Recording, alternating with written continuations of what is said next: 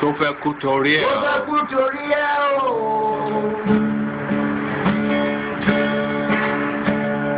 Ọwọ́ ẹni ló ti ṣàánú kọ́.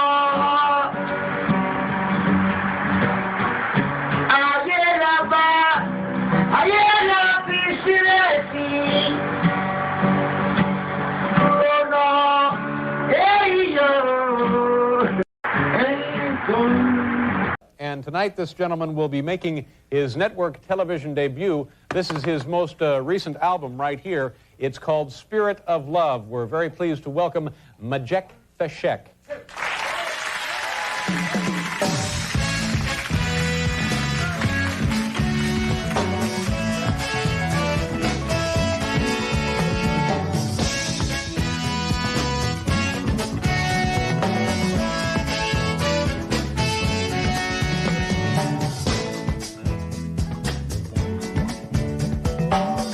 Arise from your sleep, Africa. Rise from your sleep, America. There's work to be done, Africa. There's work to be done, America. But if we unite, we will be free. So long, too long, so long, too long. We've been sitting down for so long. We've been fooling around for too long. We've been sitting down for so long. I have not been fooling around for too long. So long, so long, too long, too long, so long, for too long, too long. Hey.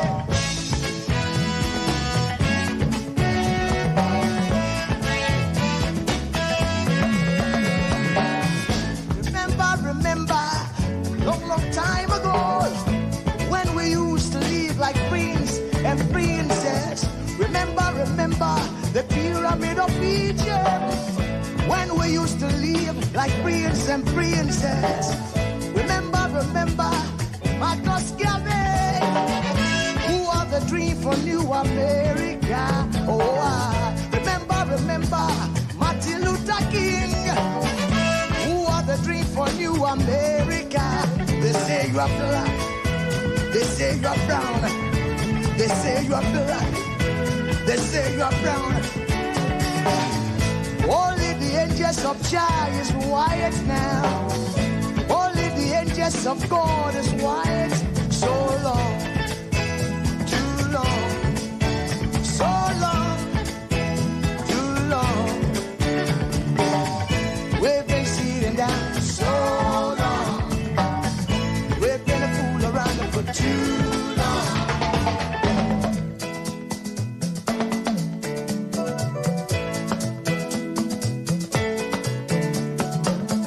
Arise from your sleep, Africa.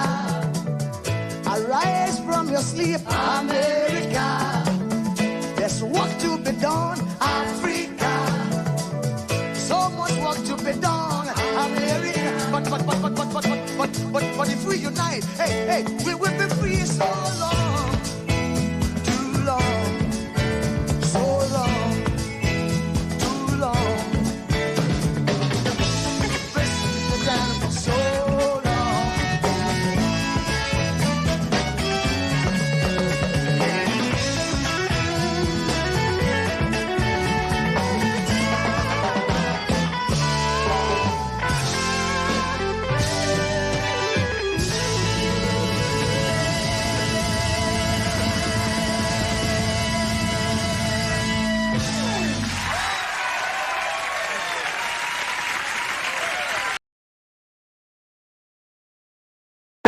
Thank you so much for watching. Thank you. Have you subscribed? Yes, you. Have you subscribed? You. Yeah, before you go, click. It's free. Click.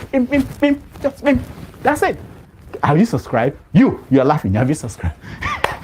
Have you subscribed? Thank you. Thank you.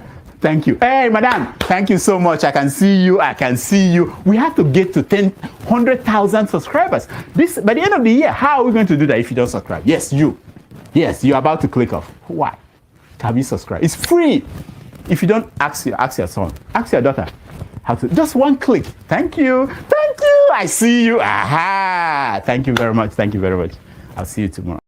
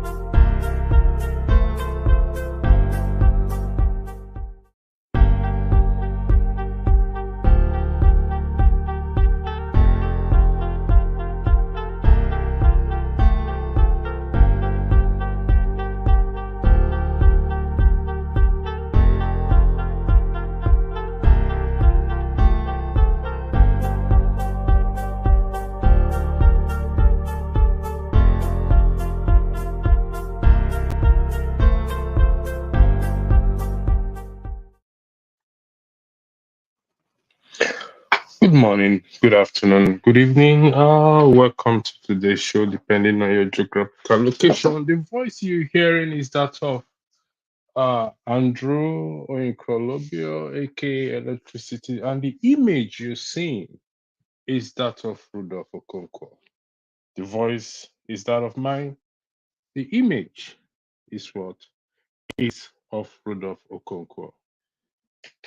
And what you're seeing on the screen is what is the intent of the heart, motivations and values that drive an individual's what actions and what and decisions. And I will explain why I started with my voice and my image during this broadcast. Again, welcome to this wonderful evening broadcast. I can see those of you in the comment section. I did that purposely in the sense to highlight the quote I put earlier. Good evening to every one of you once again. And as you can see, the topic is what most of us are familiar with. As such, it's something we will look at into today. What is that motive drive that we are having that is pulling us? What is the intention behind we demanding, asking forward for the country to be divided? And if should this come to pass, will it solve our problem? If yes, let's go for it. If no, then let's go back on the table and readdress our issue. What is that thing that is motivating you? What is that thing that is motivating me? What is that thing that is motivating us to demand for another nation? We just have to ask ourselves this question. The intent of what? Of the heart is motivations and values that drive an individual's actions and what? And decision. So, as you can see, another thing I put on the quote is the news of the amount of money that was recovered, or properties recovered, what 11.4 billion from the former CBN governor Godwin Emefiele. What is that thing that motivated him to acquire? Thank you very much. You just took the word out of my mouth. You too high. Okay. Honestly speaking, I think I'm going to ban you from this comment section. You just took the words out of my mouth. Okay, but I forgive you. I forgive you. No matter what. I don't understand these people in the comment section. Anyway, thank you for that. For that, I will come to that. Since you've already said it, I will. I will weigh on it. So I shouldn't have even looked at the comment section for now. So what is that thing that motivated Godwin Emefiele? What is that thing that motivates people to demand, or those who are demanding for the regional government? What is that thing that motivates those who are demanding for the creation of a new state? What is that thing? Like I said in the description, this is a follow-up of the broadcast that myself and Mazi Zioke had, and we were also joined by Ulumide in respect to Adiola Fashion show that prompted a lawmaker to what, in my own words, to threaten her. She has provided clarification. However, there is a lesson for us to what, to take there. We are not going to stop talking. As you can see, talking gets to them. It's acting that is also acting is also what, also required. So kudos to her. If I were her, yes, I'm one. I believe in providing clarification, in setting the record straight. But I would have gone further to challenge him to do his worst, to go to the court of law. That is what the people's representative coming out, challenging incorrect statements. So, meaning that we also have that power to what? To challenge anything they are doing. They are our representative. Again, good evening to you. So here it is again. What motivated Emefiele, the former governor, CBN, to what?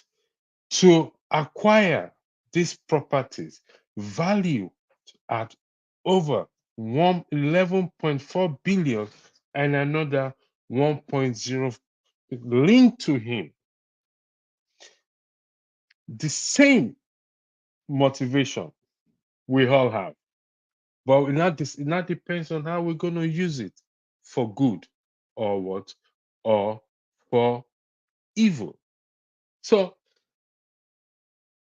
whether we like it or not, one thing challenge that we are going to face, either as together as Nigerians, or should our desire be granted, those who desire for what, for another nation, one challenge we're going to face is what? It's accountability, it's transparency, it's fairness, it's equity. We will practice these things. We will desire it. We want to be treated as human beings, as human, according to Ferreira. So wherever you go, whatever you do, the question facing every one of us right now, what is that thing that is motivating us? To join the conversation, I'm going to put the link there. Just give me 1 second, please. I should have done this. You can join. So, what is that thing? Ask yourself this question. What is that thing that brings me here every day? Almost, not every day, almost every day. What is that thing that brings you to the comment section? What is that thing that brings you on the panel as a panelist? What is that thing that made Rudolph to create this platform? Over the years, day and night, what is that thing? Certainly, by now, we all understand, we all know what drives Rudolph to be here every day. Like I said, it's still out in the moon there. It will be back soon, sooner than expected. Again, to you in the comment section, greetings to you all. Again, I'm going to like to comment and I'll go back to my, that's why they always store their money in foreign countries. Thank you for that. Yes, 2Y, okay. You say you don't understand the first quote. This is your first quote. It be as it get. No, it doesn't. You see this quote, let me highlight this quote again. It's very important. This is the quote here. I'm going to highlight it again. If this is the quote you are referring to, no matter how good and perfect a person or his work may be, there's always another who can do better or make some people think so. You know what? Why this quote came to me? I had it a long time ago. I'll give you the background of this quote during the course of this broadcast. KJ's moderation yesterday is a top-notch moderation. Moderating, I beg your pardon. And as such, it should make everyone. Yes, it's a trained journalist. Nevertheless, not all trained journalists can moderate. But its moderation or moderating is top notch. So when we see somebody on the other side, or when we are on the other side and we see someone, we must also have it at the back of our mind that this thing I am doing, it should not get into my head. It is very possible somebody can do it better than what? Than me. And that is the dilemma we face in the country today. Because some people have put themselves in that position that they know it all. They can do it better than what? Than everyone. That is not possible. So again, welcome. Good afternoon, 2Y. Okay. Thank you for your thank you for the thumb scribe that you I have thumb scribed. Thank you for that. I don't know what that means. Gladys Oyebo, good afternoon to you too. Thanks for joining. And thank you also for your comment as well too. Pan, somebody said, Peter Pan, we haven't tried it, so why are we scared to try it? That is also accurate. We haven't tried anything so far, so good. Some people will argue that we have tried. But we're not. So don't forget the topic. Will dividing Nigeria solve our problems? It could be one, it could be many. Will dividing Nigeria solve our problem? And what is the intent? What is motivating you to what? To seek for that division? Is it out of genuine concern for what? For your fellow human being? If that is the case, trust me, if that is applied, that motivation is applied into the current Nigerian context, it will work. The motivation should not be based on tribe or religion. I recognize that. They're part of us. They will never go away. We have to appreciate it, embrace it, applaud it, and showcase the good side of it. But if the motivation is based on what?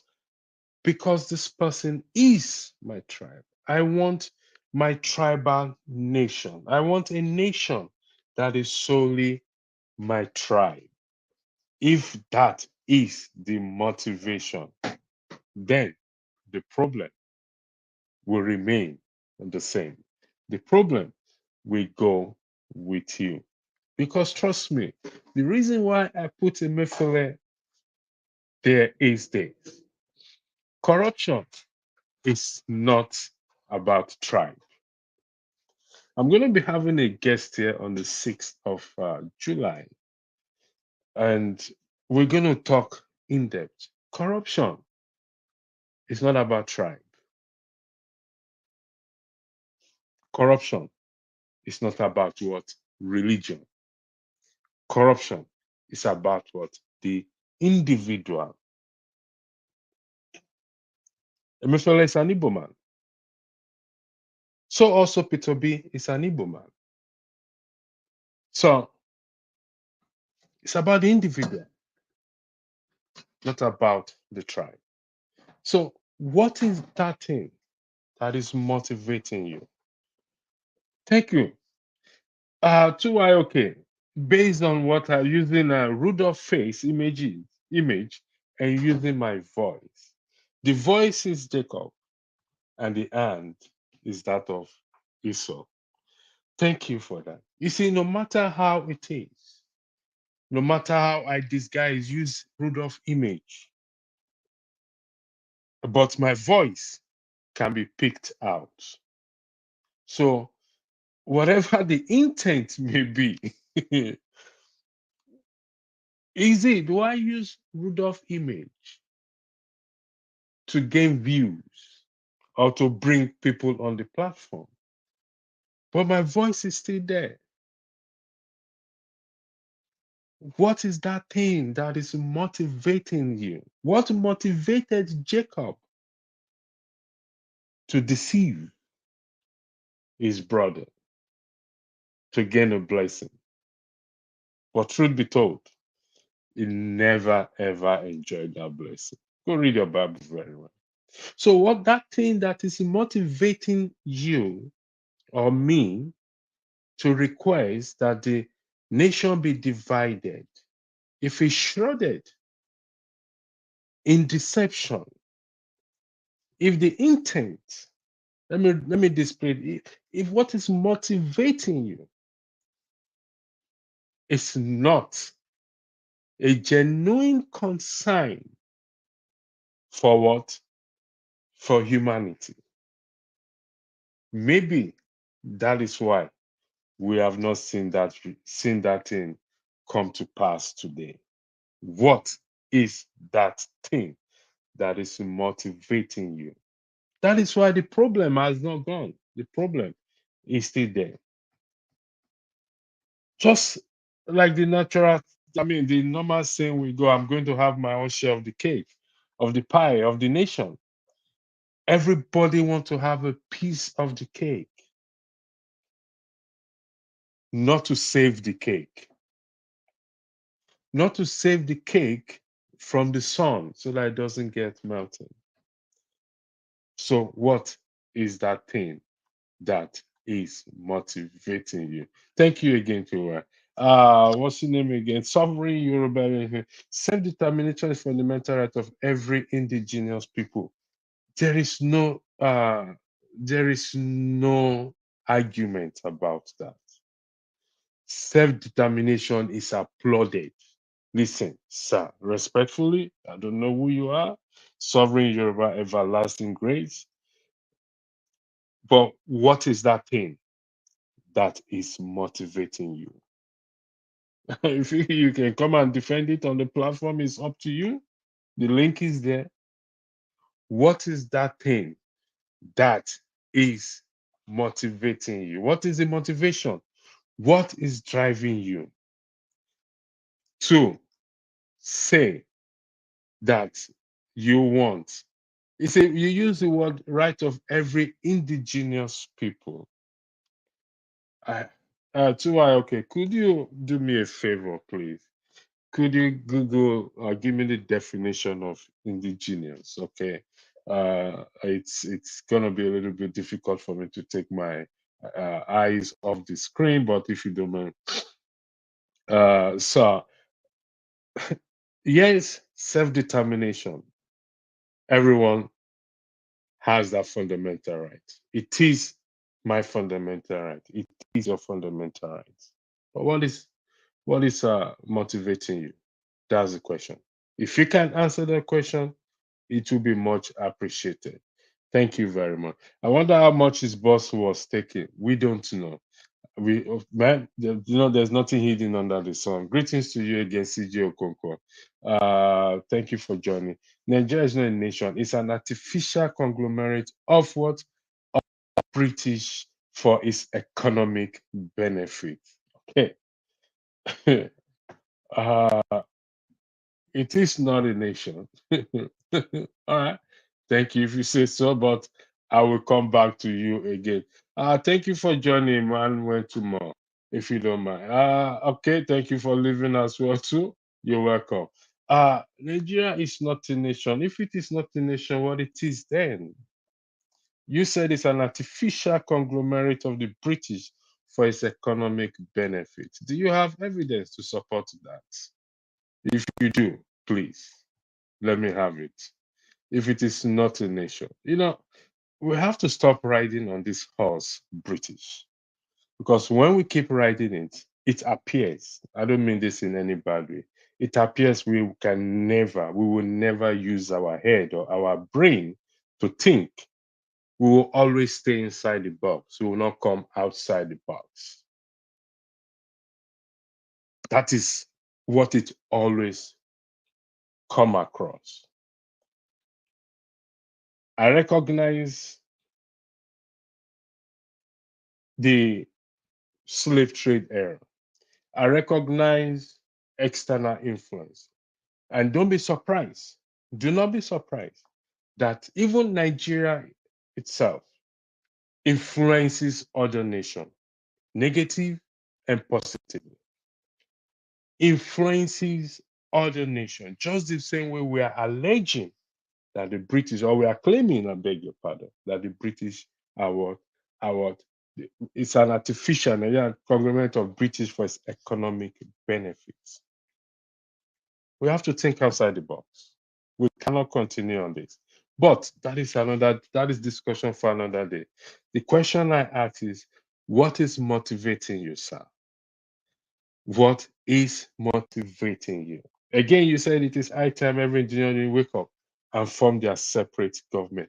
That is good. Form it. I'm not against it. Will it solve our problem? Will it solve your problem? If it is to solve problem that is motivating you, all well and good. All what? All well and good. How are you? Good afternoon. I'll come to you. Welcome to the platform. All well and good.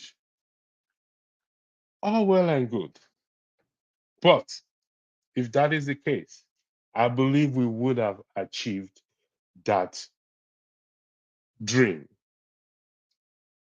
Because this argument, this debate of dividing the nation is not a baby debate. In fact, I think this debate is older than Nigeria itself. Olumide, welcome to the platform. I'll give you Thank you. 4 minutes and I'll come back later.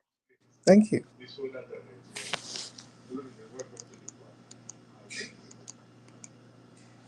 If you can see the topic, you can see the topic. Will dividing Nigeria solve our problem? That's one. Two, look at what is on the screen, intent of the heart. What is motivating? I know for you, I thought of you yesterday after our broadcast on Friday. And I have great respect for your decision to say, you know what, you're not coming to Nigeria again. It's done, you're done and dusted. I respect that. And forever will respect that. Okay. But on a personal level, this is from me to you. There's this Yoruba adage that says that Oje Oyinbo. Can you complete it for me, please? Because I can't complete it. Ṣé ọjọ́ Igbo kò mọ ẹni tó àbí báwo ló ṣe ń sọ? Yeah, something like that. So he doesn't know who comes to trade there. I think that is the meaning, if I'm correct. Ọjọ́ Igbo mọ̀ pé ẹnìkan ò wá. Correct. Thank you very much. You see, Olumide, from me to you, okay, I hope you will change your position as much as I respect it. And you will visit home. And I understand your position of not. But Nigeria doesn't care. Nigerian will not miss you. Trust me on that one. The floor is yours. Go ahead. So I'm happy that I have the opportunity to continue from where we stopped on Friday. You know, particularly for the But highlight. The highlight look at of the Friday. The highlight of Friday for me was the fact that you said we should stay positive. But for me, it's difficult for me, and I know for so many others, how do you stay positive when we don't see those, when you work for a corporate organization, they look for key performance indicators to check the health of that company. So what are those key performance indicators in Nigeria that will make me stay positive? So that even if I go outside, I mean, Nigerians have been traveling out ever since, even before independence, maybe to get education abroad, particularly in the UK, Canada, and US in the West, UK and US, come back home, get job in the government, either a private or public office, to come and add to that knowledge. But now people don't want to come back because that environment that will give them that opportunity to thrive is not there. And there's no sign that those environments will ever come up. You understand? Sorry for interjecting you. We'll come back. I will link it. Don't worry. What is that thing that is driving you? What is the motivation that is driving that you are seeking for a Yoruba nation? So for me, the motivation for me particularly is the fact that we think we are one country, one united country. But as a matter of fact, we are not a united country in reality. And On paper, what is the thing that you think makes us not united? okay, I will highlight it. On paper, we claim to be one indivisible country, but in reality, it is not. For me, those times, I look at our history, right from when when we gained independence, development. I didn't even know all this story. And because I was born 1977, and all of these achievements that Awo achieved, Awo and his hills, because he didn't do it alone, with those who supported him, achieved in the Western region, what Eastern region achieved, what the Northern region achieved, even though you might say that maybe the West did a lot more with what they had, but there were achievements that we could point to, tangible achievements, no matter how progressive you probably thought the Southwest one was. I didn't know all this until 4 years ago, because, like I said, that part of our history, I didn't learn about it in school. Up until I finished university, I was just focused on my course, my profession that I went to study, and I didn't know all this. And it was all about Nigeria. Nigeria will get better when I was in that country. And then when the opportunity came for me to leave the country and I came to this part of the world, I began to see, I left with the intention of coming back. I wanted to come to this part of the world to educate myself, better myself, and then maybe with that knowledge come back, because I was doing well for myself back home within my profession. I was comfortable. I was not the richest, but I was comfortable.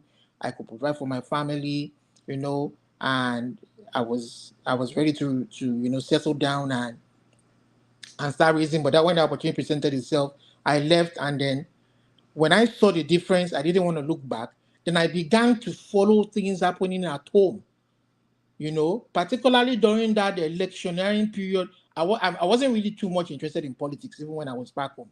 For me, I worked in the private sector all my life, and I was doing well. I didn't think being a politician or participating in politics was anything for me to do to advance my life.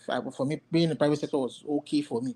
But I began to follow things back home, especially when things were beginning to get worse during the Jonathan regime, and it was beginning to face a lot of terrorism issues. And when that guy died, the Boko Haram guy died, and the fallout, and we thought everybody queued behind Buhari, thinking that maybe let's give him the opportunity. But the 8 years that this guy spent there, he practically killed the country. He killed any hope that Olumide. anybody would want to have in that country.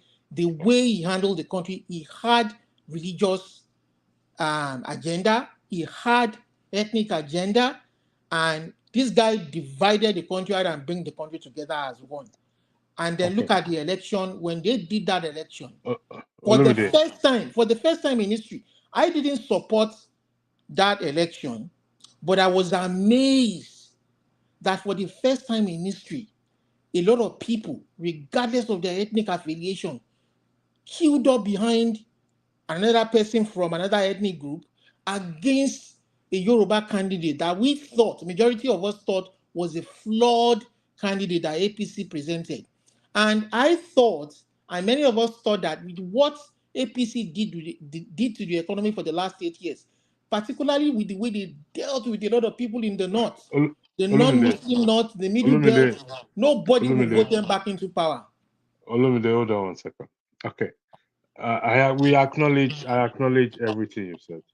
Let's focus. The question I'm asking you is this: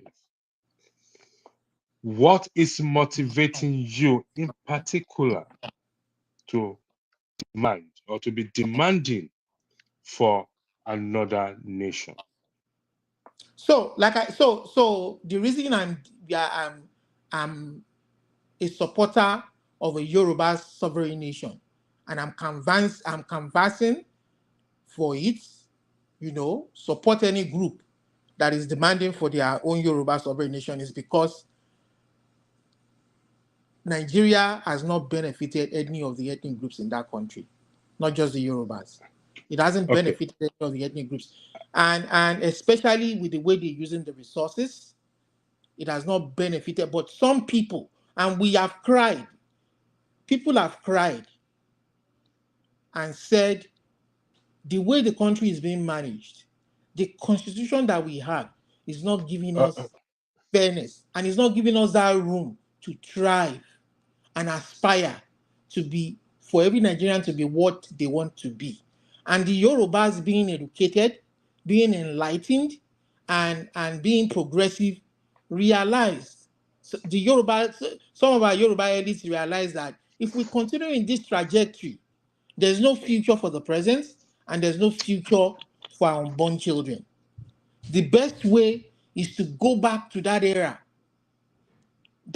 where we saw a bit of light, where we saw a bit of the star in the horizon, and that was during the old southwestern region, where Yoruba had the independence to govern themselves with their resources without interference.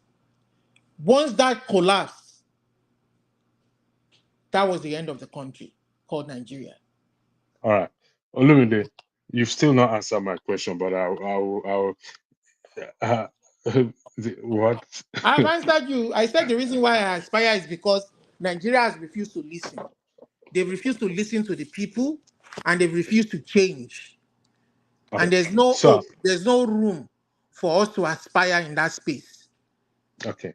So you went further to say some Yoruba elite also share this your argument. Would that be correct?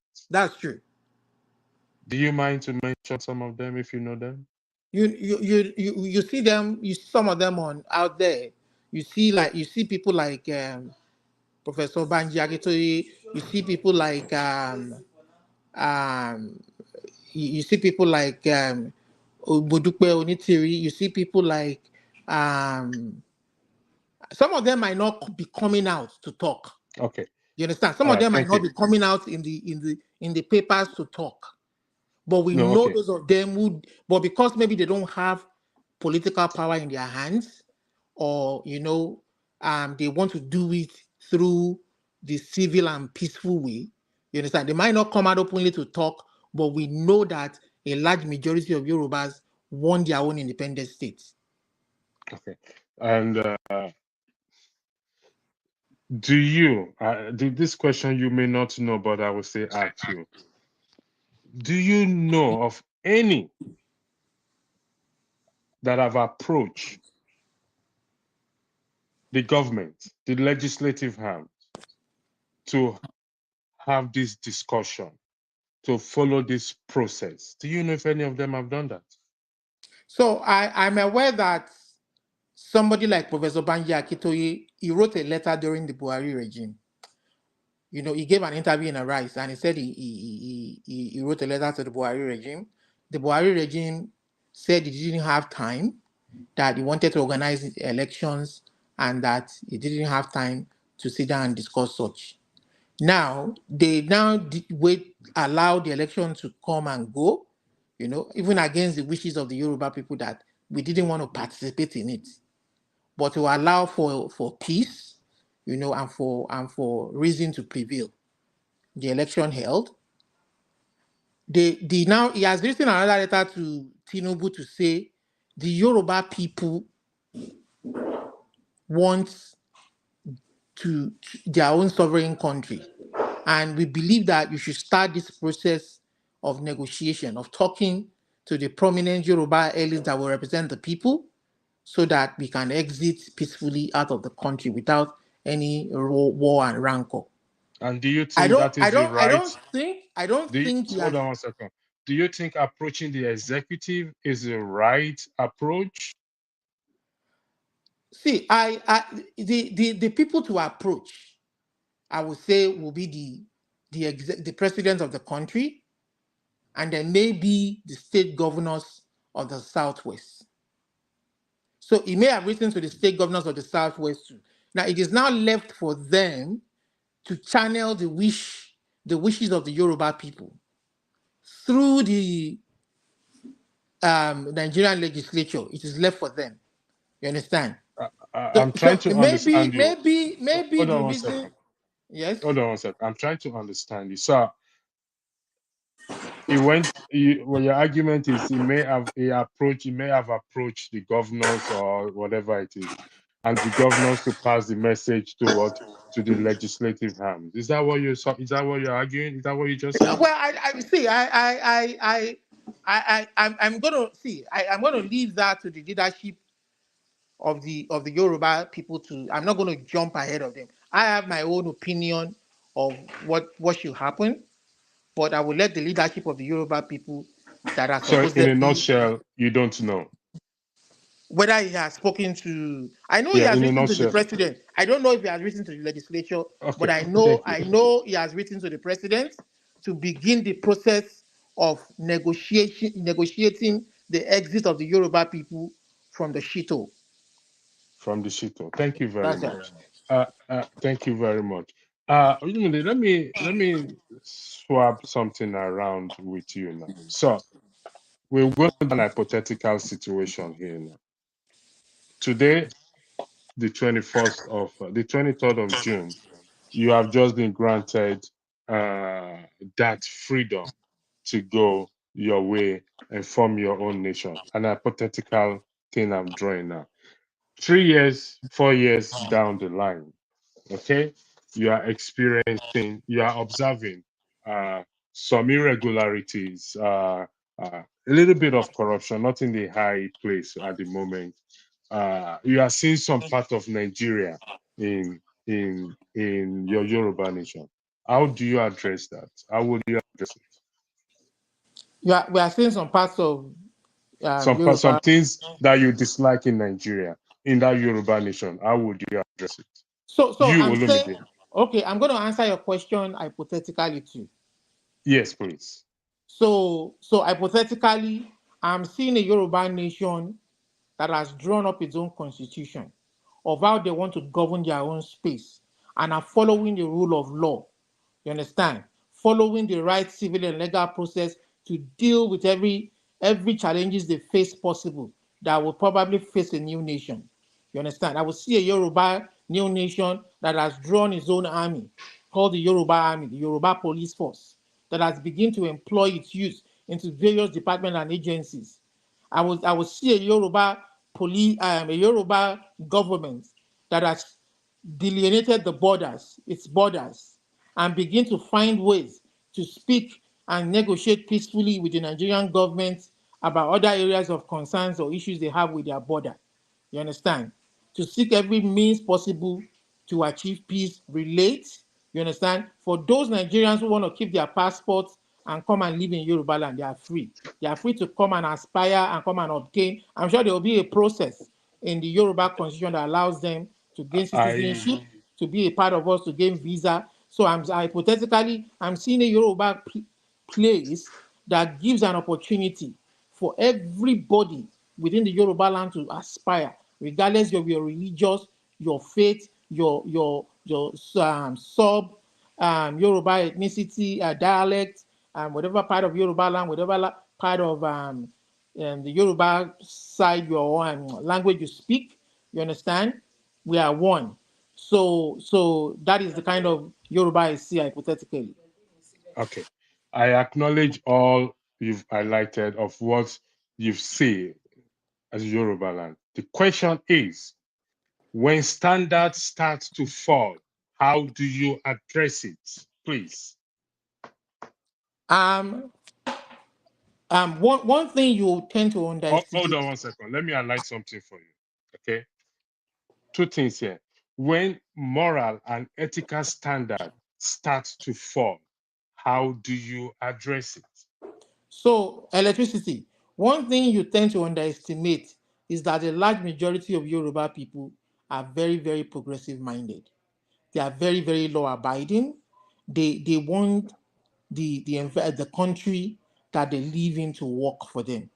That is why you will find that Yorubas are among the most successful set of immigrants or professionals That is your opinion. in whatever. That is your That's opinion. fine. That's fine. Just put it under your opinion, please. Okay, let it be my opinion, but at least we Okay. have it on record that in the USA, Yorubas are the most educated immigrants Is that true? in the whole of the US. And I would mean that even if they are not among the most Do you have educated, the document? Do you have it? check online. You check it online. Even if they are not among the most educated in the, they are not the leading most educated immigrant in the UK. I'm sure they are top notch. They are part of the top 3. But be that as it may, we want a Yoruba country. Yorubas are progressive in the mindset that we want a country where there's a rule of law. Where, for instance, look at what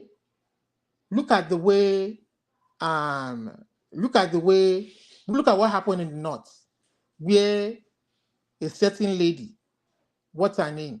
I've forgotten her name now, was stoned because of her religious difference. You would never find that happen in the south. That's one. Number 2, look at when the issue of this boy.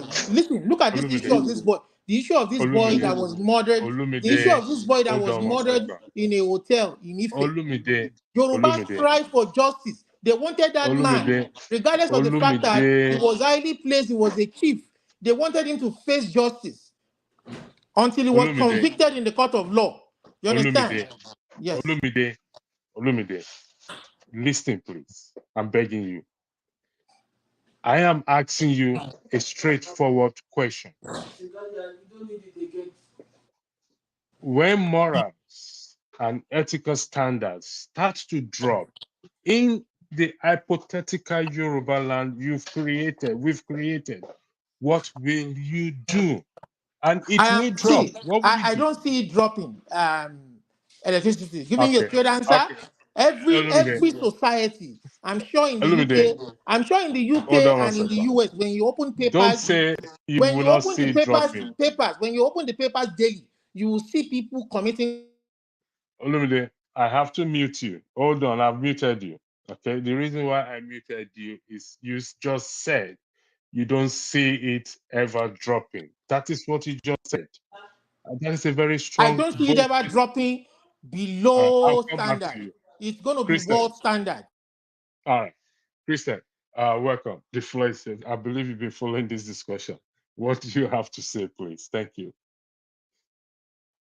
You are muted. Can you unmute yourself, please? Yeah. Hello?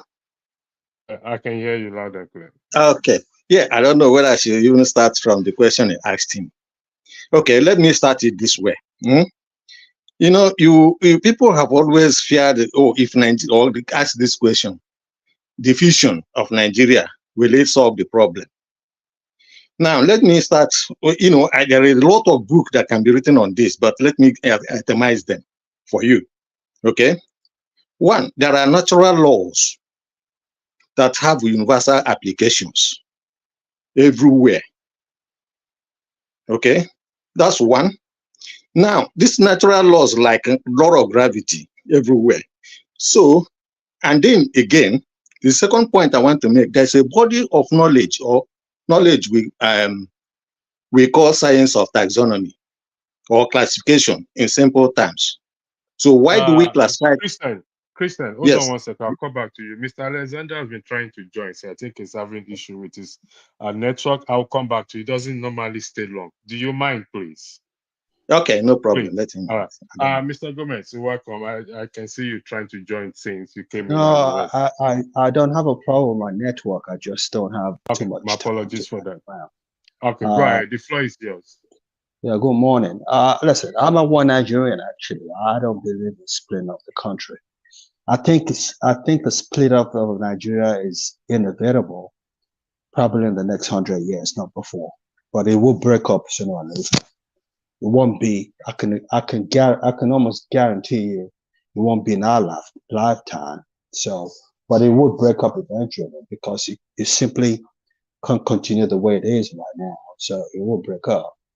But I've been a proponent of one Nigeria for a long time, and I will remain one. I will remain one till I die, and then whatever happens when I die is left to my children or grandchildren to deal with it. So that's my position on that. Dr. Gomez, sir, yes. The question is, will dividing Nigeria solve our problems? In your opinion? I think if I want to be honest with myself, I think it would. But I think let me come back to you in about 30 minutes because I'm getting a call coming. I'll come back to you. All right. 30 minutes. Thank you. Then I can address that issue very well for you. All okay. Right. Thank you, sir. But I think dividing the country will probably be a better solution than what it is right now. But it's never going to happen. Not in the next 100 years. I can tell you that. There are too many vested interests in Nigeria in terms of Oyibo people trying to control our natural resources. So that's not going to happen. They know what to tell the Northerners, they know what to tell the Yorubas, and they know what to tell the Igbos for us to be one. To be fighting each other. Yeah.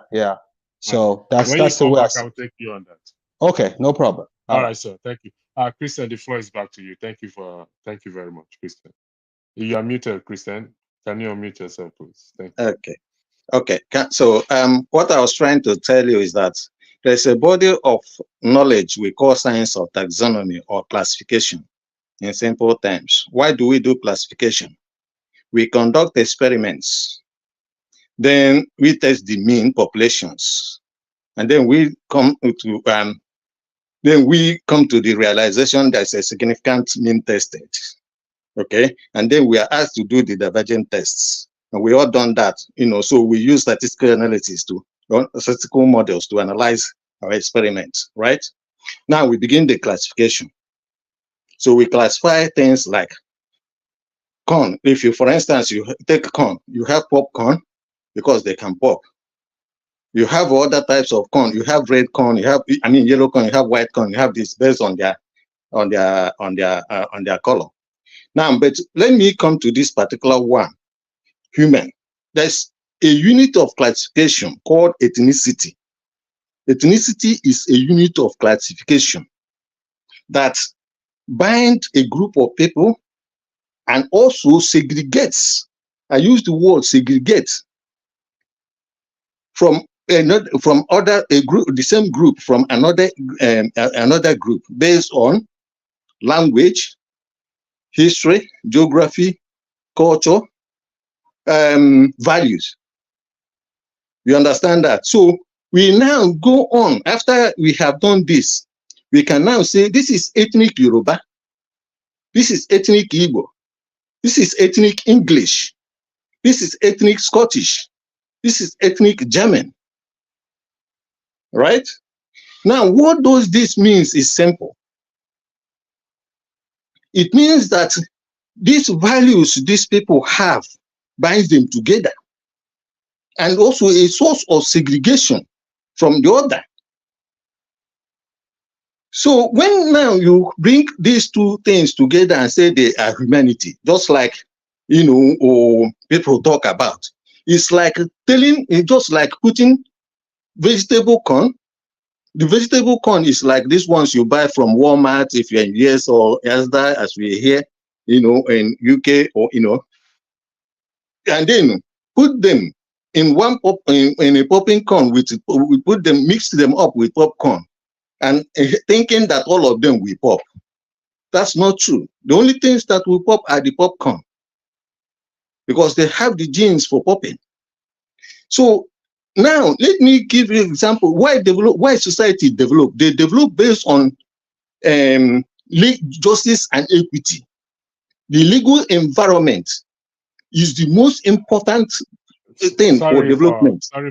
Sorry for interjecting. You made a very valid point. Okay. Justice and what? Equity. Yes. That is a valid point. So let me ask you, I don't know which side of the aisle you are, whether you are on the aisle of the Yoruba side or whether you want an Igbo nation, or whichever aisle you are, you want this to be practiced there. Yes or no? Olumide, yes. Hold on. Christian, just stay there. Olumide, in that Yoruba nation, you also want justice and equity to be practiced. Yes or no? Justice, fairness, and equity. And that can be practiced when the standard starts to fall. You now see rules and laws being applied. Do you agree on that? Why do you have to wait for standards to fall? No, Olumide, don't let us. Let me answer you. Let me answer you. Okay, let me answer you. Okay. Now, first of all, let's look at justice and equity. Justice and equity drives, from the jurisprudence. That the laws of the land. First of all, let's ask, how do we make the laws? One of the problem of Nigeria today is the constitution, as they told you. And why is it so? Because it is impossible to how would I use it, the word, to be able to harmonize the value system, the divergent value systems in Nigeria to a one coherent legal document that everybody can accept. So that is why even the government disobey their own laws. You see? So what I'm trying to say to you is that unless you build these laws based on their values of that ethnic group, okay, then the laws will not work. But if you build, if you drive it, if they are driven from the values of the ethnic group, the laws will work. And now again, when the standard starts falling, because of the value of that society, then they will be able to apply justice and equity. Let me give you an example. Thank you very much, sir, Christian. Thank you very much. Let me give you an example. So what you just said is when the values and the standards and morals start to fall, we start to apply the correct law.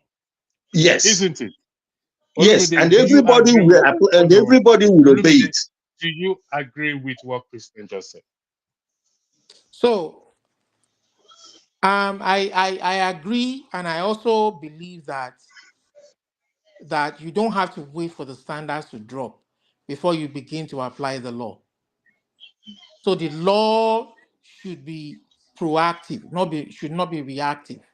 So when you are talking about building an equitable society of justice and fairness, you are talking about, for instance, making sure that your people have access to quality health care. That is a law that is proactive, not reactive. Okay, let me ask you a Afford, question. Is and they there can quality air care in Canada that you have? top notch. One. And in Canada used to spite be of number this, one. hold on, Olumide, hold on. In Yes. spite of this, there are doctors, nurses who have gone to jail, or medical practitioners who have gone to jail for what? For breaching the law.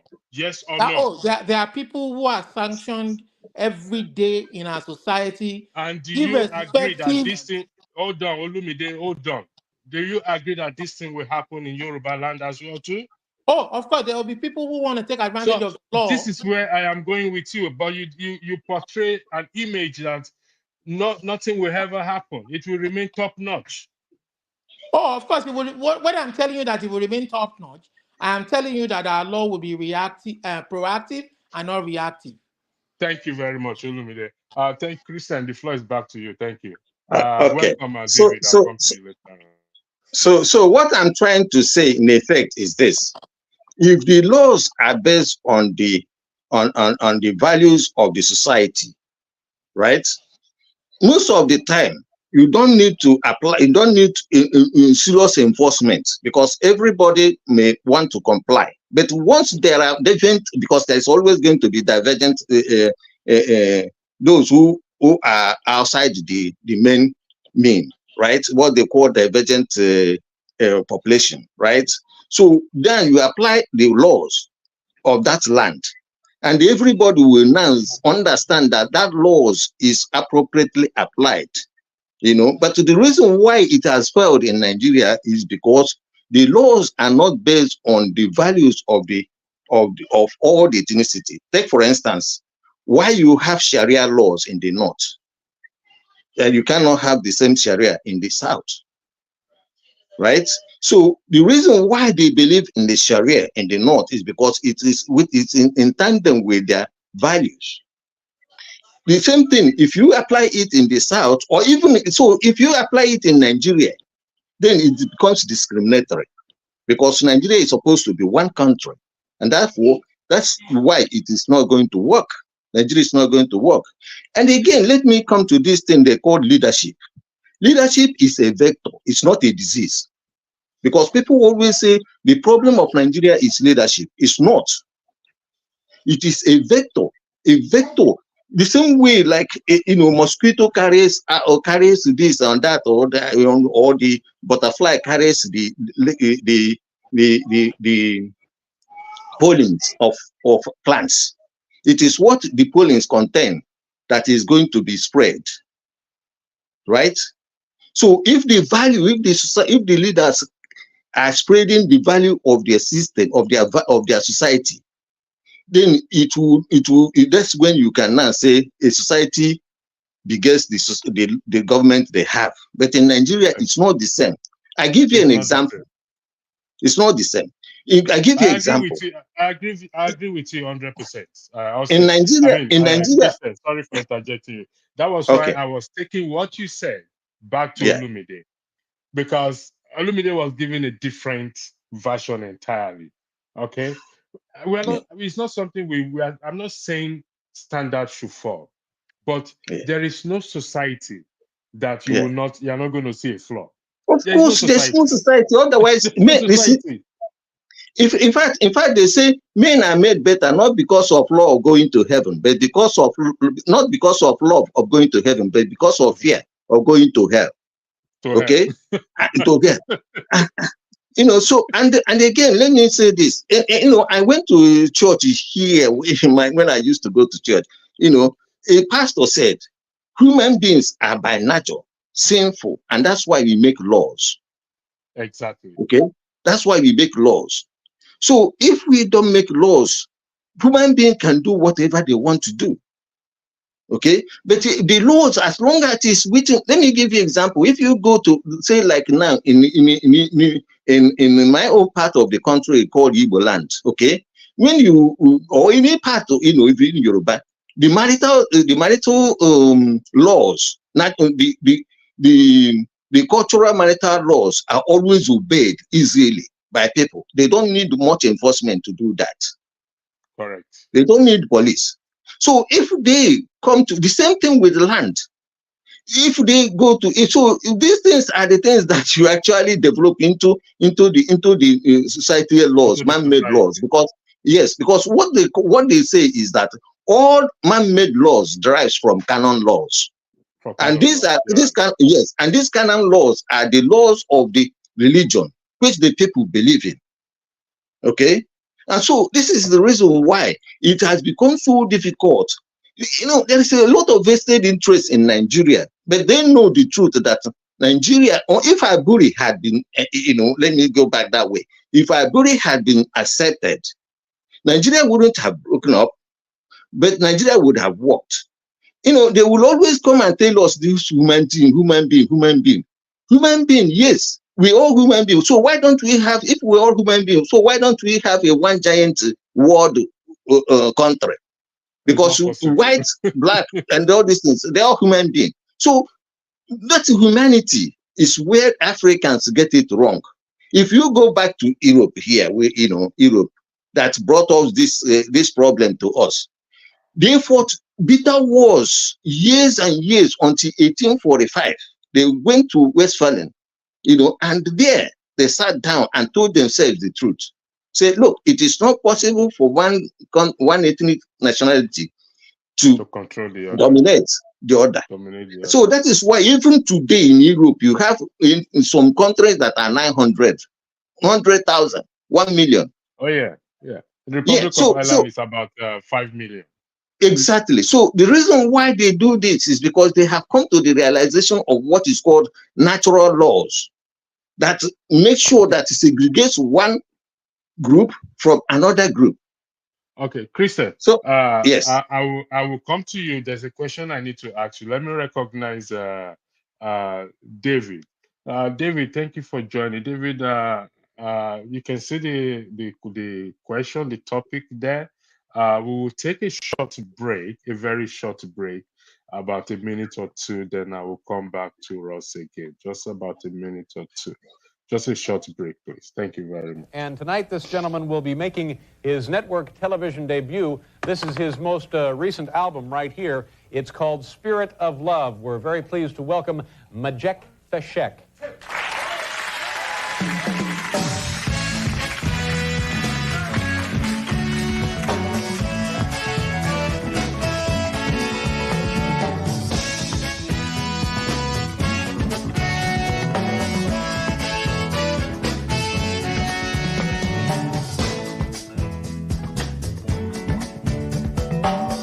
Arise from your sleep, Africa. Rise from your sleep, America. There's work to be done, Africa.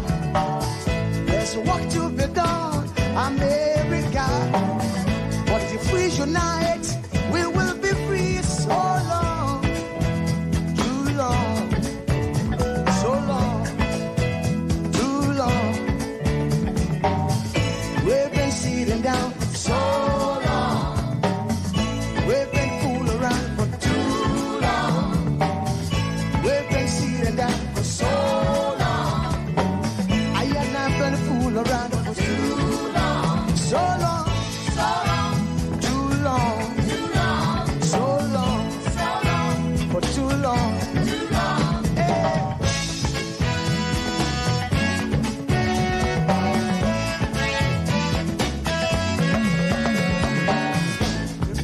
Remember, long time ago, when we used to live like queens and princesses.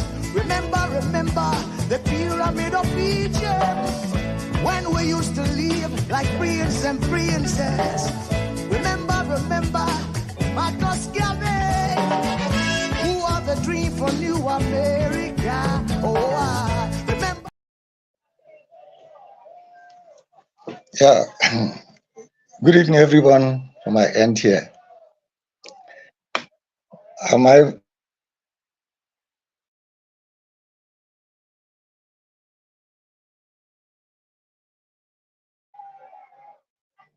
Hello, good evening, everyone. Sorry, can you hear me? Yeah, I can hear you, but I Yeah, don't know David, if you can hear it. David, hold on 1 second. I'll come back to you. Olumide, can you see what's on the screen there? See, I will check it up. I see this. I'm not going to argue against it now. I'll check it up. All right, thank you. But David, the floor is yours. my most recent information says otherwise. But I'll check it Okay, up. check it and come back, please. I need fact check. I need fact, please. David, the floor is yours. Thank you. Yeah, good evening, everyone. On my end here. See, I'm very, very interested when I heard the topic of today. If Nigeria is divided, whether if it's going to be the solution. I want to say that is the perfect solution for Nigeria, the state of Nigeria today. Number one thing is that we have to know how Nigeria was formed. There's a difference between a group of people come together and sit and say they want to have a union. Each of them will agree and say this is how this union should be going. If we watch very well, last time I came to this platform, I said that we all are the same family. The entire West Africa are the same family if we go to search for our real history. But in a family, when one in the family grew, decided that he wanted to stay on his own, you can't hold him by force, because holding him by force will cause a disaster for the family. And that's what is going on in Nigeria. And moreover, secondly, Nigeria was not formed by the people, the indigenous of that environment. That's another problem. David, sorry, yeah? Let me stop you. Sorry. We agree that I don't want us to overflog this issue of whether Nigeria was. Don't let us overflog it. Okay. This solution, like everybody is agreeing to, I don't know if that is what Christian is also agreeing to, is to divide it. Let's all agree to that.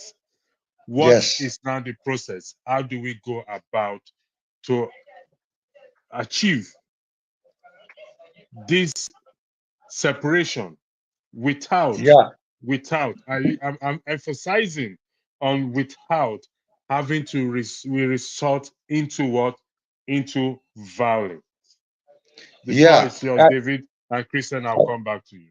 Thank you. Yeah, that's why last time I was here, I say there's two ways to resolve this. Number one is by referendum.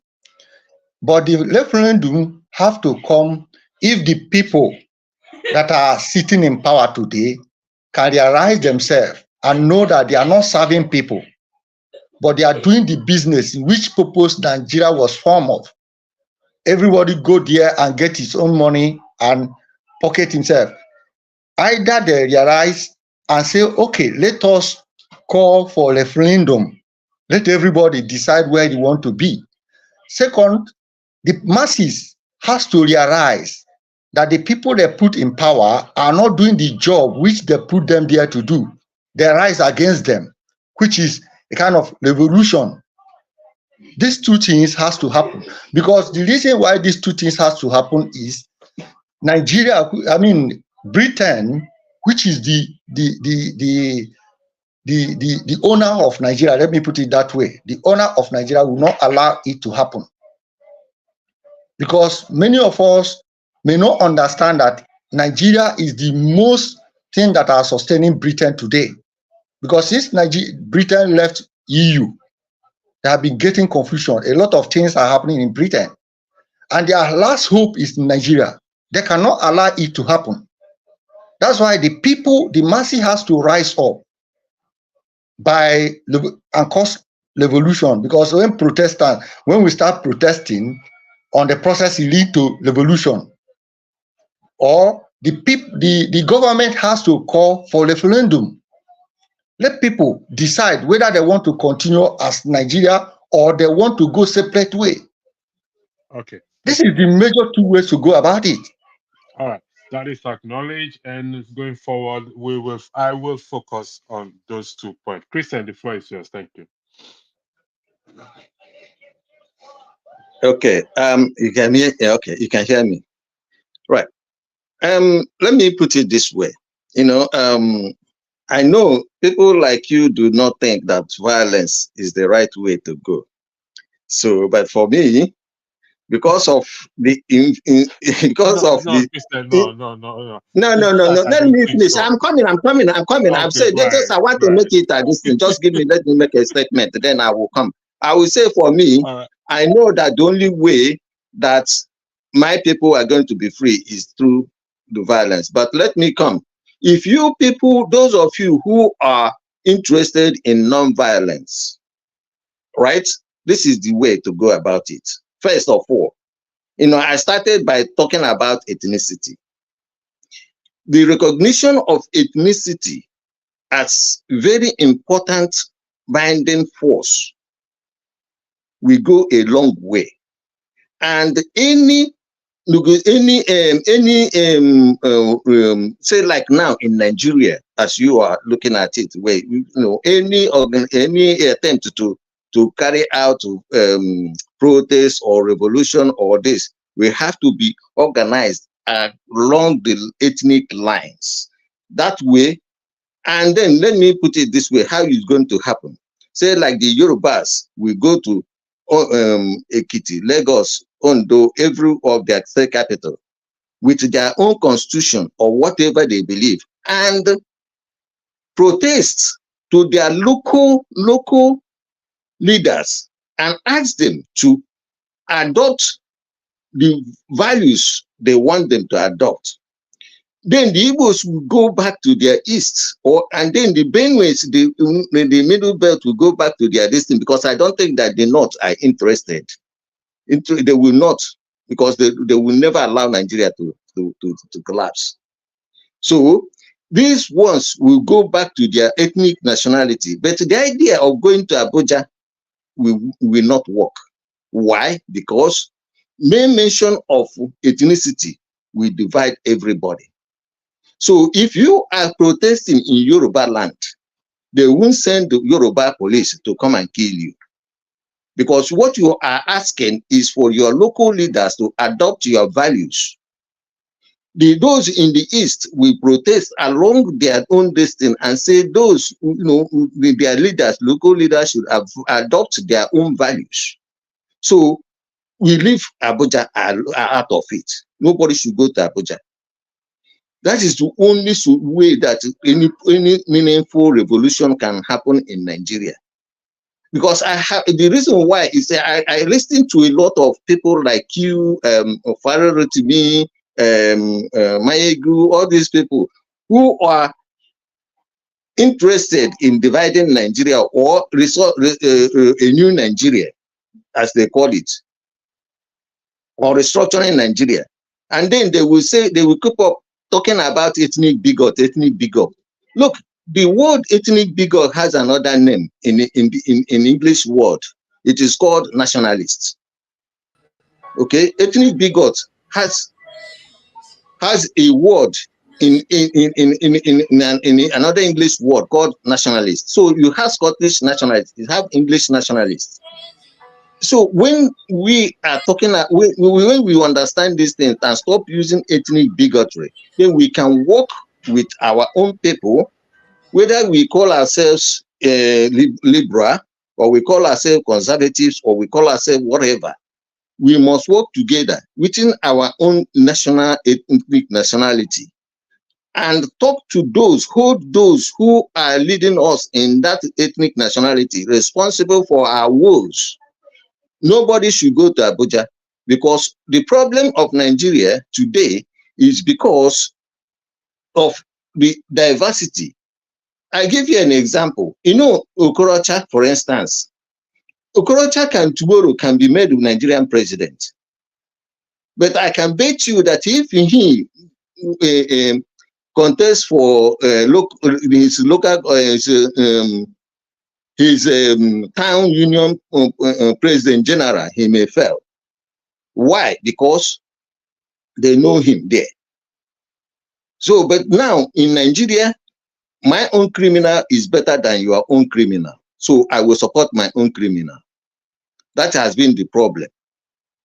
So let's understand it, the word ethnicity, because the English people, they call it, they come and take us ethnicity, why they call it nationality. So every European country here is one nation, ethnic nationality. Do you know how, if you go to Germany today, you will not realize that there used to be East or West Germany. Why? Because they are one ethnic nationality and they come together without any problem. If you go to Czech, Czech if you divided go to, into two. if you go Czech and Czech Slovakia, okay, if you go to Czech and Slovakia, you won't know that they used to be one country before. So I'm telling you, the problem of Africa is not understanding the natural laws. These natural laws, they have wide applications, whether we like it or not. It has wide applications. And unless we come down to that, we are not going anywhere. So thank you very for much. me, the only way is go through the national local representative local leader. Thank you very much, Austin. Yeah, I mean, Christian. yes. Christian, thank you again and again and again and again. I'll come back to you. I know I said thank you again and again and again.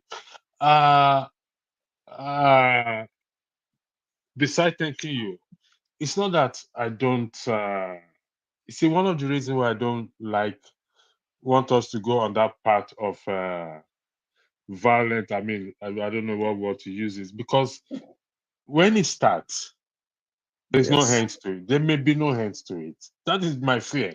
Okay, but you said a very, very important point, which I'm going to throw to KJ. KJ, welcome on the floor. Thank God you came because also you asked me a question yesterday, which I think we are going to address here together. I couldn't address it yesterday, so Kristen said something important. For us to achieve this division, each body crying for their own nation should carry a placard, take the protest to their local representative. I stand to be corrected, Christian, if I'm not quoting you right. I mean local governors and state assemblies, and then ask them to adopt the laws or like if, for instance, what I'm trying to say is that if they aggregate, like those intellectuals aggregate, they will come and say, okay, this is Yoruba nation, they will have made up these laws. They will go there and force them to adopt it first, and then later on they can now reorganize the constitution or whatever, but they must have to present them something to that constitution. Let them adopt it as their own constitution. Do you agree with that, KJ? Today your panel is not a moderator. Good afternoon to you. The floor is yours. You are muted, please. Okay. I'm trying to understand what he's saying, but I want to there's something he touched on which the world is is adapting now, which I think is a bit wrong, because sometimes society, and for whatever reason, get up and they begin to want to twist language to suit their own political leaning. Race is a division of people based on physical characteristics. Ethnicity is a characterization based on language and common ancestry. Nationality refers to citizenship in a particular nation. Let's not make these things look as if, I mean, now going to say nationalism means that you are becoming it's now become, pandering to to one side. It's not right. The meaning of those words remain the way they are. It cannot be altered. However, if you have an argument, you can canvass it and stand by it. But what I'm trying to deal with right here is, let's not give terms that are not necessarily because the West is talking about it in that order. So we must also imbibe it in our own custom, to our own society. It doesn't count.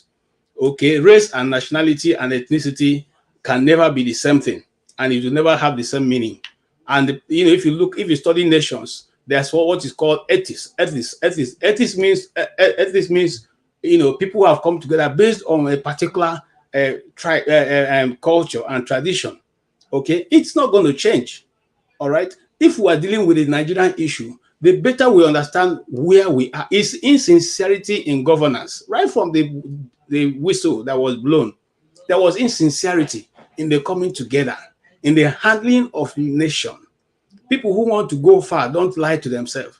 If you most of us are married here, you don't lie to your wife. When you sit down to have a conversation, you tell yourself the plain truth, how the finances are running, how you should manage the children. You don't say, okay, you say one thing and you are doing the other thing, which is exactly what Nigeria, you know, we've seen in the last few years that we have been able to understand Nigeria as a nation. Now, why am I saying that? I'm saying to say, before these people were captured and put in that geographical location called Nigeria, they were all nations of themselves. They were all coming together. We're all, you know, joined based on their tribe, okay, based on their race, that is their common ancestry. All right. So now, if we come together as Nigeria, are we supposed to first of all deny our ancestry and say now that we are Nigerians, therefore our ancestry does not matter? No. What we do is what every other nation have done and succeeded. We understand our differences. We live. We now, you know, craft our laws to suit those our differences, so that nobody feel marginalized and nobody feel oppressed.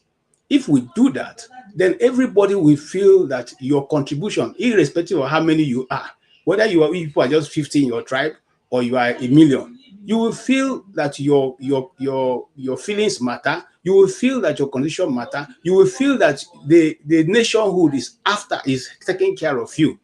But when the nationhood is crafted to suit one particular people and begin to segregate the people into divisions, it becomes a problem, not only for that present generation, but for the generation who do not even understand how that thing came about. You know, now we are asking questions. The questions we're asking, maybe if my father was still alive, he will not ask it because he knows how they got to that point. But I'm asking that question because I don't know how we got to this point. I've seen other nations, I've lived in other nations, and they don't behave like we behave in our nation. So the question now be, why is it that it's only our own that is peculiar? Okay? Is it that when the colonialists left, then our own people now became the colonialists in our present day? So much so that their lives are better than the ordinary Nigerian? So much so that we now have become masses. We're no longer citizens. You know, and that's why a senator, you elected him yesterday, today he'll tell you, please, with this thing, we're doing this thing for the masses. For the masses. You have become a masses. And go look at the term masses, what it means. We are the wretched of the earth. Okay? So I'm trying to understand, you know, my last brother's, you know, position, but I'm also saying, yeah, because what we're saying now, what in terms of I started with Olumide, and you've also been in a position of let my people go. You know what I mean by that? yes, yes, you know, Yeah, and that was what Christian was trying to say. Caveat, Hold on caveat, you know, sorry, put a caveat to it. Me, when I say let my people go, that's because I am tired of the you know, the waste of life, the waste of, you know, lives. What Christian is saying is each group yes, should go to carve out a constitution, a written document, what they want, and take it to their local representative and say, this is what we want. To the state, to the local national assembly, this is what we want. We want you to adopt it. Do okay. you agree with that pattern? Yes, Christian, I totally, in fact, that's a novelty, what you have suggested. And that will probably solve every other known, because the Jukums that are very little, we sit together and they carve out their own constitution. The Agatu, the Igumale people, these are very small tribes in Nigeria. They will also sit down and on their own decide how they want to contribute and how they want to be part of the nation. The Igbos will sit down and do the same.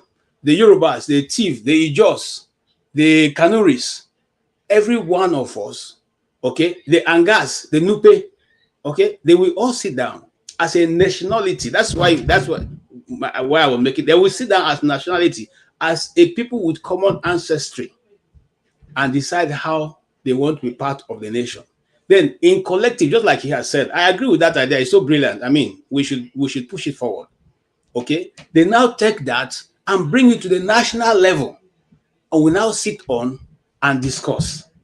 You see, when that is done, I think every other form of agitation will come to a conclusion, because Thank you. the place will not be they'll not be, you know, they'll be represented at every time. The Ijos, whoever they are, they'll be represented in that national selection or election that we will be doing. So nobody will be marginalized. I agree with him. Thank you very much, Austin. I mean, KJ. David, hold on before you come. You know why I'm laughing?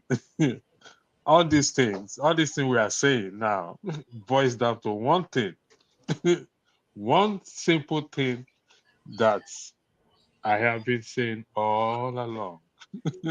This thing Christian just said, you're taking the matter to your local representative, whichever way you want to take, is the section 68 and section 110 of the Constitution. I don't agree with you. KJ, listen. You may not agree with that section, but the practice, you may not agree with the Constitution, but this practice, the practice that Christian just highlighted, that you agree with, that I also agree with 100%, is we coming together saying, this is what we want. You are not representing us well. This is what we want. And like you said, KJ, that is where the dialogue will start. That is where the change will start from. David, the floor is yours.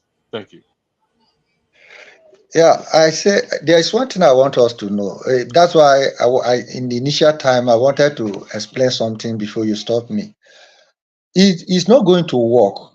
Why am I saying that it's not going to work?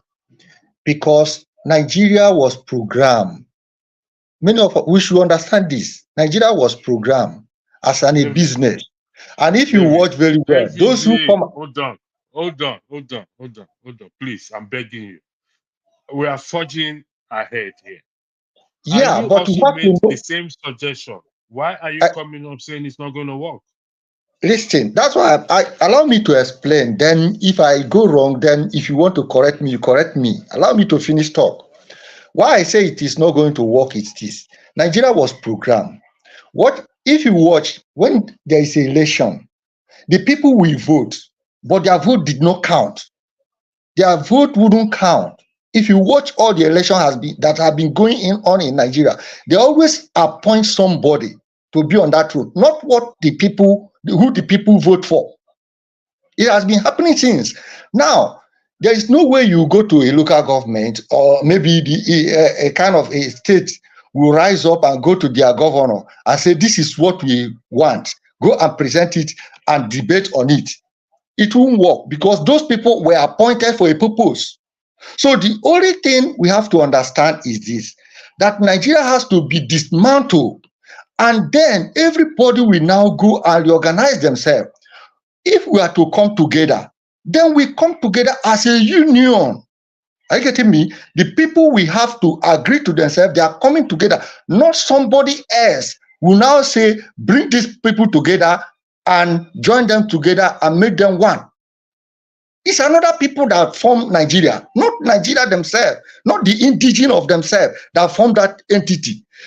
Suppose that it is our grandfathers that sit together and form Nigeria and call it Nigeria, it could have been working.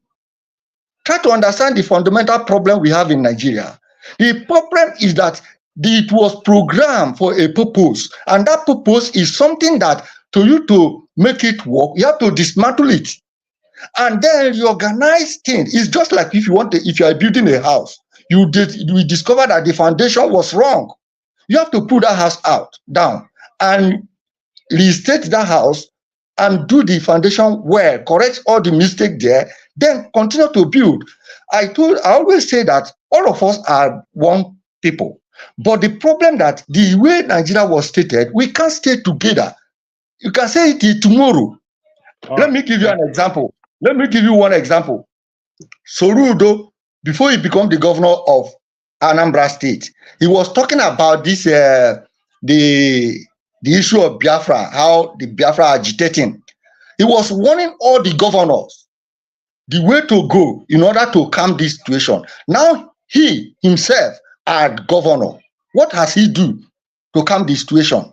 Because when he entered that seat, he now see that this seat, he is not going to do his will. There are people who own the power there that will control him on what to do. Okay. So these are the things I want us to understand. Christian, the floor is yours. Thank you. Thank you.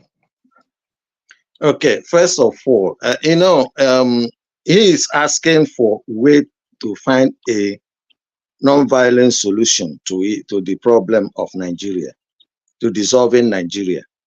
Okay, so Nigeria is no bigger than Soviet Union. Soviet Union disintegrated along ethnic nationalities. To my brother that says, when I say ethnicity and nationality, look, nationality is almost like the same thing as ethnicity. He ends up saying that they existed as nations before they amalgamated them into one giant nation. So there's no difference between ethnicity, Igbo ethnic group, and Igbo nationality. Okay, because Igbos are the citizens of the ethnic Igbo nation. Okay. Now, the reason why I said, and I want to explain this properly so that you understand it. The way Nigeria is structured is such that if you go to Abuja for demonstration, the man there will say to his ethnic nationality, you want to take him out of power.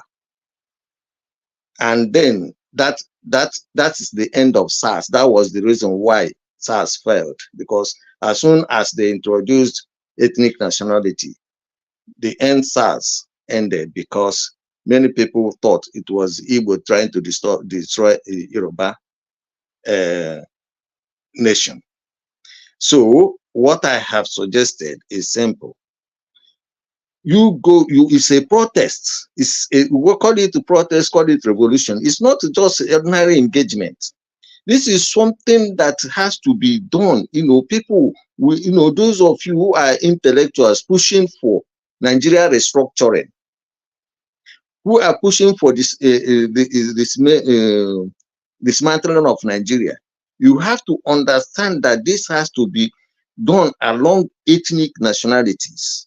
So if Igbo nationals will be asked to go to the Igbo lands, Igbo states, and protest and make sure that their own state governments, their own state legislatures adopt that constitution.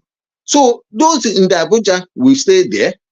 When you people have adopted this is your constitution. So when those in Abuja start reacting, okay, when they will start reacting, two things. The one way they will start, the way they can react, either they put military or police to come and stop the protests, or they will now start negotiation. So if they start, if they wouldn't do the first, because if they take the military or the army to go and kill the Yorubas, will the Yoruba army kill the Yoruba people? Or will the Igbo army come and kill the Igbo people? Or will they send, okay, Igbo Yoruba people to go and kill the Igbos and send the Igbo people to go and kill Yorubas? They will not work. They will find it difficult. They will find challenges in that. But if they then say, okay, let's talk, okay, then people will insist, because it's now you are caught in your power to say, well, The only talk we are going to talk is when we have adopted this constitution among ourselves. Okay? Then nobody will tell the Abuja people that Nigeria is disintegrated. That's how Russia disintegrated. That's how Russia disintegrated. Thank you, Chris. Listen, you know what? I will cut this part. I will tell Rudolph, honestly. This is, to me, I think this is the way forward. I also look at it on the flip side. It may also ginger those people in Abuja or those in power to say, you know what, the people have woken up. It's not business as usual again. That is the way I see it, KJ. But David said we should dismantle everything. I really don't understand. Yes, that dismantling is exactly what is happening. You know, okay. When people are demonstrating and forcing the legislators to adopt the constitution they want. They want. Right? The constitution they want, the people want to adopt. Nobody will tell Abuja that their own game is over. Because they derive their power. They derive their power from these nationalities. Yeah. And if those power are no longer there, so what are they operating on? That is how Russia disintegrated. Olumide is not there. It's probably busy. KJ, Olumide, did you hear the argument of Christian? That what? Okay. Olumide is not there. I'll come back to you. I heard. You know, you were sleeping, Olumide. It's all right. Keep sleeping. We'll come back to you. I heard a part of it. I heard. But I heard a part of it. Olumide, you are tired. You've been on this thing since yesterday. I heard a part of it. Okay. I'll come back to you. The conundrum with that thing for me is that we are not going to kid myself. You see those House of Assembly, those National Assembly, they are all just crap. I'm talking about crap. So they were all derived and formed from that flawed document called Constitution. Okay. NINAS has a template. They should go see. There are civil society organizations that there are lawyers, there are people of how will I say it? People of articulate minds. That there are a lot of suggestions out there, and that foundation they have there is nothing but crap. Olumide, they need to let me tell you something. The solution that Christian just profile now in terms of agitation for succession is the best so far. I can tell you that. Better than even the one I have profiled so far. I can tell you. And I will tread on that. Agitate in what sense? I will go because you are sleeping, so I can understand. I forgive you. I'll come back to you, Olumide. KJ, the floor is yours. Thank you. Okay, like you said, yeah, that's a novelty that Christian came up with there, and it will be something worth sitting down and having a go at. You see, the challenge that the Nigerian society face is the nationality against politicians. And just like somebody alluded before I came into I was listening behind. Okay, the people who are holding Nigeria from developing is not necessarily the tribes. It is the politicians. It is the politicians. I repeat myself. People that are holding Nigeria from developing is not the Nigerian people. The ordinary Nigerian in the street likes to work. He wants to do something. Those of you who live in the US, you see how the US runs. The US economy is sustained by small companies. Small companies, not the multinationals that we see. You know, the multinationals play a role. But what keeps America going is individual companies. They are not harassed. Nobody comes to harass you, lock your shop from not doing business. Nobody harass you to pay double taxation. Nobody harass you. Look, the enabling environment is made, very conducive. You can even get loan without necessarily selling your father's inheritance before you can get a loan from bank to do business. That is why the economy is working 247. They are working 247. Now, in the Nigerian context, the politicians are considering themselves to a nation among the Nigerian nation. Okay, and why it's going to be difficult is because even right now, majority of the people representing these communities are not even the people elected by the community people. They are people appointed by certain powers who think they are the owners of Nigeria. They call themselves the owners of Nigeria, and I'm sure this term is not new to anybody listening. Okay, and there was a time a particular journalist in Channel television went around and say he was looking for the owners of Nigeria. And he had, interviewed a lot of people, which, are all around Nigeria, and asking them. And the question is, are you people the owners of Nigeria? All of them seem to deny. But we all know that when these politicians want to seek for office, elected positions, they go to those people. Okay, they try and meet those people and get their views. And depending on what those people say, they are either elected or not elected. The question is, how can the Nigerian people defeat those forces? Because this brilliant idea, which will eventually solve every other person's problem, will not be allowed to go forward. Because there have been other brilliant ideas in terms of development, which our politicians scuffled. Okay? They didn't allow it to see the light of day. Not only in terms of adjustment of the Nigerian nation as a people, but even development like electricity and all that. Is electricity is it a new technology? No. Is there any further research on how light can be provided? That is, electricity current can be. No, that research has been concluded a long time ago. People are now enjoying electricity. How come the Nigerian situation is different? You see that it is not only because of the political will, but the political position taken by these individuals who are said to be continuously milking the Nigerian people of their wealth, of their livelihood. Sometimes you see, when like the topic the assertion he made, the people that are going to fight it are the people who are themselves call themselves the representative of the people, because he represents the people that. Did you see? I don't know how many of you watched it, the interview that Shemo held one of the senators to account on the national TV.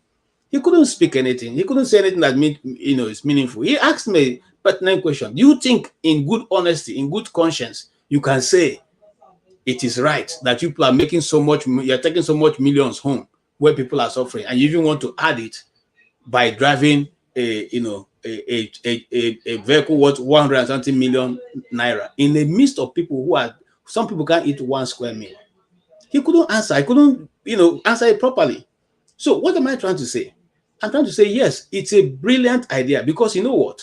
If you people are 5 in your tribe, the 5 of you will sit down and say, okay, we don't want to be called fish organization. We want to be called the goat organization. And this is our reason on how we will now want to. Yes, please don't laugh. This is how we want to interact with Nigeria.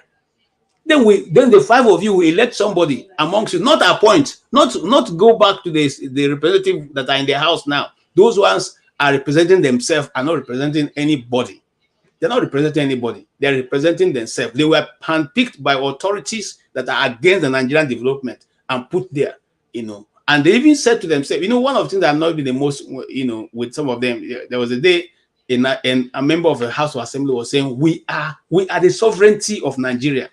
Since the Nigerian people elected us, they have lost their sovereignty. I was so angry with that statement. I said, this is what they tell people.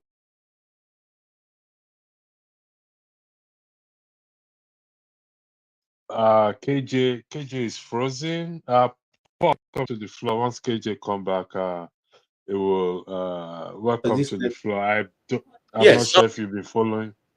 Yeah. Okay. So let me conclude. I don't know. My network my network has been misbehaving. Okay, so that is why it is. It's a brilliant idea. If we can muster it and bring it to pass, every one side of Nigeria will have peace. I'm telling you the truth, because it will be people that the people pick themselves that will go and represent them. I give an example of that's my last comment. I gave an example of an Igbo community where I come from. The community is governed by 8 grades. Every 8 grade makes a contribution. You select somebody that will go and represent you people in the general meeting. And if the person doesn't represent you people well, when you give you an instruction, he doesn't present it the way people want. The next year, he's not going to come back there. They will take him out. The age grade will meet and say, no, this man, the last time we told you, this is what we say you should say. You didn't say it that way, so you're not going back. And that is how it's done. There's no fight about it. We will choose somebody else. Okay? So we must come to that point where we will be the people choosing our own leaders. And when they don't behave well, we will deal with them the way we want.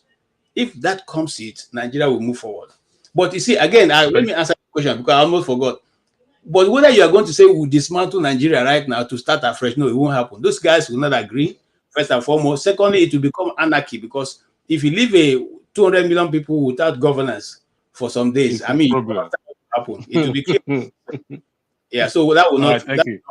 Yeah, thank you, sir. Paul, the floor is yours. Thank you for joining. I'll come to you, Christian and David. I'm gonna take Olumide, is he sleeping or not? I'm not sure if he's sleeping there. Okay. Okay, when he comes back, I'll put it. Okay, he's back. Okay. So Paul, the floor is yours. Thank you. Okay, thank you and good morning.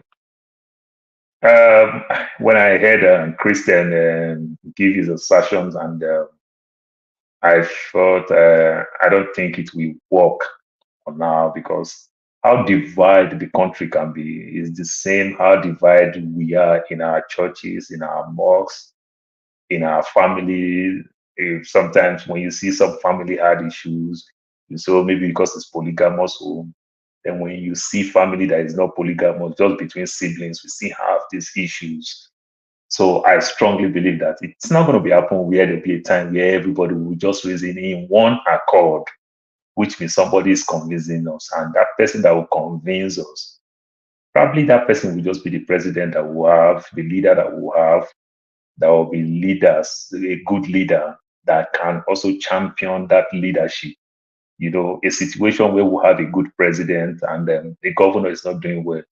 That president will be the person that will champion, let us understand why the governor is not doing well. These are the type of money he's getting. And what is he doing with the money? I wonder how the governor will want to deny. Today, if Adeola Faye will challenge the House of Representatives, they will deny with their salary. But just imagine if we have the best, the nice, a very good senator or a very good speaker of the House.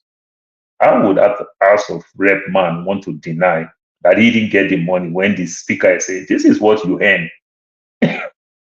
When this Senate president will say, this is what you earn, where the president will say, this is what the governor earn, this is what he get on a security vote. What are you doing with that? Because I strongly believe that we just have bad leadership, and KJ explained that part very well. Yeah, we might divide for all we care, but in our different units and everything is being corrupt, bastardized. Because truth be told, these people don't really represent us. They represent themselves. They pick themselves there. They just do all this shit right, like all elections here and there and the likes. But they are not representing us. And whenever they take power, they remember the countless nights that they are not sleeping, that we are sleeping. Now that they hold power, we want to tell them, go and represent us. No, they didn't do it for us. They do it for themselves, and they work hard tirelessly because there are so many thieves among them, and one of them succeed to take that power. And that's exactly what they are doing. Okay, Yeah. Paul, Then if I want to go another way, sorry, please. If I want to go another way around with Christian, what Christian said and everything, one of the ways I believe that Nigeria can even split to some extent, we just also need to challenge the other zone that don't even want this split in Nigeria, challenging them in the sense that let us do everything possible to develop that place. You know, when you develop those people to some extent, like every resources we get from the north, you understand, the government is literally not making any revenue from the north. You know, big men make revenue from the north with all their mineral and natural resources. Then when government started getting resources from the north and the likes, that's when you see, even though the north that happen first to say they want to go their separate way. That is when you see they want to go. But right now, when they understand very well that the south is the one that is taking care of them, I don't think the north will just watch and say, we agree to go when they've not even planned themselves very well that okay, these people leave. How do we govern ourselves? It's going to be hard. That's my take for now. Okay, Paul, I stand to be corrected. From your argument, you are sounding as if there is no light at the end of the tunnel. From what you For now, just yes. said, there's no light at the end of the tunnel, so we cannot achieve. We will not be able to achieve anything. Yes, for now. When you say It for is now, possible, but for now, yes. when you say for now, can you? For now, it's just in empty space. Can you give it some 10 years, 50 years, 2 million years? You know the funny part of it, because Nigeria have what it takes to grow very fast. Because truth be told, when you look the North today, they not even have what the world is looking for today. All the minerals and the natural resources we are talking today, good percentage of them are deposited in the North. You understand? Are we tapping these things? The answer is no. Well, Are we tapping these things as an individual in Nigeria? The answer is yes. okay, going by Christian solution that he provided, I agree with. For everyone, I mean, for those people like Olumide clamoring for a Yoruba nation, those clamoring for Oduduwa nation, those clamoring for Ogoni nation, and everything in their locality to carve out their own constitution or what they want, and go to their local rep in their constituency and governors and put that demand in front of them. Why do you think that will not work?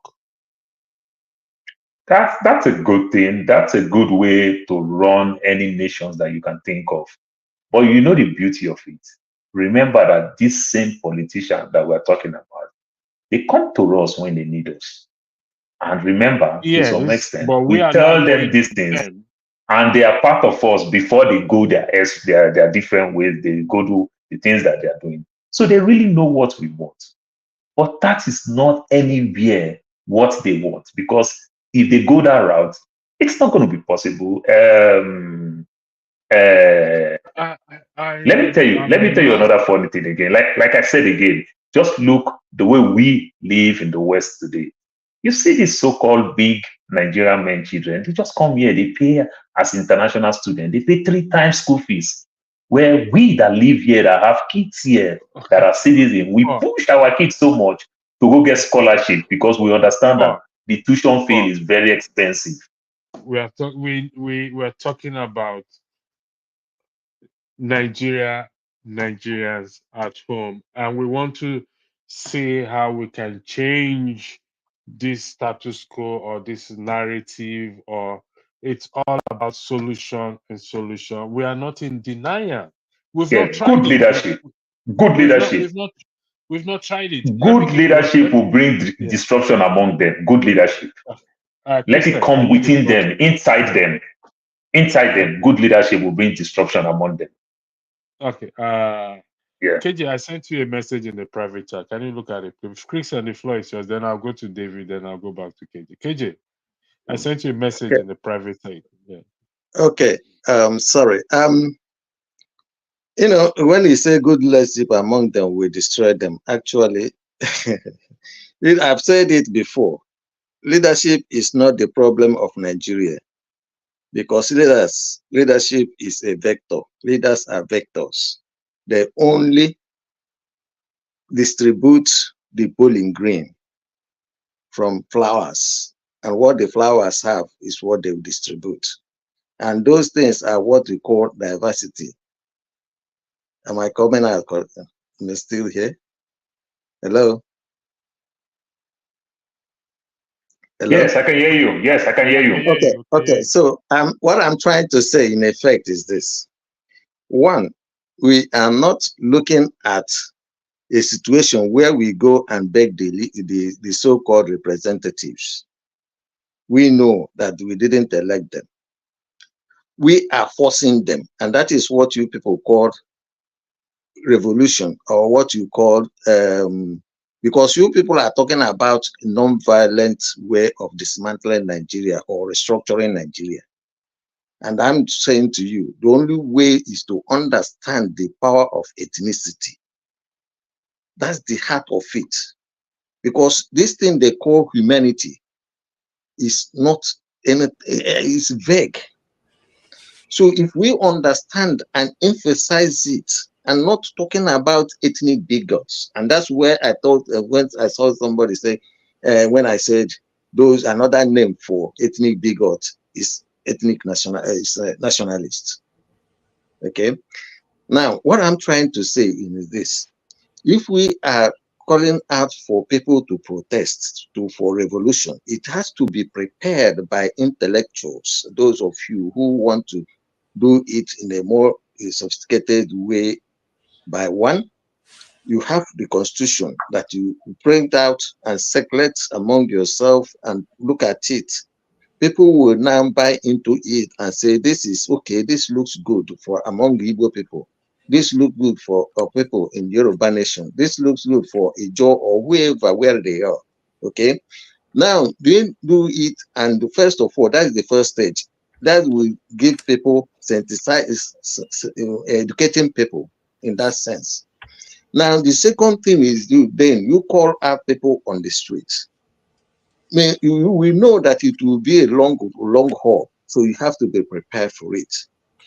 The reason why I said it has to be done along ethnic nationality is because if the Yorubas are protesting in Lagos, in Ondo, in Etiti, in all these places, nobody will come and say it's the Igbo that is inspiring them.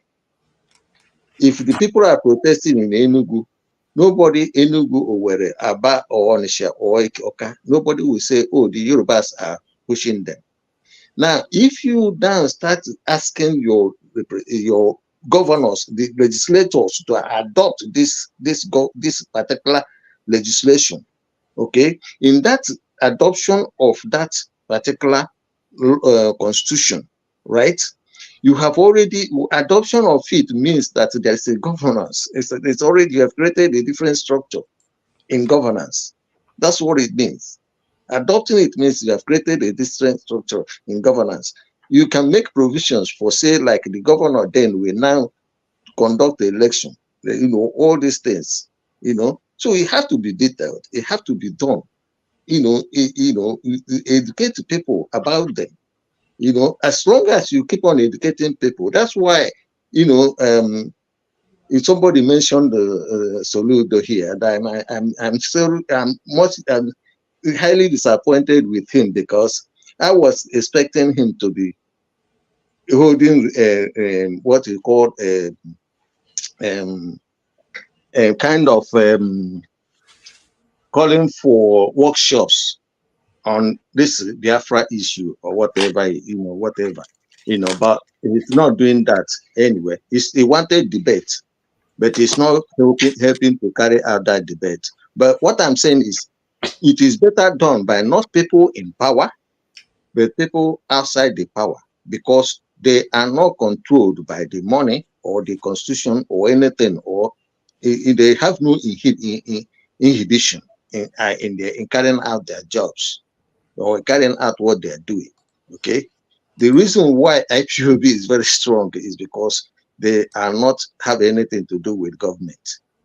So at the end of the day, what I'm trying to say to you is that for those of you who do not want to violent breakup of Nigeria, we have to start teaching people to understand that there is power in ethnicity that will make it possible for them to aggregate and segregate among themselves.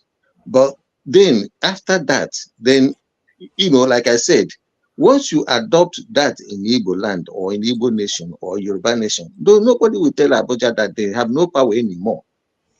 As for the reaction of the North, I don't know what they will do. Will they come, will they carry out, will they start a war, or will they do these things? But then, there's no army. There's no one that will send the army to go and crush the Yorubas who are protesting. Okay, and nobody will. Yes. Thank you. I've heard you, and your point is well taken. I want to ask Paul, because Paul seems to be on the other side. of your argument. So what way do you think it can better achieve without following this way that Christian has laid out right now? So according to Christian said leadership is not our problem, but our biggest problem is leadership. You understand? The people from Europe that moved down to America, it decimates the indigenous people in America, what we call the Native Americans. But when they recognize them and they take care of them back, you understand? Remember, not to the level where the indigenous people want, but they recognize them, they give them certain incentives and everything. They are living their peace and quiet life. It brought a lot of peace to them. You understand? And everything. That's we work. We see crazy people, crazy, nasty politicians in the West here. But when they take power, they still go back and still do development. They still give people infrastructure, basic amenities of life, and everything, which means great love for their people, make them even become something that we don't really understand. But when they handle power, they use power for the right cause. The Donald Trump we have today is not a good man. The Joe Biden we have today, they are not good people. You understand? But when they take power in that different way, they represent their people. You understand? So, excuse me, sorry to interject. Sorry, let me interject a little bit. No. He's contradicting himself. He's contradicting himself. Don't worry, Christian. You all have your chance. This is his chance. This is his idea. Let him put it forward. Then we can all talk about it. And don't be afraid. I'm going to moderate in such a way that each of you can ask the other person question. If he throws a question to you, I'll definitely come back to you. So be patient. Just let him go ahead and finish. Go ahead, Paul. So what do I mean? I want to use Christian's phrase.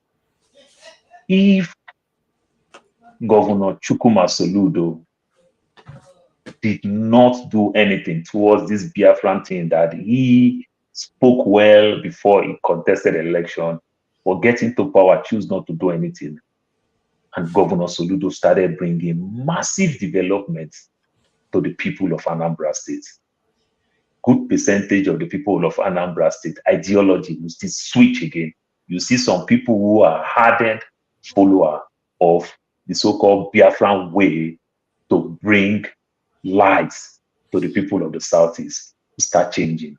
You understand? So at the end of the day, when you give people life, you give people light, you bring great development, people will change. Because at the end of the day, everything that I am saying here that is completely different from you, or what you're saying that is different from me, if we bring development, if we bring peace to the people, we will change in a different way. That's all I'm saying for now.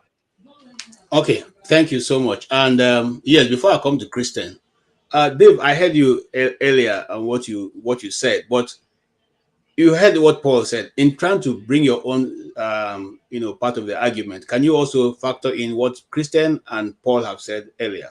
Thank you. Go ahead, sir.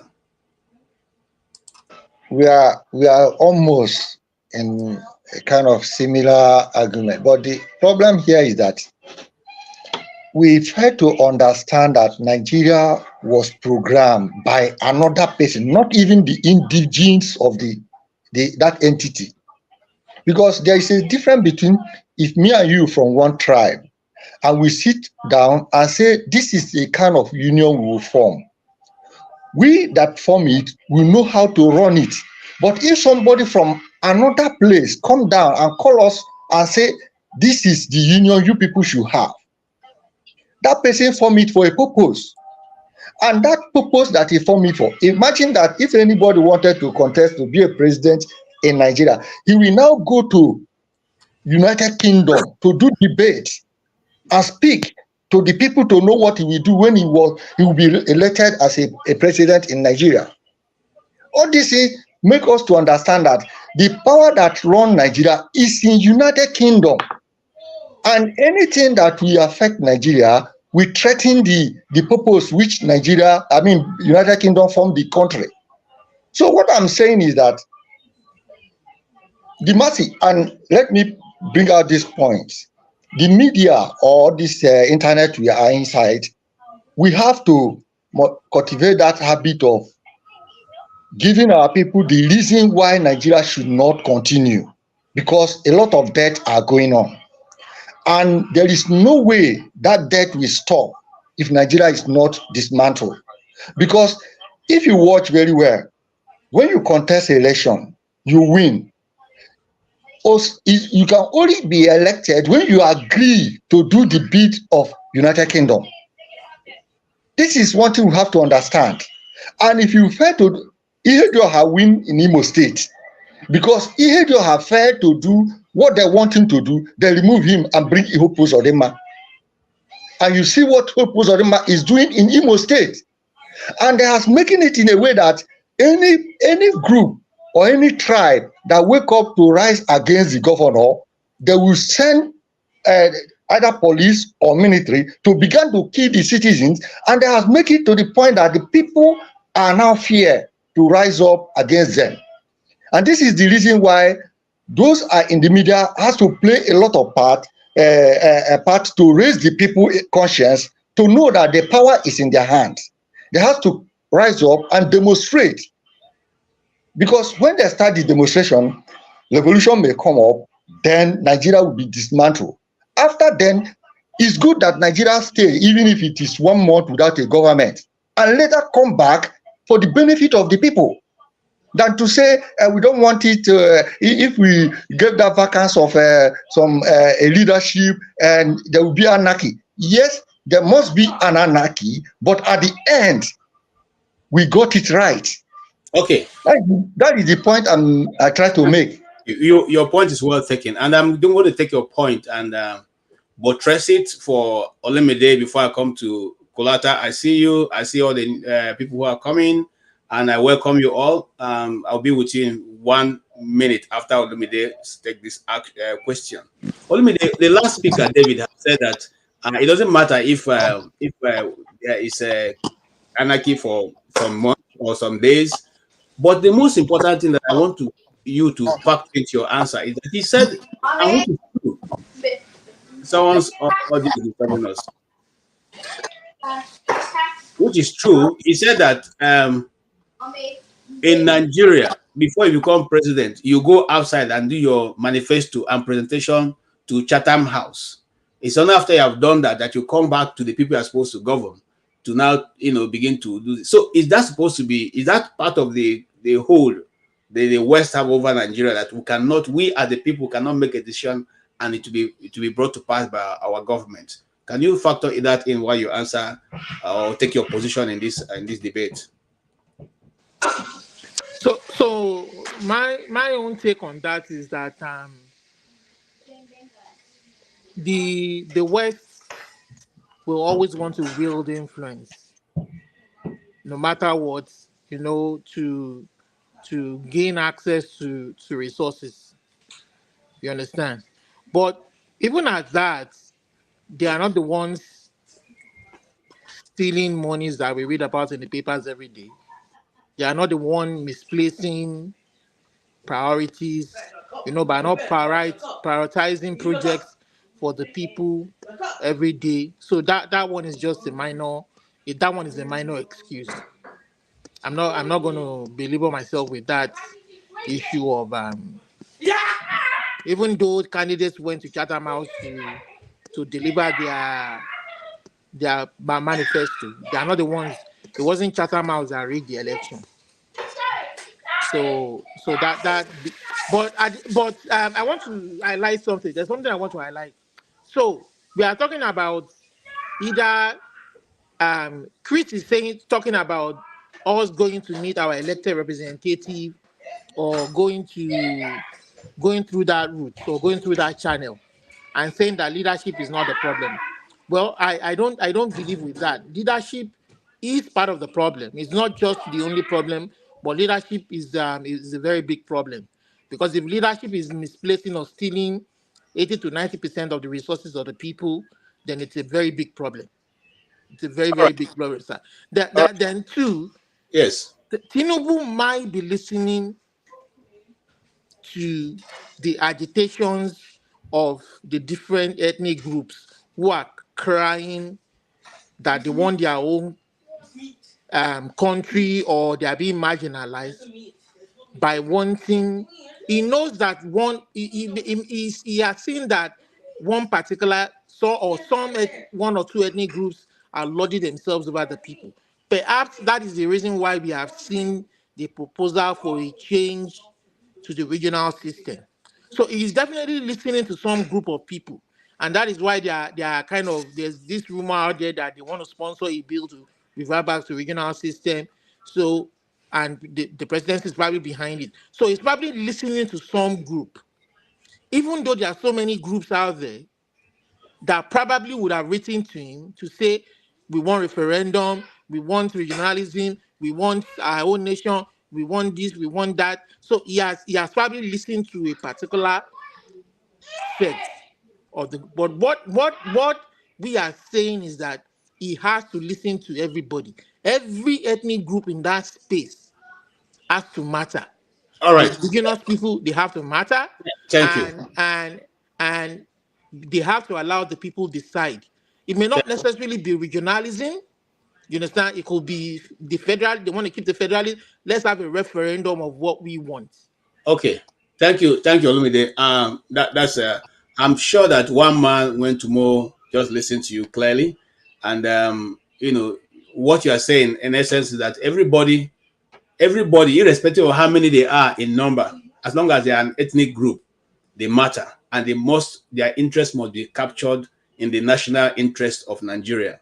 And even if we're going to continuously to stay together, people's interests must be captured. What do you say? You must have a different view, or you have the same view. Let's say here from you, one man went to more.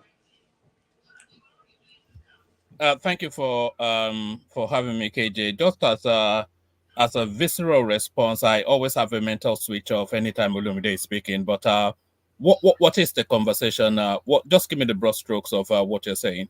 The discussion is on whether it's better for us to divide or to remain together, and what are the factors holding Nigeria from moving forward. Is it the imperialists who were in charge of Nigeria, or is it our own people? Some of us have decided that it is our own people that are holding us down. Some of us have said that it is because we are tribes and most people's interests are not captured. Consequently, their development is retarded, and because of that, they want a way out. What's your own take? Yes, it's that thorny question, isn't it? Everybody agitating for a division in the... I'm not sure how many of the ethnic nations within the Nigerian space can actually stand alone. You know, their confidence, their potency, all of this chest-based thing that they have, it's all wrapped within that Nigerianness. You know? So I am a Yoruba man, I'm an Igbo man, I'm an Hausa man. It's all... You know, there are Hausa people in Niger. They don't straddle the world stage with the same potency and confidence as a Nigerian man. There are Igbo people in the Cameroons. They don't straddle. There are Yoruba people in Togo, Niger, Togo, Benin. They don't straddle. So what emboldens you is actually that Nigerianness. So all this, give us we want to take this land, Yoruba land. It's all a ruse. You know, it's all a ruse. It's all a, you know, it's just huff puff. That's not going to blow anything down. If you look at the underbelly of all of these agitations, it is a narrative of engagement and cohesiveness. So people talk about marginalization. If you want to know who is marginalized in the Nigerian paradigm, it's actually the Hausa people. They are the ones that are marginalized because they don't get the slice of anything. They're probably the largest ethnic stock, you know, but all of this narrative, are we better off apart? Look, if we break apart, then how do we break apart? Because just off the top, I can count 10, 12, 15 ethnic standalone nations bigger than most European countries that have legitimate arguments to form as a nation. You know, and then what is that split?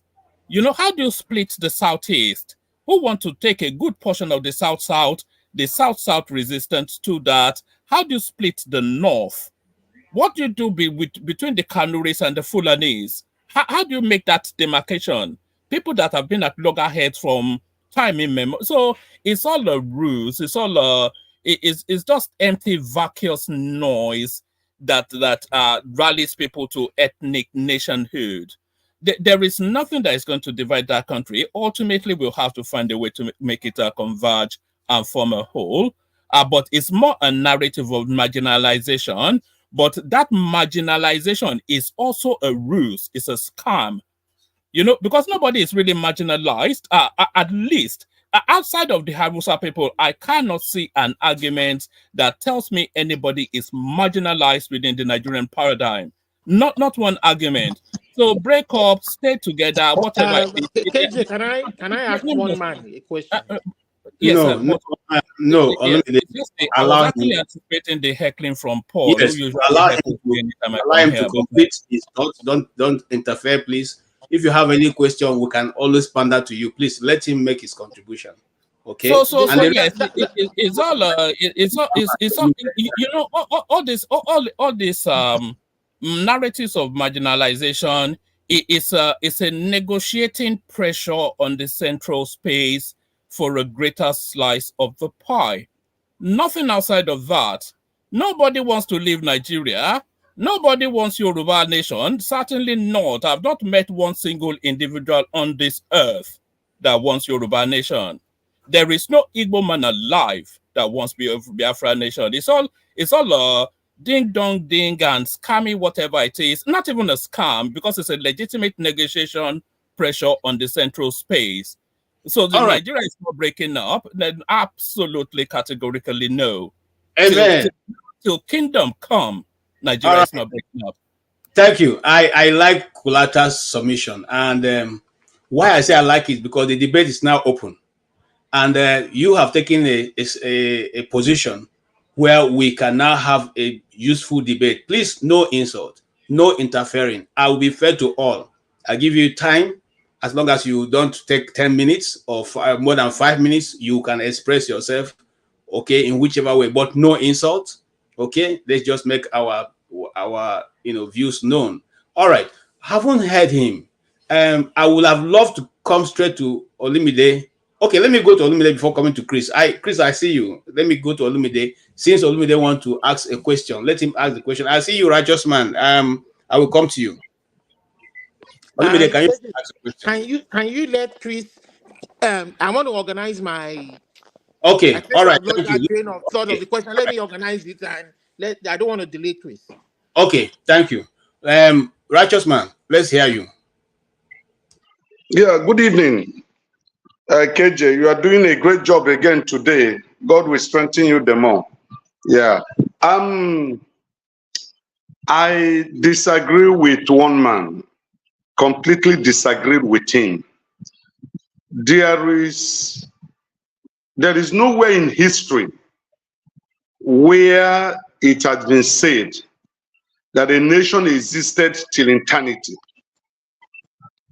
Nations have existed and broken apart, even within this present civilization we are in. So for him to say till thy kingdom come, I think is a mistake in his understanding of what breaking means. God did not create Nigeria. I repeat, God did not create Nigeria. Nigeria was the creation of the British people for the good of their commercial expansion, not for the interest of a black man. The Igbo kingdom was existing, the Hausa kingdom, the Benin kingdom, the Ife, the Bonu kingdom, they were in existence and they were perfectly okay, based on the civilization of that time. And if Africa was not balkanized in Berlin, I think it's in 1832 or thereabout, I don't think that Africa would be this backwards we are today. Imagine a continent that were put in slavery for almost 400 to 500 years. And at the end of the day, they divided us and created borders that does not represent who we are. the same thing is happening in Nigeria or had happened in Nigeria.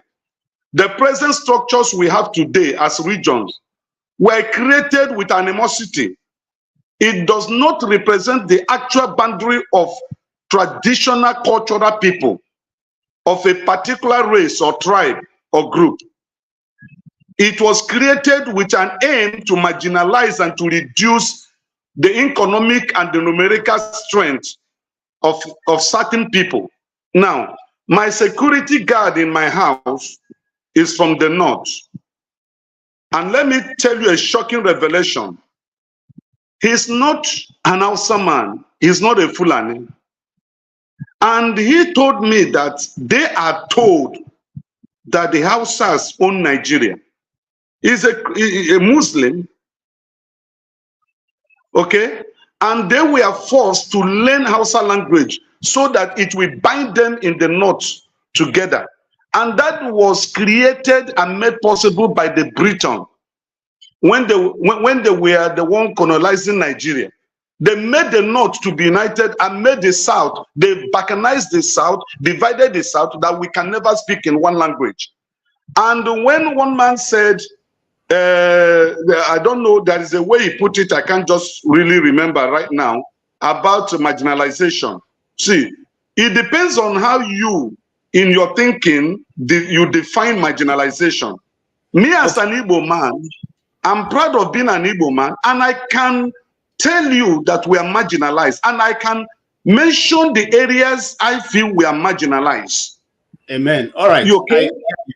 Can you round up your thoughts quickly? With, can I respond to that, or how do you want to guide this, KJ? Can I respond to it, or tell me how you want to guide it? Just hold on, let him round up. Then I can. He's asking you the question. So what I am saying is this: it would be uncivilized for us to think that Nigeria can never break. Anything created by man, even what God created, do die. Talk less of what man put together. And the aim of putting Nigeria together was for the economic benefit of the Britain, and that is what we are suffering today. So let me just end it now. Thank you. One man, when you go to answer, there's a saying in Nigeria that invisible. Someone has a microphone telling us.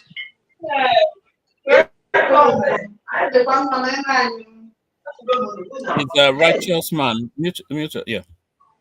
Okay.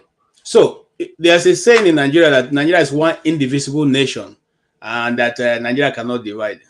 While you are trying to answer his question or try to bring in your own perspective, do you think that Nigeria cannot divide?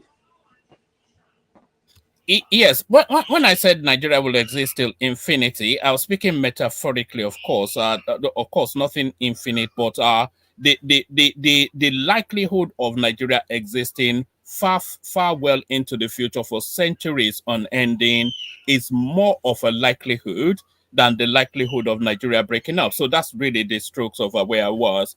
But to what Righteous Man was saying, that Nigeria is a creation of the British, you can't really.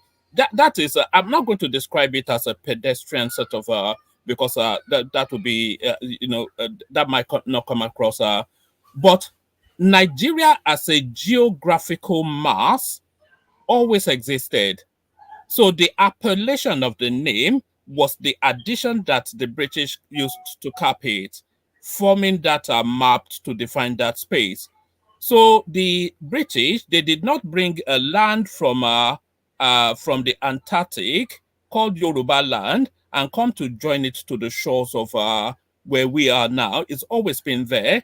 So the geographical expression itself has always been a geographical mass. So there's always been a Nigeria. The intermeshing between the Igbos and the Yorubas, the Hausas, the Fulanis, a lot of Yoruba words are actually transmutation. The word Adura, which is prayer in Yoruba, it is a transmutation of Hausa Kanuri. So there's always been that. So to say, oh, Nigeria is a geographical expression, forget all that. That's just that's very lazy sort of understand. The geographical mass that constitutes Nigeria has always existed. The intermeshing of those intricate relationships within all of the ethnic stocks that now form the artificial border drawn by these Europeans have always existed. So Nigeria has always been there. The appellation and the geographical mapping was just the latter addition by the British. So Nigeria has always existed, and the likelihood of Nigeria not existing is very remote. All right. Thank you. Thank you again for your concise answer. I'm coming to you, David. I'm coming to you, Christian. Welcome, AY. And you see what he has said is very pertinent. But I want to add, yeah, I see, I agree that that location called Nigeria has always existed. But are you going to not factor in the volcanization of Africa when it was partitioned by the West and then eventually given to different nations to rule or to govern or to exploit? So while I try to bring in Christian, Christian, can you also in your response put in this factor? Is it that geographical location had remained and was just given a name Nigeria, or somebody had to put those things together and call them Nigeria? Go ahead, sir. Okay. Thank you. I will leave soon anyway. So please just give me a little bit. Let me summarize what I have said before, so that I can begin to understand, make people understand where I stand. Now, the issue of Nigeria being, a mass, or that have existed. UK just exited from European Union. It hasn't left Europe, right? Does that make sense? So all these things are existed. So when I started from the point of view, the intellectual, those who are intellectuals will always say that there is what we call natural laws. And these laws have wide or universal applications. And I have also told you that there is a body of knowledge called science of taxonomy or classification. And the reason why we classify things is because they are different. And I have also told you that ethnicity is a unit of classification that separates or binds a group of people, segregates, if you like, a group of people from another, okay, based on certain values, history, language, religion, customs, etc. And I have also told you that based on this, it is very important to understand that if you start bringing everybody together, say in the name of humanity, you are making mockery of the natural laws, and it will resist and it won't work. Okay? And that is why it hasn't worked in Nigeria. And in places where this has happened, they never lasted, they never worked. And where, like I was giving an example in Germany, I've given an example in Czechoslovakia. Now, I've also come to tell you the reason, the way, because, the reason why, okay, the one I haven't told you is that the reason why Nigeria is still existing is because of the oil and gas reserves that are embedded in Igbo land, in Ejo land, and in, maybe some other places, okay? Now, that is the reason why Nigeria hasn't broken. And that's the reason why the Biafran War was fought. Now, I haven't told you this, but I want to tell you this, okay? Now, as for whether it is, and that is the reason why I told you earlier that I personally do not think that there will not be a violent end to Nigeria. But I do not want to go there, because what you have said to me is limited me to the non-violent approach to dismantling Nigeria. And I have said to you, the best way to dismantle Nigeria is to understand the importance of ethnic nationality in this space called Nigeria. The power to aggregate and the power to segregate. And that is why you have problem in harmonizing the different the divergent value system into a coherent legal framework that everybody in Nigeria can accept. And because you don't have this coherent legal framework that works for everybody in Nigeria, that is why every part of Nigeria they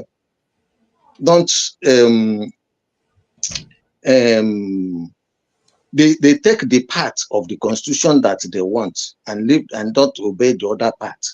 And that is even the reason why government don't even obey its own laws, its own constitutions. Okay? And that is the reason why it is difficult to have development. And it will be extremely difficult to have development in Nigeria because the legal system and the legal jurisprudence, there's no justice and equity that comes from these two. Okay. Because the laws are not based on their values. Okay, you can. And they get just to summarize, just a little bit. Sorry, you know. So I've told you what you can do as a way of going about it non-violently.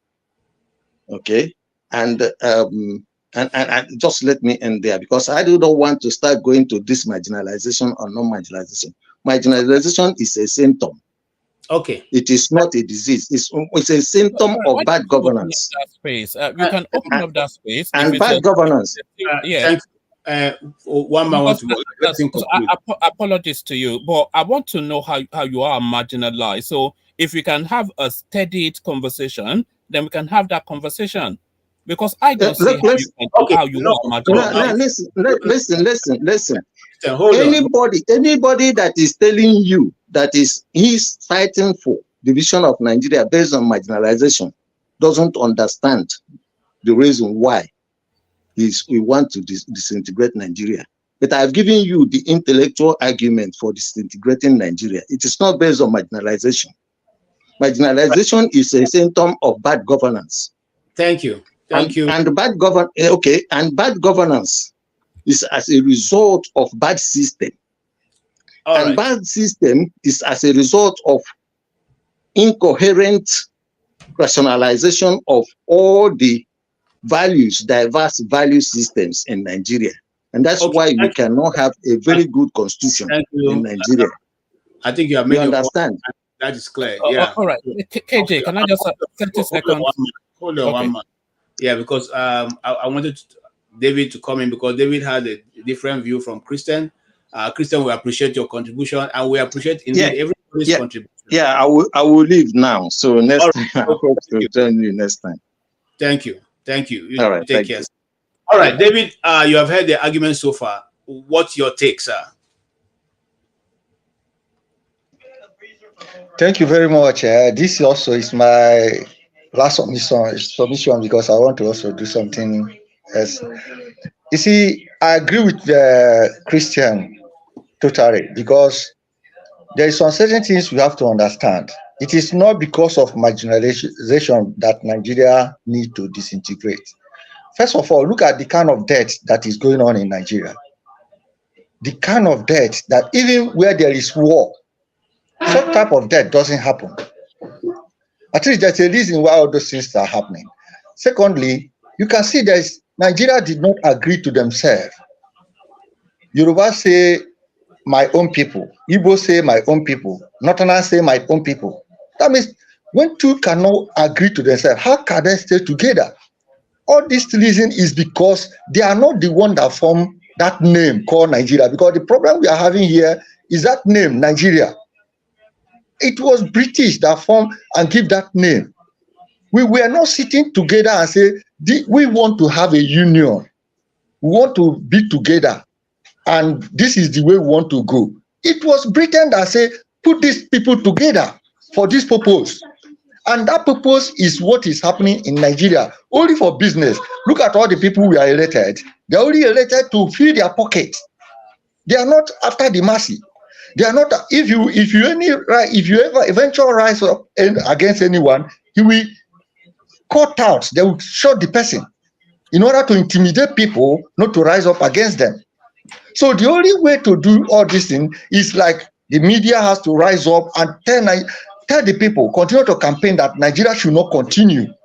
Because in doing that, the masses will now rise, a kind of protest, and begin to campaign. Or the government should call for a referendum, whether Nigeria should continue or should disintegrate. Because the debt that is going on, it doesn't support, that is not a nation, it's a fair state. Thank you. We have to dissolve it. I appreciate your contribution. And so you are saying, in essence, that this same media that is being owned by the politicians will accept to carry a news saying that the same countries which the politicians are making money from will be now disintegrated. Do you think the media will do that? If you are a media owner in Nigeria and you're a politician, will you allow your station to take something? Before you answer, I'm not talking about the media in Nigeria. I'm not talking about the media in Nigeria. I'm talking about the, like, all this, when we come for the space, or when we come for, like, as we are in the YouTube like this debating, we should rousing the voice to the masses, because a crowd are listening to what we are saying here. So I'm not talking about the media in the Nigeria, because those ones are government business. But I'm saying, like, when we go to space in. I understand you, Dave. Now, here is what I would say. Sorry, KJ, let me take my leave. Thank you for having me. Cheers. Thank you, one man. And okay, forefather have taken one man as forefather, you're welcome. I hope the forefathers followed you to come. They didn't leave you behind. Okay. Yeah, we don't want this to be one-sided, I guess. KJ, can I ask David a question? Hold on, AY. I just want to make a comment before I bring you in. So what he's saying in particular is not depending his argument on the Nigerian media, but on the internet space and other independent media to carry this information and spread it. And then why you could keep asking us why did we take off Christian? Christian said he was leaving. We didn't take him off, okay? And he didn't run away because of one man or because of forefather. He said he had something to do. Okay. Even David too will be going. So don't ask us why they are going. They are going because they have something else to do, not because they are running away. All right, AY. Yeah, I just want to ask David a question. David, I have a question for you and your likes actually. Is Nigeria the only country put together by British? Why is our problem unique? That's one. The second one is if you want to really like break out from the country, why don't you push your senators, your representatives to agitate for this? I'm trying to say, why don't you pass through the right channel to do it? Why do you want to do it in the backyard? Okay, can I? Thank you. You are going to answer. So what AY is this? What AY is saying, which is a very valid argument. Every time we talk, it's Nigeria because we are colonized by Britain. Are we the only colonized people, okay, that cannot get over our colony? And secondly, why? Allow me to answer the question. You're going to have enough time to answer. Why can't you fall back to your representative, who you have voted, who are representing you from your community, to tell them you no longer want to be part of Nigeria? Let them remove you, or let them go to the floor and canvass for that move to be made on the floor of the Nigerian Senate. Can you give us your answer, sir? Yeah, thank you very much. First of all, for the issue of Britain know who we are more than as we know who we are. Now, Britain has a particular purpose of putting Nigeria together to make sure that they subdue East. It doesn't happen for any other country that British colonize. And the reason why they did that is because they know who the Eastern region, the South, are. They know them. And they want them to be caged.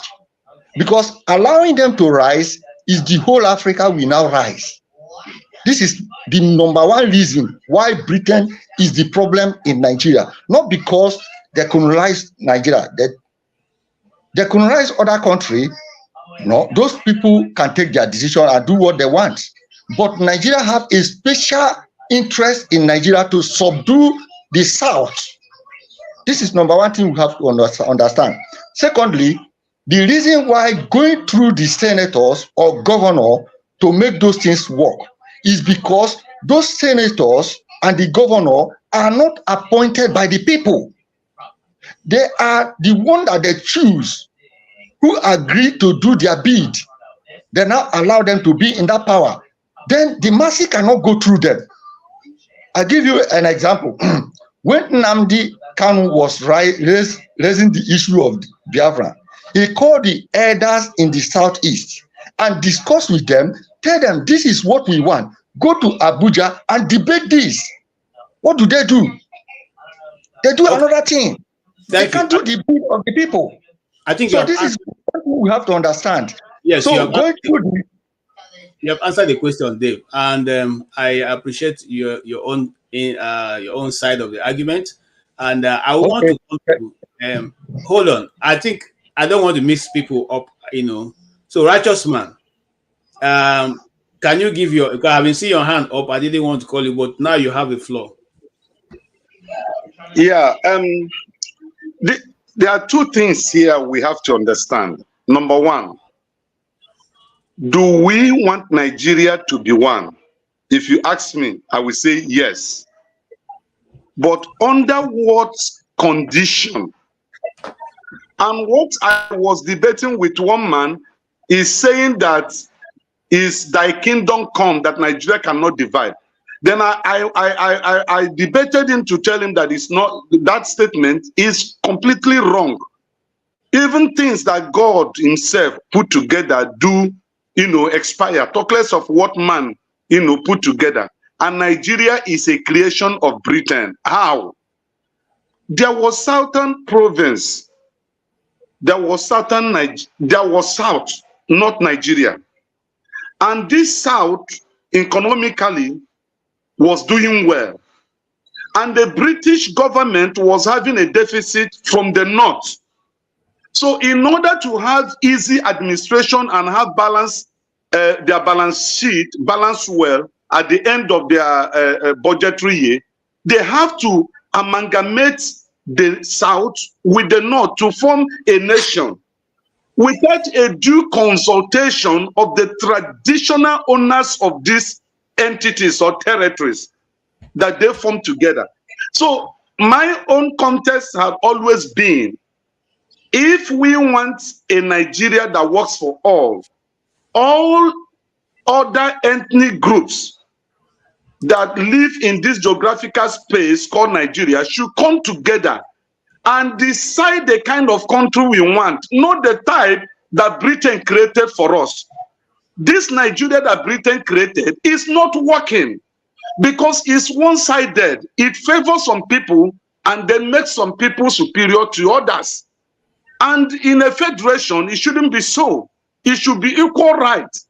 So now, tell me why, for example, Lagos State with a population of 20-something million, we have only about, I think, 21 local governments. And Kanu, from Kanu, they have created Katsina and another state. Imagine that Katsina has, I think, is it 44 local government or thereabout? What is the population of Katsina compared to Lagos? And some people will argue that it was Jigawa. Okay, Jigawa. Local government. All right. Okay, Jigawa. Hold on. Can you begin to round? Jigawa don't have 44 local. Can you begin to round up? Canada have 44. Jigawa have 33. 33. Okay, Kanu 44, Jigawa 33. The old Kanu state, they are produced. Okay, if you add the local government areas in Kanu and Jigawa, it is more than what the East is with five states. It's more than. And when AY asks a question, say, why can't your representatives go to the parliament and then canvass for this thing? Now listen, even if you canvass for it, it will go by voting. As long as the numerical strength of the East cannot get the approval, there is no way it will sail through, because the North will always use the numerical strength to water everything you bring to the table down. Look at the derivation percentage 13. Remember during Obasanjo time, the Southeast and South and Southwest walked out. They walked out from the conference because the North opposed it. So what we're looking for is a nation, a Nigeria, where the North and the South will be equal in every aspect, in every ramification, in sharing of things, in distribution of social infrastructure. That is what we are saying for. What we are canvassing for. Nobody wants Nigeria to disintegrate, but in the condition where Nigeria is today, it's not favoring us. And let nobody deceive himself or herself and say Nigeria can never disintegrate. That language should be withdrawn because there is nothing that lasts forever. Okay, thank you. Can I make my contribution now? Yes, you are coming to your contribution. Now, I just want to ask an extra question before you make your contribution answer.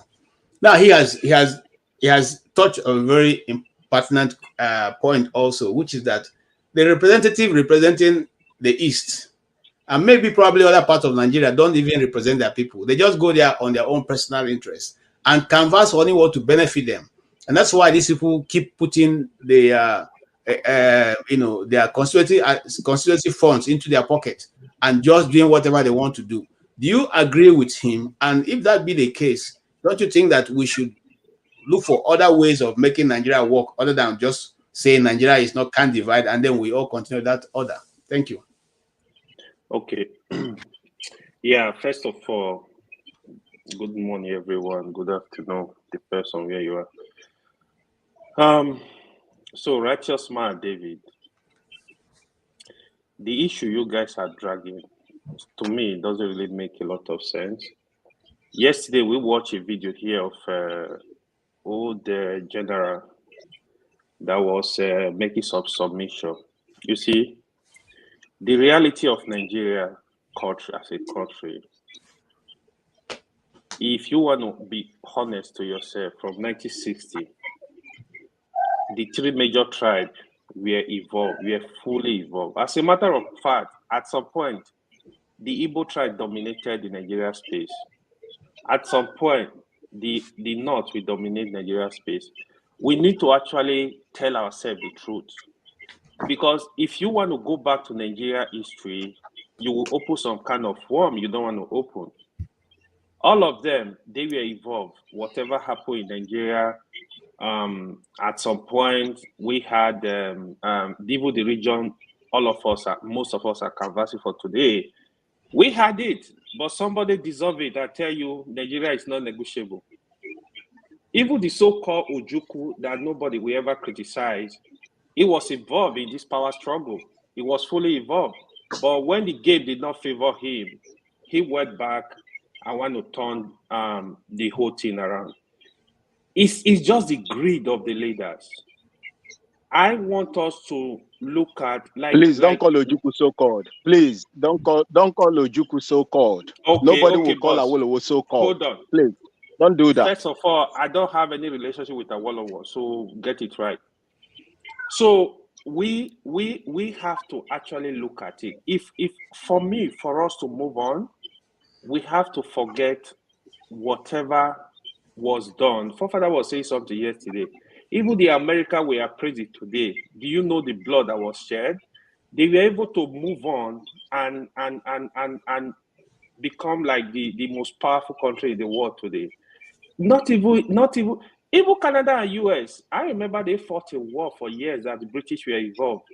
You see, countries have actually fought war, had crises, but that is why I was asking the other guy the question now. Why do you think is Nigeria the only country that was put together by the British? The answer is no. Why are other countries doing well, we are not doing well? Because we keep going back. We don't want to realize that the leaders, the people that are stealing the Commonwealth of Nigeria, they are from every region. We don't want to realize that. We need to seriously realize this and look forward. If we keep looking back, we will not move forward. All right. We need some level of collective intelligence to move Nigeria forward. I said this is the direction. This is what we want. Thank you. We need to stop going back. To me, we need to stop going back. And I like your submission. Nobody on this panel seems to be agreeing that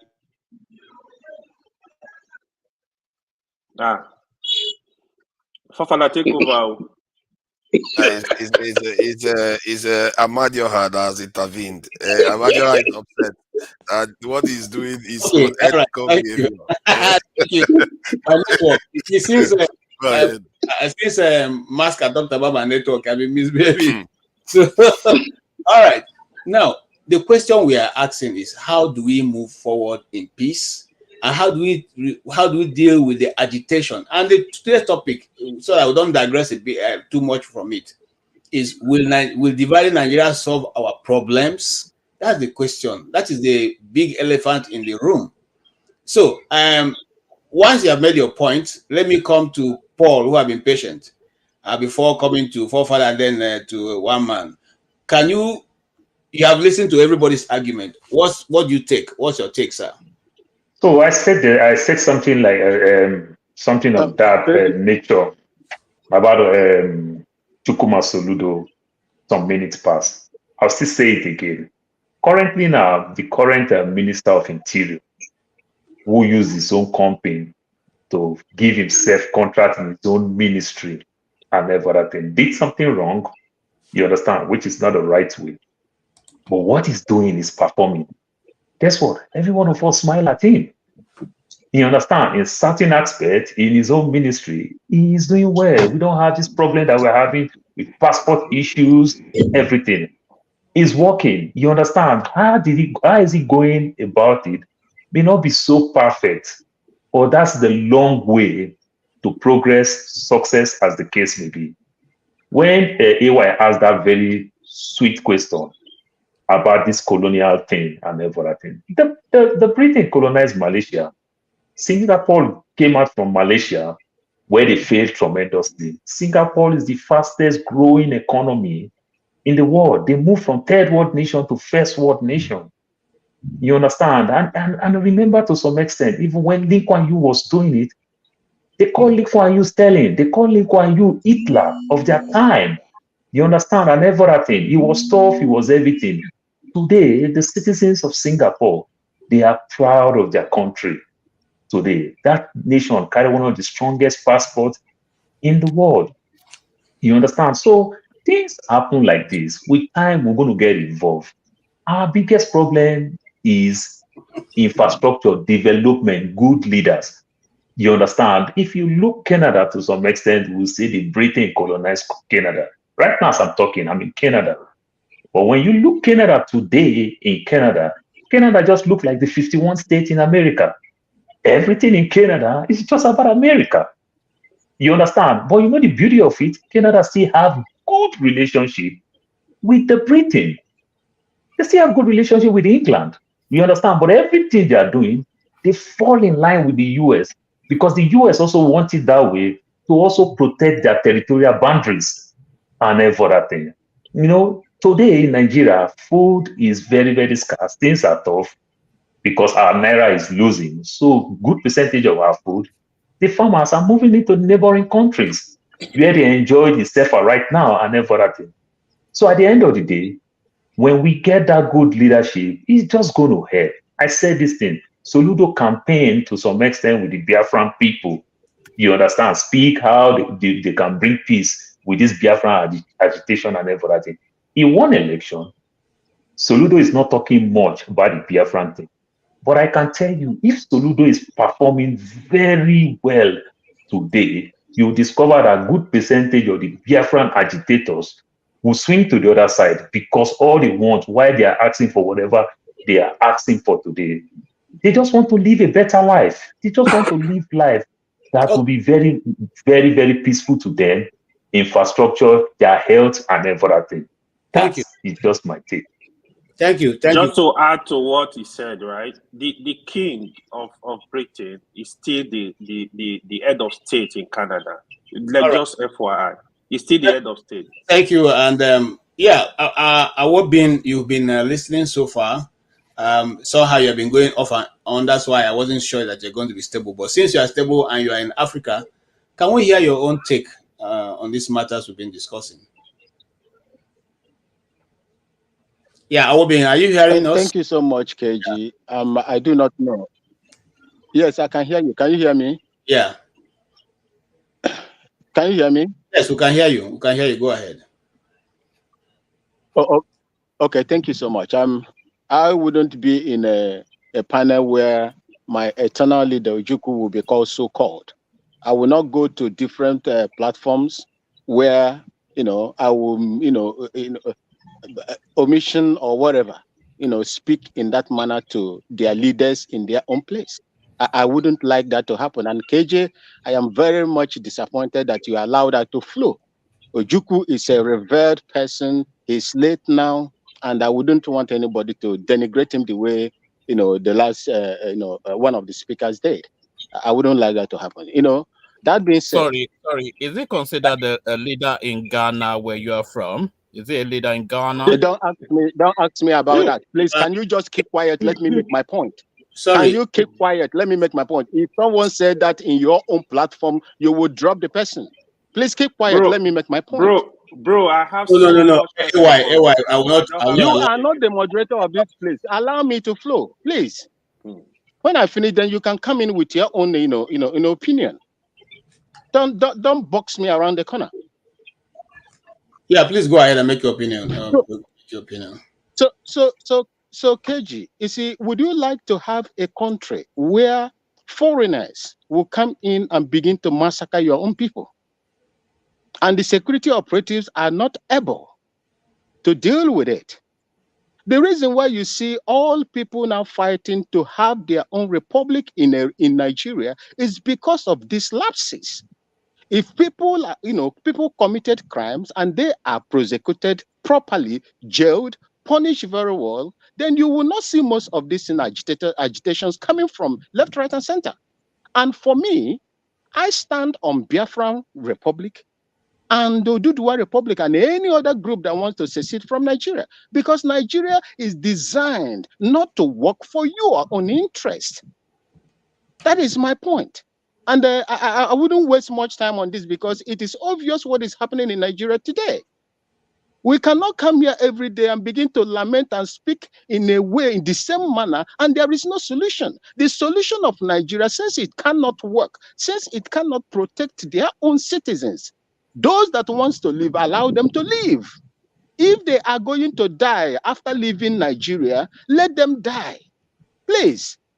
These killings is too much. Just imagine the former governor of Kaduna State told you people, everybody in the world, that they know where those people who are coming into Nigeria, killing them, lives. They trace them and pay them. Nobody, raised an eyebrow about that. How can you live in a country that you are not protected? How will you attract businesses? How will you attract people from coming in to invest in that country that cannot protect their own citizens, not to talk of other foreign nationals? Everything that we speak around here boils down to the leadership and the foundation of that country that you belong to. Nigeria is still practicing with the Decree 24, the Nigerian army, the soldiers gave to you people. Did you sit down to fashion a workable means, that the people will enjoy? Did they come together? Did they come together and agree on that particular document that has made Nigeria where put Nigeria where it is today? All right. Let Nigeria disintegrate because it's not working for the interest of the people. There is agony going on in that country. People are killed. Thank you so much. Thank you, Awobin. And you see, one of the things that I'm trying to avoid is interrupting people. This is supposed to be a serious-minded platform where news in Nigeria can be taken. In other words, KJ, please put me backstage. Let me go and. There are news channels looking for information, looking for news. They can as well come to this platform and take your views and use it as one of their commentary or what we call sound bites. And those sound bites can be used if you are constantly interrupting each other and speaking over yourself and or insulting people. So let's be mindful of the words we use, because I don't think we are gathered here to play about this thing. We are all serious-minded people who are who have serious-minded businesses. And so when we come, please let's be conscious of other people's feelings. Having said that, I'm coming to you, sir. If Forefather will allow me to see your name, okay. Sorry, can you call your name for me, sir? Ewese. Ewese. Okay. Ewese, it's good to have you back. And the last time you were here, you triggered a lot of discussion. I'm a panelist, so why are you jumping me? Oh, sorry, because Forefather now, I'm not thinking. I'm a panelist like everyone else. So. What's Mr. You know you are a board member now. Yeah, we'll come to you. No board member. Yesterday you were a panelist, KJ, and you are allowed to talk. So I demand my right. Only right to talk. My bad. Once he finishes making a contribution, then you can come in. Yes, sir. Like I said, the last time you sparked off a good debate, and I'm sure that today is not going to be anything different. What do you say? I'm sure you've listened to the conversation so far. You must have a view different from that which has been canvassed so far. What's your own take, sir?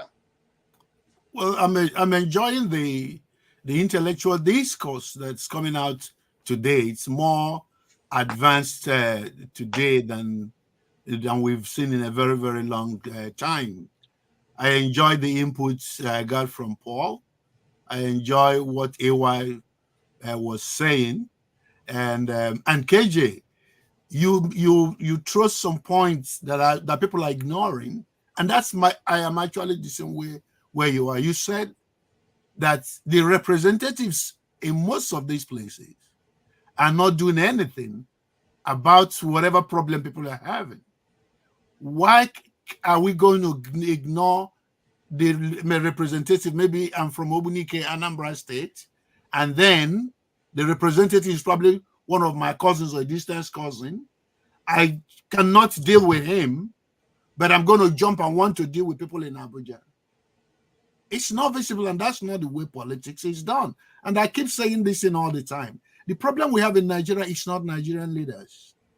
The problem we have in Nigeria is the Nigerian people. Because if we just don't find a way to deal with what KJ mentioned, KJ, it's your fault now, not my fault. It's your word, not my word. How do we deal with the representative we elected to elect us when they are not doing our bidding?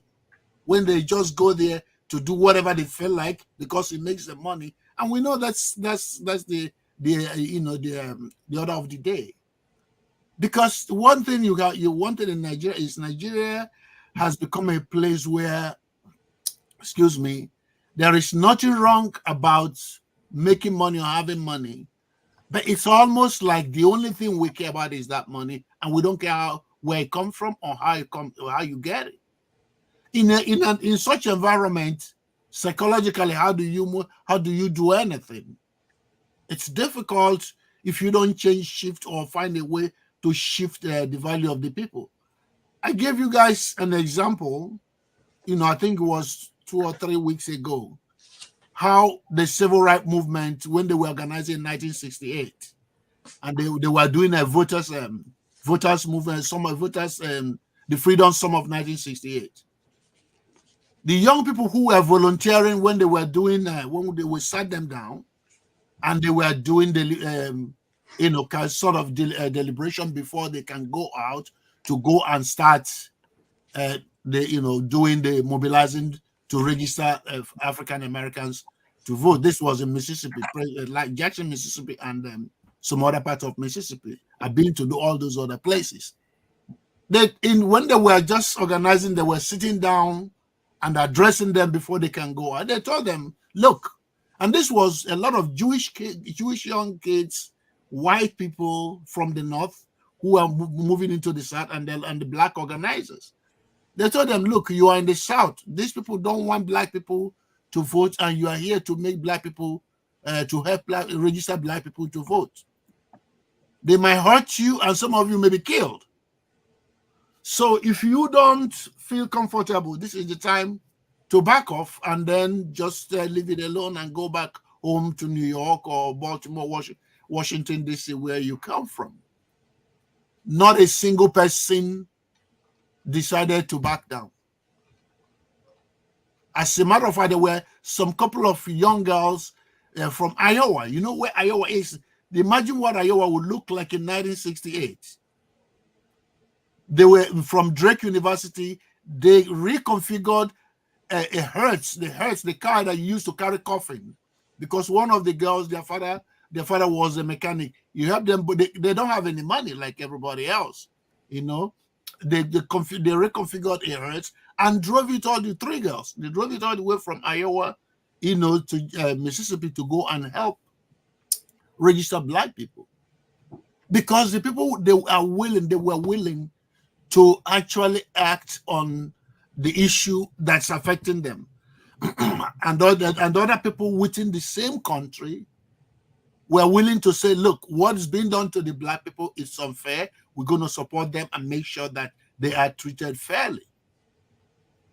Let me not continue on that, because now we know the background history. What are we doing in that same vein? Is there anything we are doing in the same vein to say, let us hold our, how many of us, 4 of us here in this platform, how do we hold ourselves accountable? Because there is nothing you and I can do to make anybody else change. Change is inevitable, but change is difficult. Mm-hmm. And you know, in psychology, the main thing you are trying to do is to get people to accept the change of behavior. But you're not going to force them. You're going to give them the guideline, and they either decide, and it's tough. Even when in the case of addiction, you know, drug addiction, alcohol addiction, sex addiction, or anything, in those cases, it's difficult. But as soon as the person says, I am committed to change, then you see a very, very strong change in the person, because everything we do starts from the mind. Thank you, Doc. And Forefather, I'm coming to you. And please, you have heard what he has said. Sorry, Ferrari. Forefather has been here for a while. Now, please, can you factor in what he said, which is very important? The question now is, we have accepted that our representatives are not representing us the right way. How do we ginger them, or get them, or force them, or cajole them, whichever one it is, to go to the center and discuss the plight of our people, irrespective of whether they are from the east or from the north or from the center, wherever they be? Because if the people are not represented, obviously their interests will not be heard, and amenities or economic activities will not be extended to those localities. How can we capture all that in this one move? Yeah, muted. Yeah, sorry about that. Thank you for having me, KJ, and greetings to everyone on the panel, to the chat, and the viewers. Regarding the best way to change the country, I think for want of a better word, I will go back to, we need to start doing things that will start improving the general population's collective intelligence. I use that term because I don't know any other term to describe it. In other words, we need to start encouraging actions that enable us to work together to solve problems, and have our people become aware of more direct ways of asking for things.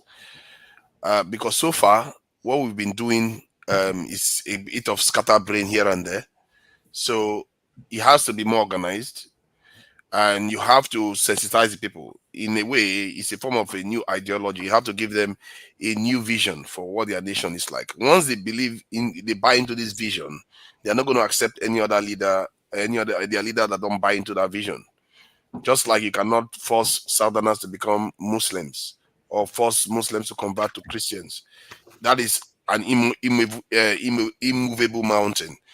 So if you convince people to become that way with your ideas that is better for them, then they will embrace it and make their leaders change. If their leaders don't change, they will remove them.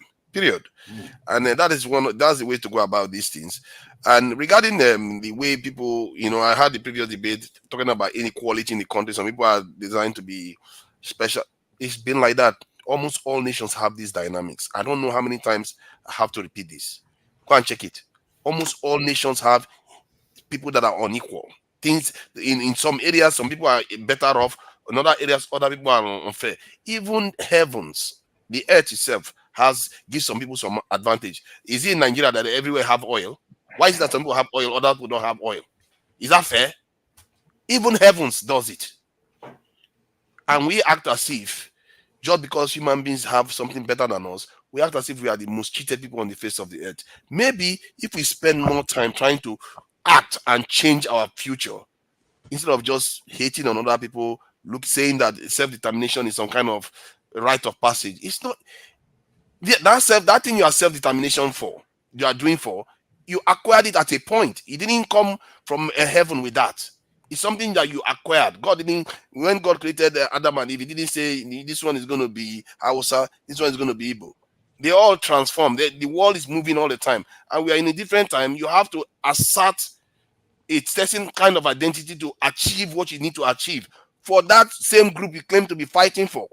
Because if you go now and say you want to tear the country up and you want to break up, do you know who you have to face out there in the world? You have NATO, you have China, you have India. These people their population is 1.4 billion or so each. You want to face them with those tiny groups that when even British came here before, it took all of us apart. Only one Britain took all of us apart. Okay. And that's our argument we want to start making today, 2024. That is better. And one man for once made a point that the reason why we are so big today is because we are all part of Nigeria. We talk. If you're in a small country, you're not going to make noise. Benin Republic is not making noise. Congo is not making noise. Cameroon is not making noise. If you're in a small country, you act as if just because if you become a small country, suddenly you're going to be, nobody's going to look at you anymore. You're gone. All right. Like other nations around us have gone too. So the point I'm making here is that. Okay, go ahead.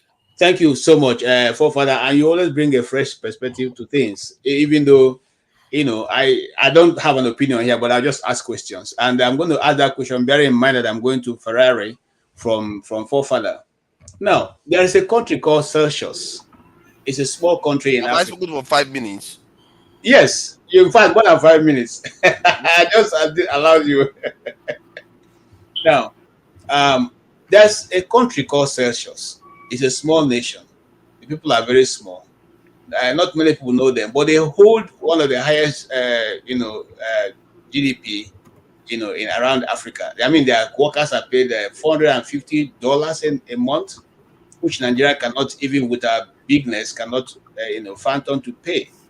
The question be, so should it matter that we are being heard and yet our people are not living, up to the most poorest country in the world with 25 million people as below poverty level? Does it matter, or should we concern about the quality of life our people are living? I'm sorry, you interrupted me before 5 minutes. Why? Other people spoke more than 5 minutes. Okay. I went and checked it just now. You are being partial. It's not right. I don't know. Other people speak longer. I know you did that with AY too. To get into this argument, you have to be fair. Yeah, he did that to timing me. it. You should be timing it. It's not fair. If you're not timing it, you are going to become biased and allow other people to speak longer than others. I'm not even up to 5 minutes. Around 4 or something minutes where you stop me. Okay. Good observation, Father. You need to add some minute to us. Okay. It's just, you see, I'm just trying to be fair because I noticed that the other people, like Righteous Man, spoke for a very long time, but you are timing them very strictly. It doesn't seem right. Now, Forefather, let me bring this disclaimer, and that's to you, who is a moderator, Forefather, totally in charge here. I can start to give you more minutes. I can start to cut it off. Of course you are, but I'm just calling it out. It's not politics. But you have to be fair. Now, is that not the No. you are fighting for in Nigeria And I'm today? taking you off. And more of that, I'll take you out. Because I said this before. I laid down my ground rules. I said, this is a panel. I want people to be able to come here and get something tangible. It's not a place where we'll come and display how well can become disruptive. Please. All right. But it's not nice to mute. No, so you just make your point. When you have not finished. Leave it at that. Okay? Please. All right. Ferrari, you heard the question I asked. Please, can you go ahead and elaborate? Yeah, I'm going to go straight to the reason I joined the panel, but I was a little bit distracted just now because of what Forefather said. And that's part of Nigerian problem. We have multiple problems. We are a very hypocritical people. We put our head in the sand and hope that nobody sees the body like an ostrich. We do that all the time. Now, if educated people come on here and tell the Nigerian people, well, you're not the only one suffering. You know, they're suffering in South Korea. You know, they are suffering in China. You know, they are suffering. I don't understand those type of logic. I wouldn't have a child that comes third in class and tell my child, you know, there's a child that came last. Why don't you become last? I don't get it when educated people come on here and do that kind of nonsense. It's okay if they surrender their citizenship and wants to be slave in their father's land. That's okay for them. But those that aspire higher, let them be. Don't say you're not the only one being marginalized. That's an insulting statement. If you think it's okay for humans to be marginalized, then be you. Don't bring it on others. Don't speak for others. Okay, that being said, let's go straight to the point of my matter. We all know Nigerian problem. Nigerian problem, we all know, is that we have no rule of law. We have the rule of man. And that rule of man has created all the other problems we have, from insecurity to economic woes. We can go on and on and on. And the key part being corruption and human insecurity and human insensitivity to another. But you cannot solve Nigerian problem without looking at the nature of the human being. What is the human character? Now, I'm going to emphasize that there are only 4 types of Nigerians. 1, there's the helpless Nigerian. There's the stupid Nigerian. They are on the left. And there's the intelligent Nigerian. And there's the criminal-minded Nigerian. They are on the right. Now, it's not just Nigeria that have these 4 types of people. Every country in the world has it. Whether that country becomes successful or fail depends on those on the right, the intelligent people and the criminals, what they do. You understand? North Korea, as you see it, its intelligent people have coalesced that country and said they're going to succeed. Russia did the same. America did the same. Now, those on the right are determinant. Now, how do they determine? It's a battle between the naive people on the left and the smart people on the right. The upper right has the intelligent people, the lower right has the criminal-minded people. Now, if the intelligent people are able to coalesce the helpless people collectively, they would override the stupid people and the criminal people. But if they fail, the criminal people, they are very smart, they will coalesce the stupid people and of course the helpless people, so they become 75%, and you, the intelligent people, will just be people who come here to wail, cry, and make noise. Okay. That is a fact. Every country has this. Right. So don't let anybody come here and deceive you. So that's the Nigerian issue. Now, right. When you helpless people contribute to society, but they are taking advantage by it. Intelligent people contribute to society and leverage their contribution into personal benefit, while stupid people are counterproductive to both others and their own interests, while the criminals are only care for themselves. Thank you. Nigerian's problem has been that we have more criminals in charge than we have. You have used more than your allocated time. Is somebody talking over me? Yes, I'm talking over you, and I'm saying that you have used all your time. Okay. That's all I want to put out there. We'll have some other time. Father, you say you have 2 minutes. So take your 2 minutes now. You can add or finish up what you are saying before you are interrupted. Yeah, because you remember you did pass me over. I would have thought you would like to compensate me, give me more time instead of cutting my time short again. Okay. You know, you passed me over. Take 3 minutes now. You got 2 before. Thank you. It's not about, thank you. I appreciate that.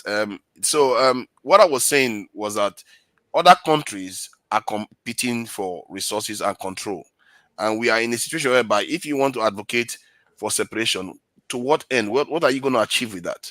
The situation is still going to be the same. Cameroon is there, Benin Republic there. None of them are special. We have a chance to do something for our own people. Like Dr. Ewesi asked, what is it going to take for us to better ourselves? We have to start operating on a higher level. Individual intelligence is not going to get us anywhere. When they say higher level, we have to start operating together. North, south, east, west. Anybody that wants to do anything has to think about all the groups and find a way to get them to work together to pressure these leaders. Because if you don't do that, they will use division to tear you all apart again, like they always do. They will use religion, they will use everything else. But if you cover those areas, they are not, you will see them coming and you become immune to division. And guess what you are going to see next? Either they give way or people will remove them. Thank you. Thank you. And you finish before Can I take my minute now? That's good. Or you still want to remove me? Can I take my minute? Oh, did I say I was going to give you a minute? Okay. That's what you said now. You know the power it intoxicate now. Now you don't turn to Abacha. Okay. I think it's frozen. I think it's frozen. Go ahead. Let me go ahead. So you see, what forefather is I want to add to what forefather said. Why I said we need to move forward. What we should be discussing, if Nigeria has not failed the black nation, the Africa in particular, by now, Nigeria should not be talking of our little tribe.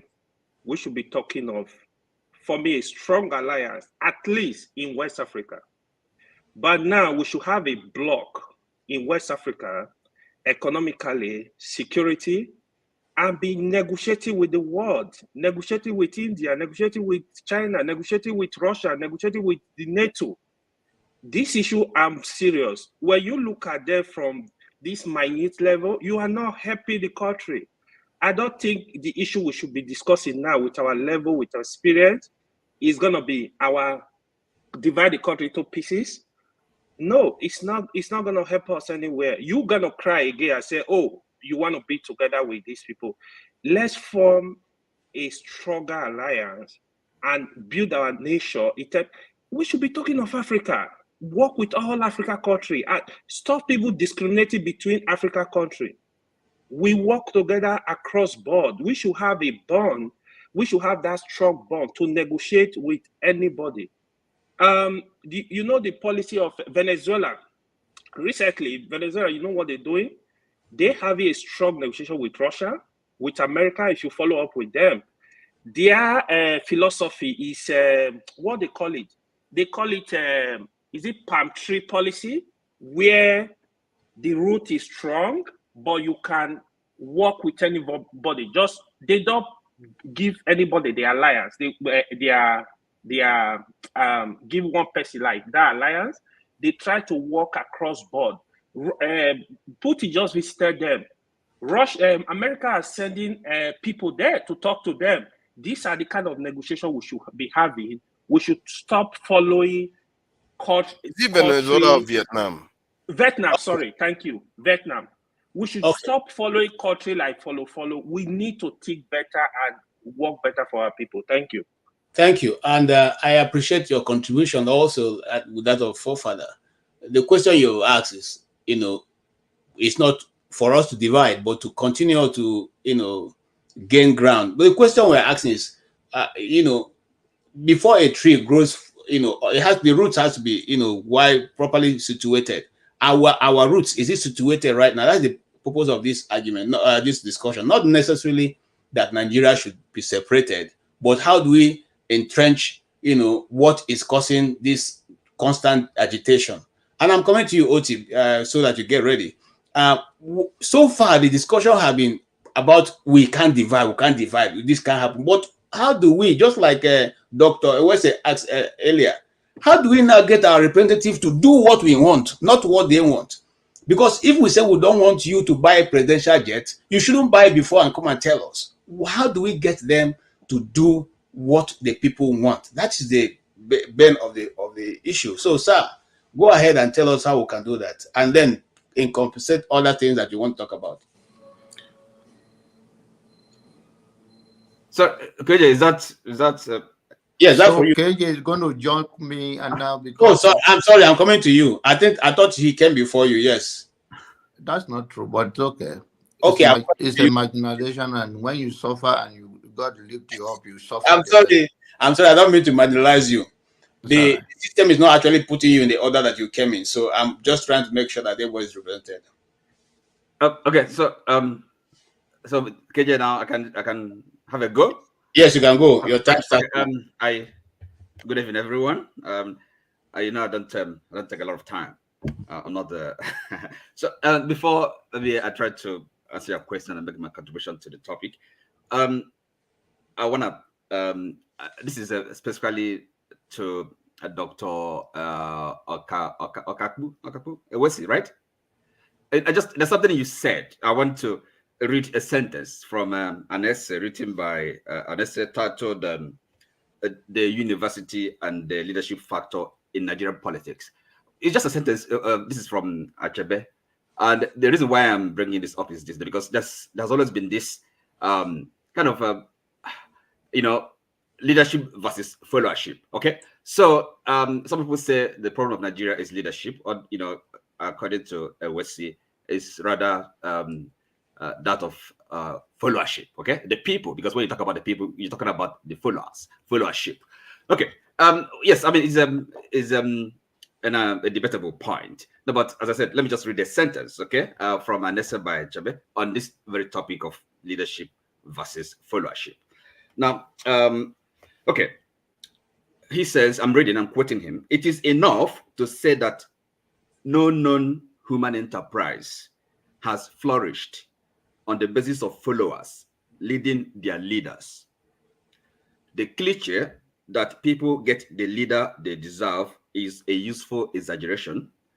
Useful because it reminds the general populace of the need for vigilance in selecting their leaders, where they have no chance to do so, in parentheses, where they have a chance to do so, in parentheses, and for keeping them under constant surveillance. So I do agree. Leadership is preeminent. It comes first. Okay.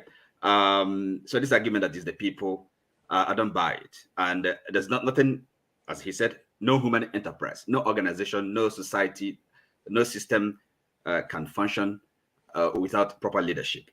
So that apart.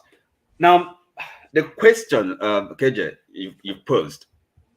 Well, I think the way I would approach it first is this: to think of this question of separation as encompassing, say, restructuring, reconstitution, decentralization.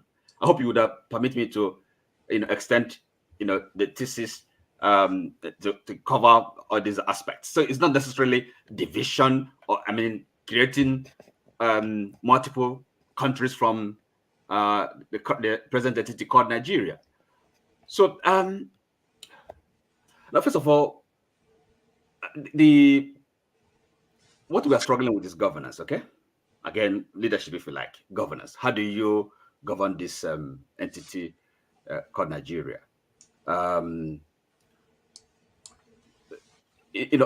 In addressing this question, we really have to think about how, we have to go to basics, right? Ask the question: how did Nigeria come about? You can't avoid it. You can't pretend.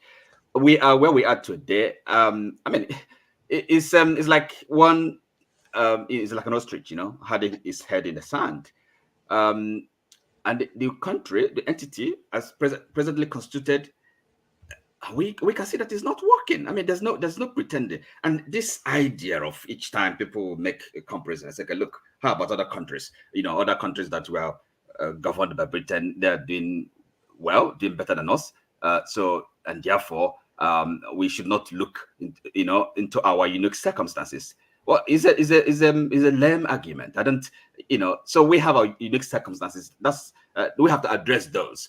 And by the way, somebody mentioned the case of Malaysia, right? And this same person at the same time, made us to understand that Singapore was carved out of Malaysia. Is that not kind of one really contradicting oneself? So the idea that the country called Nigeria was a product of British imperial expansion is we cannot run away from it. That's the fact. And we as Nigerians, we have experimented with different from the time our forefathers were struggling for independence. So this idea of different nationalisms, how to how to have this, have it work. It's always been there, and until the constitutions were adopted, the 1960 Constitution, Independence Constitution, the 1963 Republican Constitution, and then of course we know the history, 1979 Presidential Constitution. So this is a constant journey, and the idea that we cannot be imaginative or think of something different, maybe take bold steps, for whatever reason, I don't understand it. It's sorry.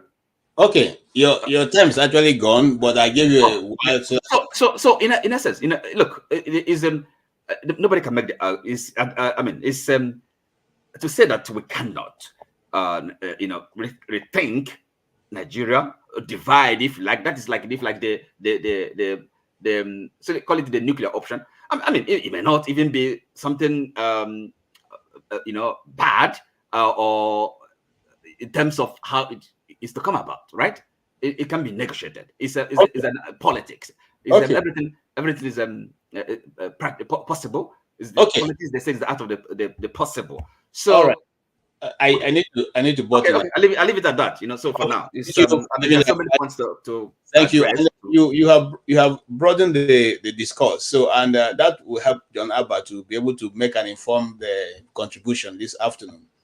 And so I'm calling on John Abba because much of what you've touched opens up the discussion so that he could go either way. John Abba, haven't listened to Oti, you've listened to Doctor, you've listened to Ewa, you've listened to Righteous Man, and you've been around to listen to Forefather. What's your take, sir? Thank you, KJ. You're always a very smart host. We have a political disagreement in some areas, and from you now I learned that we still continue to live Nigerian and every other low society. I've seen my supervisor become a boss, and he never know we work together again and on the lower level, and it punishes me whenever I have the opportunity.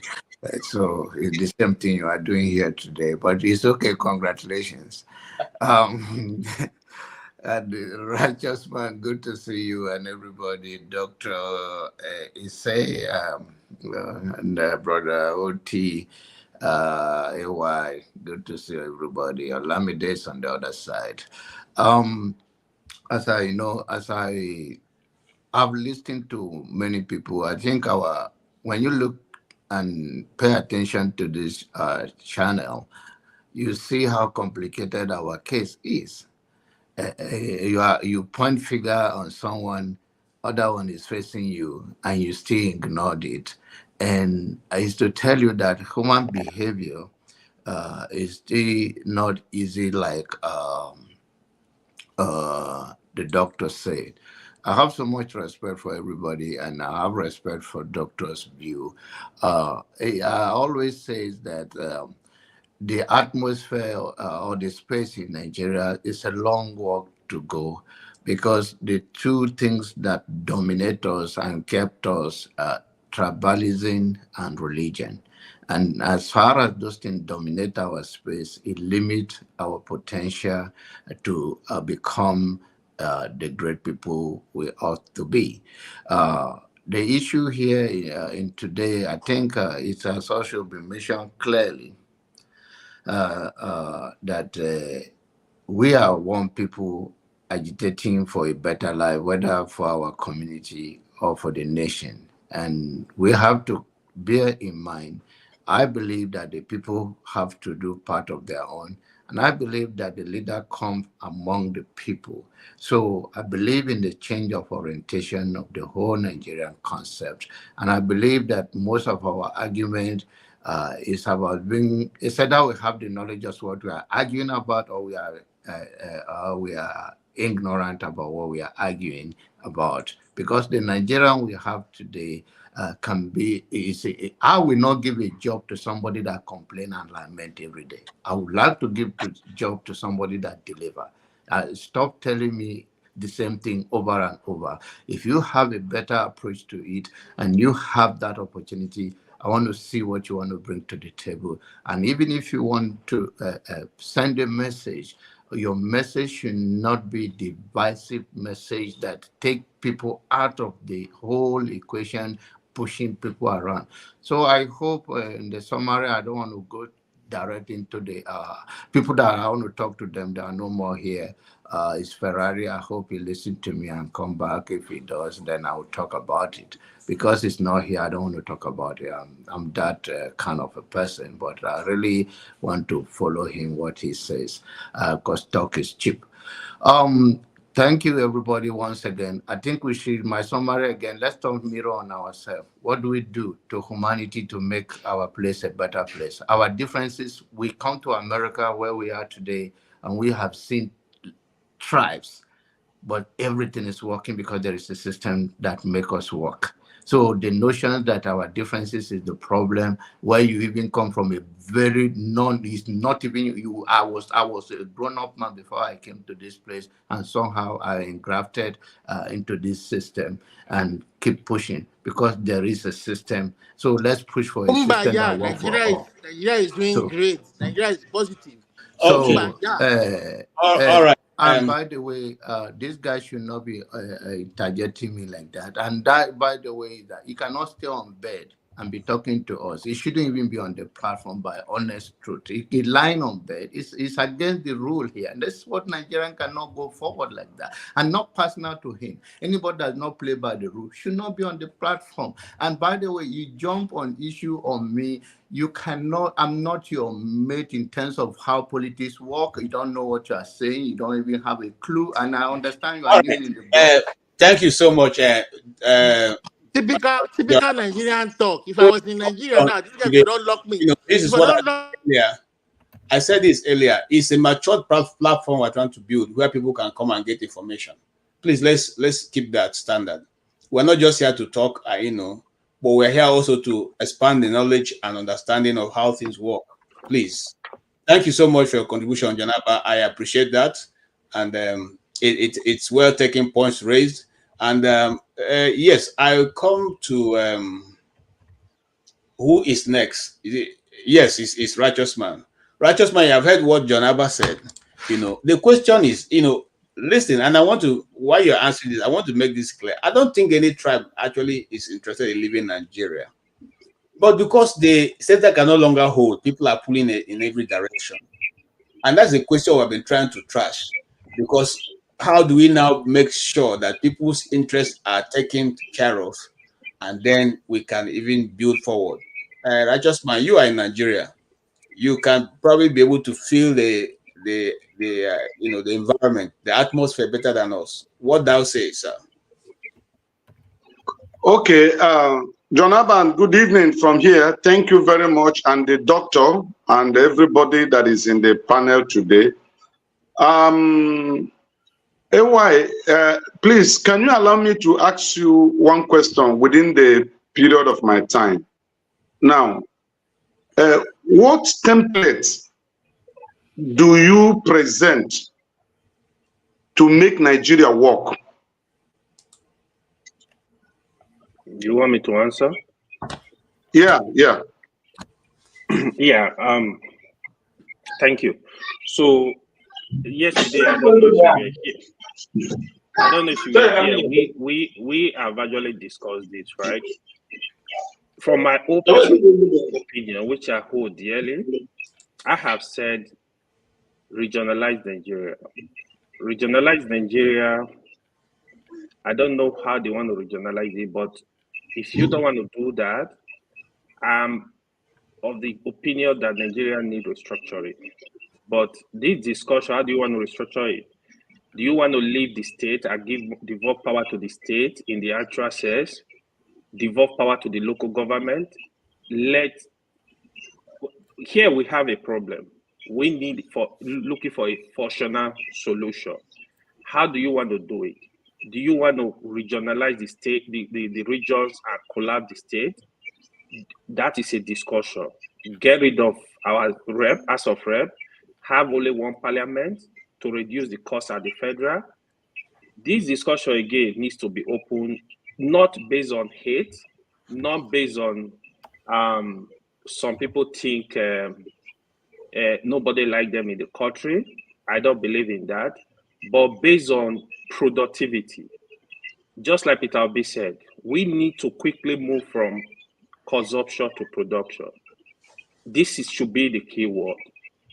In all regions in Nigeria, in all states in Nigeria, as you may call it, every region is self-sufficient. Every state is self-sufficient. Because people go to Abuja every month to share money, that is why you think some states, some region, they can't do it. Everybody can do it. Even if you are fully in agriculture, you are feeding the other part of Nigeria, you can do it. Jonaba State, Benue is not called food basket of the nation for nothing. So there is reason for that. So that is my whole submission as regards Nigeria. Okay, thank you so much. So KG, I've not finished my time now. I just asked him a question. I actually forgot that you are there. All right, go ahead. But you gave him your time. You have taken 3 minutes of the time that you're supposed to be for you. So, but go ahead, sir. Go ahead. I extend your time. AY, I know you are learned. You are my friend. We've discussed several times. Do you believe in the word referendum? Yeah, I believe in the word referendum. Now, have you ever asked yourself why in our constitution the word referendum was not included? So who are you blaming for that? No, I say you believe in it. That's the question to you. Who are you blaming for it? Answer it yourself. Who are you blaming for it? Who is the cause of that? No. Okay. No, let's talk. Who are you blaming for it? Okay. Let me tell you who I'm blaming. And my answer is going to contradict the initial submission of the doctor that we have in the space here. Now, the American history that I have read did not say the American society came to change America. It was the few individuals whose leadership fell into their hand that came together and have an agreement which they presented to the American people as a constitution. And as time goes by, where they deem necessary, they amend it, or either by repealing or adding. In the case of Nigeria, hold on. In the case of Nigeria, let me ask you a direct question for the public. Who removed referendum from Nigeria Constitution? Can you just answer to educate the public? Sorry, this discussion is not between you and the righteous man. So righteous man, please answer that. Let him answer that, please. No, that is not going to happen. Righteous man, please, can you conclude? Thank you.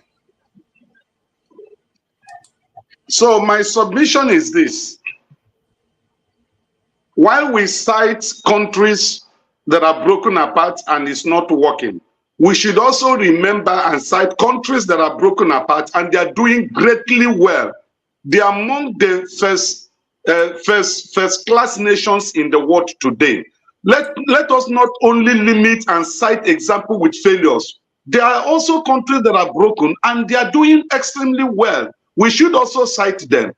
Like I have always submitted, it's not as if any tribe in Nigeria or any region in Nigeria is interested in breaking Nigeria. No, I've said it time with that number. What we are saying is this: the nationhood of Nigeria have not been attended to, and we have a wrong foundation.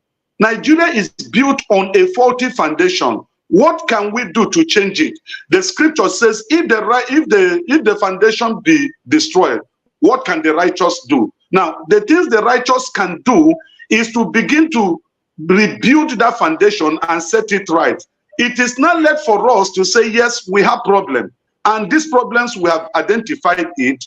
First, let us change the Constitution of Federal Republic of Nigeria and make it a constitution, subject it to referendum, where the people will say, yes, this is the people's constitution, which will give and guarantee equal right to every Nigerian. All right, that's my submission. Thank you so much. And yes, Pastor Andrew is back. And Pastor Andrew, you have been behind all this while. KJ, when am I going to take my turn? Oh, come on, man. Hold on, man. Hold on. All right, Pastor Andrew, you're welcome. I was standing in for you. To fire John Abak. When am I taking my turn? We have to be civil, my brother. We have to be civil. All right. Thank you for your submission, righteous man. I'm coming to you, Olamide. Olamide, you see, I want you to come in this direction because you see, your contribution may be viable or may be very solid, but your presentation may make people, not want to listen to you. So can you please organize yourself and then comport yourself and give us your own direction? Being insulted. News. All right, thank you very much, KJ. You still have the floor. I'm just here. Except you are tired, but I'll just do maybe 20 minutes and go backstage. I just want to ask Righteous Man a question. Righteous Man, you posed a question to. Let me have been waiting for a while. He was supposed to. Let him wait there. Don't worry about it. I'm the moderator right now. You the floor later back to you. Okay. Don't worry about that. Okay. He's been yes with me since morning, so I know what. We'll wait. Don't worry. Righteous Man, you asked AY a question. Why there's no referendum in the Constitution? Is that correct? Where is KJ? KJ has run away. Yes, I asked the question. I said, has you ever thought why there is the word referendum does not exist in our Constitution? Because that is the term. Hold on. You said the word referendum does not exist in our Constitution. Are you 100% sure of that? Yes. You are 100% sure of that. I'm going to ask you again. Yes. You use the word word referendum. Yeah. This is the 1999 Constitution. Hold on. Listen. Hey, my brother. You asked me a question. Now let me answer. Pastor, let me answer the question you asked me. Righteous man. Should I go ahead? For you that the word referendum is captured in the Constitution. Okay? Section 68. Can you read? Section 68. Section 69. 1A states there is presented to the chairman. Let me get it. B, I beg your pardon. The petition is thereafter in a referendum conducted by the Independent National Electoral Commission. So you see the word referendum. Please, can you read the whole? Don't just pick that. Can you read the content? Don't just pick that statement, because that statement is subjective. That statement is subjective. Righteous man, hold on 1 second. I had to mute you. If we rewind this step back, you said the phrase or the word referendum did not appear in the Constitution, irrespective of the context it is used. That is what you said. Everybody heard you. So, in the context where that word referendum appears, it's in Section 68, Section 60, Section 69B, which is in respect to what? Recalling and elected officers. It's there. That is in the context it was used. And you said the phrase referendum does not reflect in the Constitution. Go ahead, say what you want to say. You have 2 minutes, please. You won't go more than 2 minutes. Okay, thank you. During the heat time of IPOB, Nnamdi Kanu was calling for a referendum that the Nigerian government should conduct a referendum to determine whether the Southeasterners want to remain in Nigeria or not. And I listened attentively to Nigerian sons who appeared on television severally and said there is no provision of referendum in any group for any group deciding or to decide whether they want to be part of Nigeria or not, that the word referendum is not found in our constitution, giving right for one to decide whether to be or not. Okay, so that is why I told you that it's subjective. Look at the context where the word referendum is used. But for you to decide whether you want to be part of Nigeria or not, there is no provision made that have the phrase referendum, subjecting your will to referendum. It's not there. Thank you very much. Like I said, I quoted you rightly, and I told you in the context it was used.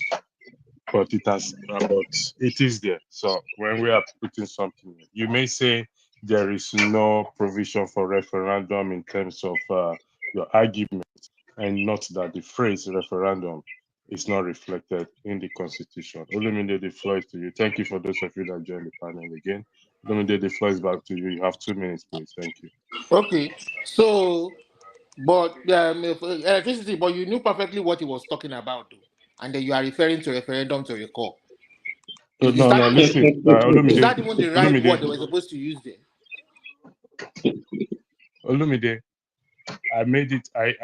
If you unmute yourself, go unmute yourself. The man said that the phrase referendum did not reflect in the Constitution. I read it to him and I told him in what context it was reflected, it was used. Okay? I am not denying or against his argument that there's no referendum. But he made a submission now. He made a submission. And you know under what context he made that submission. No, that was not that. No, before he made that submission, I listened to him carefully. That was what brought me on the panel. Okay. Okay, that's fine. That's fine. That's fine. No problem. So electricity. Thank you. I've wanted to address one man. So one man is not here on this show, and you know what? One man confirmed my own assertion. What I've always thought all along, that Tinubu and his guys and his political goons, they raised Yoruba Nation up, funded Yoruba Nation, raised the consciousness of Yoruba people all over the world because they thought that Buhari wasn't going to hand over to him, as he said, Emilokon. And now that he finally got it, he got the presidency, the North was afraid that of his political machinery, that if they didn't hand it over to him, then they were at risk of tearing the country apart.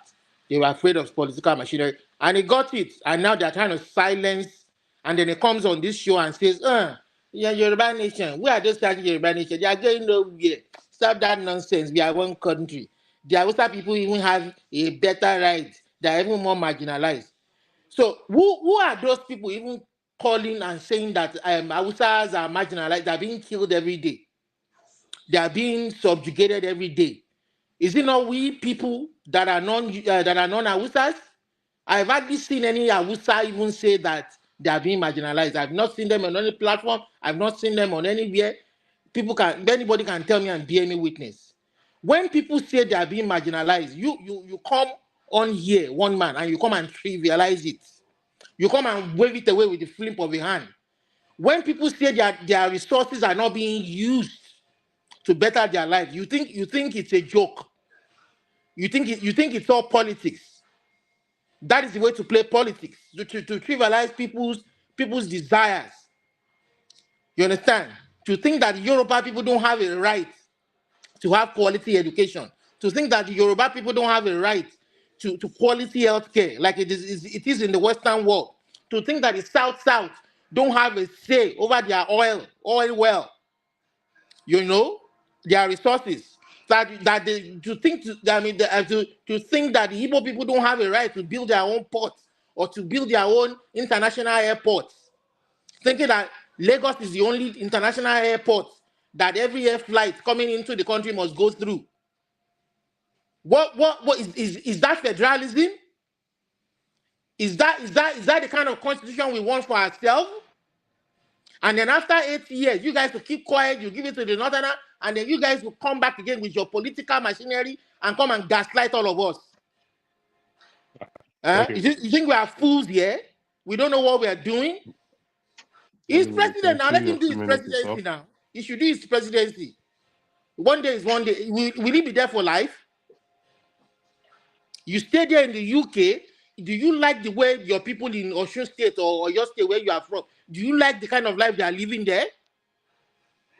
We can't hold a free and fair election where people can elect their leaders at all levels, local government level, state level, and federal level. Ido election is coming up, Benin election is coming up, we'll see what you people will do. Ordinary free and fair election, you can't have it because you want to steal money. You want to steal money. Is that how to govern a country? Hey, Olumide, your 2 minutes is up. And then why? You see, this I speak the truth. This unity begging is just enough. Enough of this unity begging. Okay, let's forget this unity begging. Are you a unity beggar? This is such attitude will not behavior will not give you good Yoruba land. I speak the truth. The floor is yours. All right. So honestly, we want to change a nation. We're asking. You've asked for a good rule of law, but you can't even abide by a simple law that is on the platform. We will continue to present civil ways of getting our nation. And you people keep dribbling, continue to dribble laws. That day, that list of force will come to reality.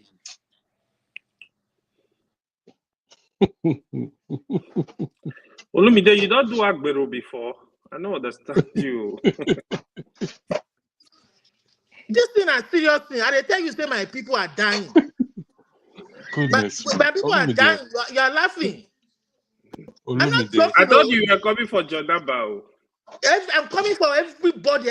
All these unity beggars when they beg. Unity we don't serve anybody purpose. Olumide. To remove Olumide. Too much. You've been with me from the beginning of this broadcast, and I gave the floor to you numerous times. Your opinion was heard. We did back and forth question and answer. You see, I don't know what to say because thank God KJ is back. Thank God KJ is back. So I'll KJ back to the floor. KJ, yes. Me, I don't have AK-47, but I get my mouth. That's justice. I get my mouth. All right. Okay. I speak the truth. Just give me 1 second. I'll come to you. Sir, no problem. Yeah, you want? I speak the truth. I'll come to you. Just give me 1 second. Sir, you want to say something? Mr. I can't pronounce your name. Apologies. Yeah. Make it brief, please. Yeah, just a short because I'm leaving. Typical example. I want Oti. Do you observe Olumide? This is one of the things why I say that. Yes. We are the people. It's not the leaders. And let me say this. I put it in my conversation with you on the chat line. The issue is the leaders lead where they tend that the people are responding to.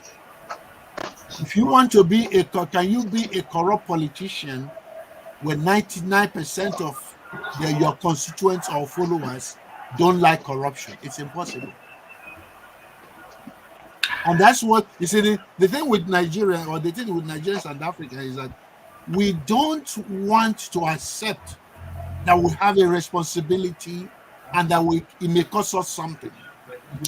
And for as long as we keep ignoring that, I may lose 2 days of my overtime to go and organize with Nigerians in Atlanta, or I may have to go and contribute something. For as long as we keep thinking in that order, we're not ready for a change. Because a change involves not me wanting Tinubu to change. What change am I willing to make about my own self? Thank you, sir. Sorry. Can I? Excuse me, Pastor. Can I just I just allow him to speak, please. I speak to the place. Yes. can I just respond to what he said, because he addressed me there. He addressed me. Let me just Oti, in a brief Oti, response to that. Oti, he only pointed, the man only pointed a fact out. He just pointed a fact out, okay? Which fact? I'll Which come fact? to you. He pointed a fact, No, he a addressed valid me, fact because out. I've been having a conversation No, with him. it's a general statement he made, Oti, please. I speak the truth, the floor is yours. Thank you. So first of all, Professor Akapu, I really enjoy when you are like a breath of fresh air. Like you are a very, very good teacher. I love listening to you. And just listening to you earlier was one of the reasons I came on. So I just want to say thank you for everything that you always basically teach us on here. I personally really appreciate it. So that's just from me to Professor Okapo. I'm going to go with what we were saying earlier, and this is what I was coming on for. I don't know if 2 minutes I can do justice with 2 minutes, but I'm going to try. When people always come around and say they want a referendum, I always ask, I don't think they've thought about it real in depthly or put a lot of thought into it, because I always wonder who are the people that are going to take part in this referendum? Is it the people, because we know that there's really only one group that is adamant about splitting Nigeria, and that is the Southeast. Now, we have minor groups that are not, I wouldn't say, I would say not that serious, like the Yoruba Nation, and, there are other little groups in the Niger Delta region and the Middle Belt that haven't gained traction like Biafra. So as we all know, Biafra is the main group that wants to leave Nigeria. Now, in the case of a referendum, who is going to vote? Is it the entire Nigeria, or is the vote going to be limited to just the Igbo group or their subgroups? Again, who is going to pay for this referendum? As we know, Nigeria is a poor country. Sometimes we might say, well, there's a lot of money, there's a lot of potential, but we know this is a poor country. So are we now saying the federal government is going to dedicate funds to a referendum just to decide if one group wants to leave? Thirdly,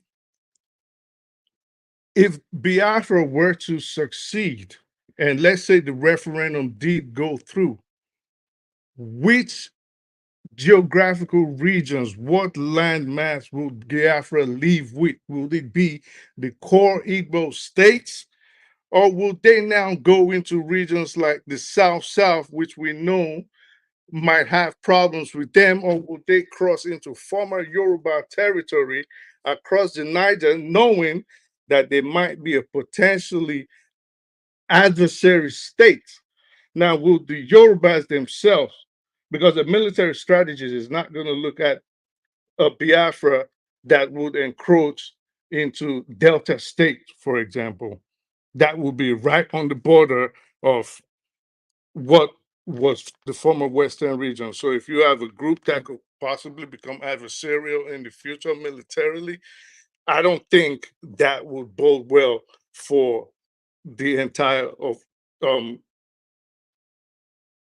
region of what we call Nigeria today. So I think people have to take all these things into cognizance when they ask for a referendum, when they ask to split. And I've never heard anybody really explain that. All I've heard is, we want a referendum, we want our own country, we want to split, but there are other things that encompass before you get encompass into getting that. And I haven't heard anybody really go into it in depth and say, this is how it's going to happen. This is what the region is going to be. This is what the new countries are going to be. Nobody has said anything. It's just, we want referendum and we want to leave. Okay. Yeah, you want to leave and you want a referendum. Then after that, what happens? You said something. You said Nigeria is poor. It's a poor country. Do you have facts to support that? I mean, we can look at our per capita income and we can look at the GDP. So it's your opinion. So it's your opinion. Okay, so this is, I think it is interchangeable because we've had this discussion on here before, and I was actually on the side that Nigeria is a rich country. So I think it depends on the context that we're using it. So I could say it is rich, but it is also poor, if that makes sense. Nigeria just paid 90 billion to people that went to Hajj. I really say they are poor. If when it comes to wanting to compare, I mean, put a referendum in place, is it not the will we need to do it? The will, but Yeah. well, okay. So, like I said, I don't know how much a referendum is going to cost, but I know it's going to cost a A lot of referendum money is just like an election. A referendum is just like an election because that you was have to. done 2023. I don't know. I've never conducted a referendum, and I've never seen too many referendums conducted in my lifetime. But all I know is if it's going to be like an election, I know logistics are going to become involved. Identifying who's going to be who's going to vote is going to be involved. So, in all, it's going to involve a lot of money. So that is all I know. Now, does Nigeria have whatever money it's going to be? 1 billion, 90 billion, $2,000? I don't know. So but I know it's going to cost a lot of money.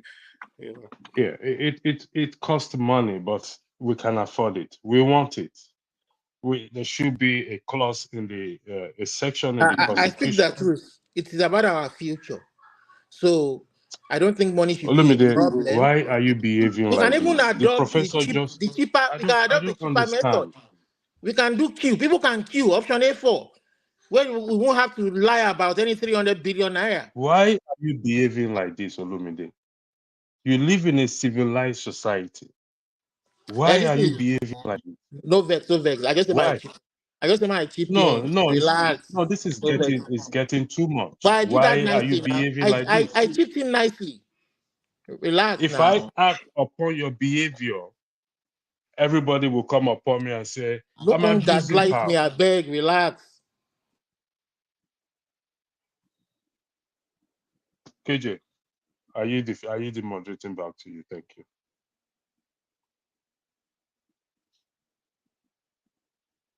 All right, thank you, Pastor.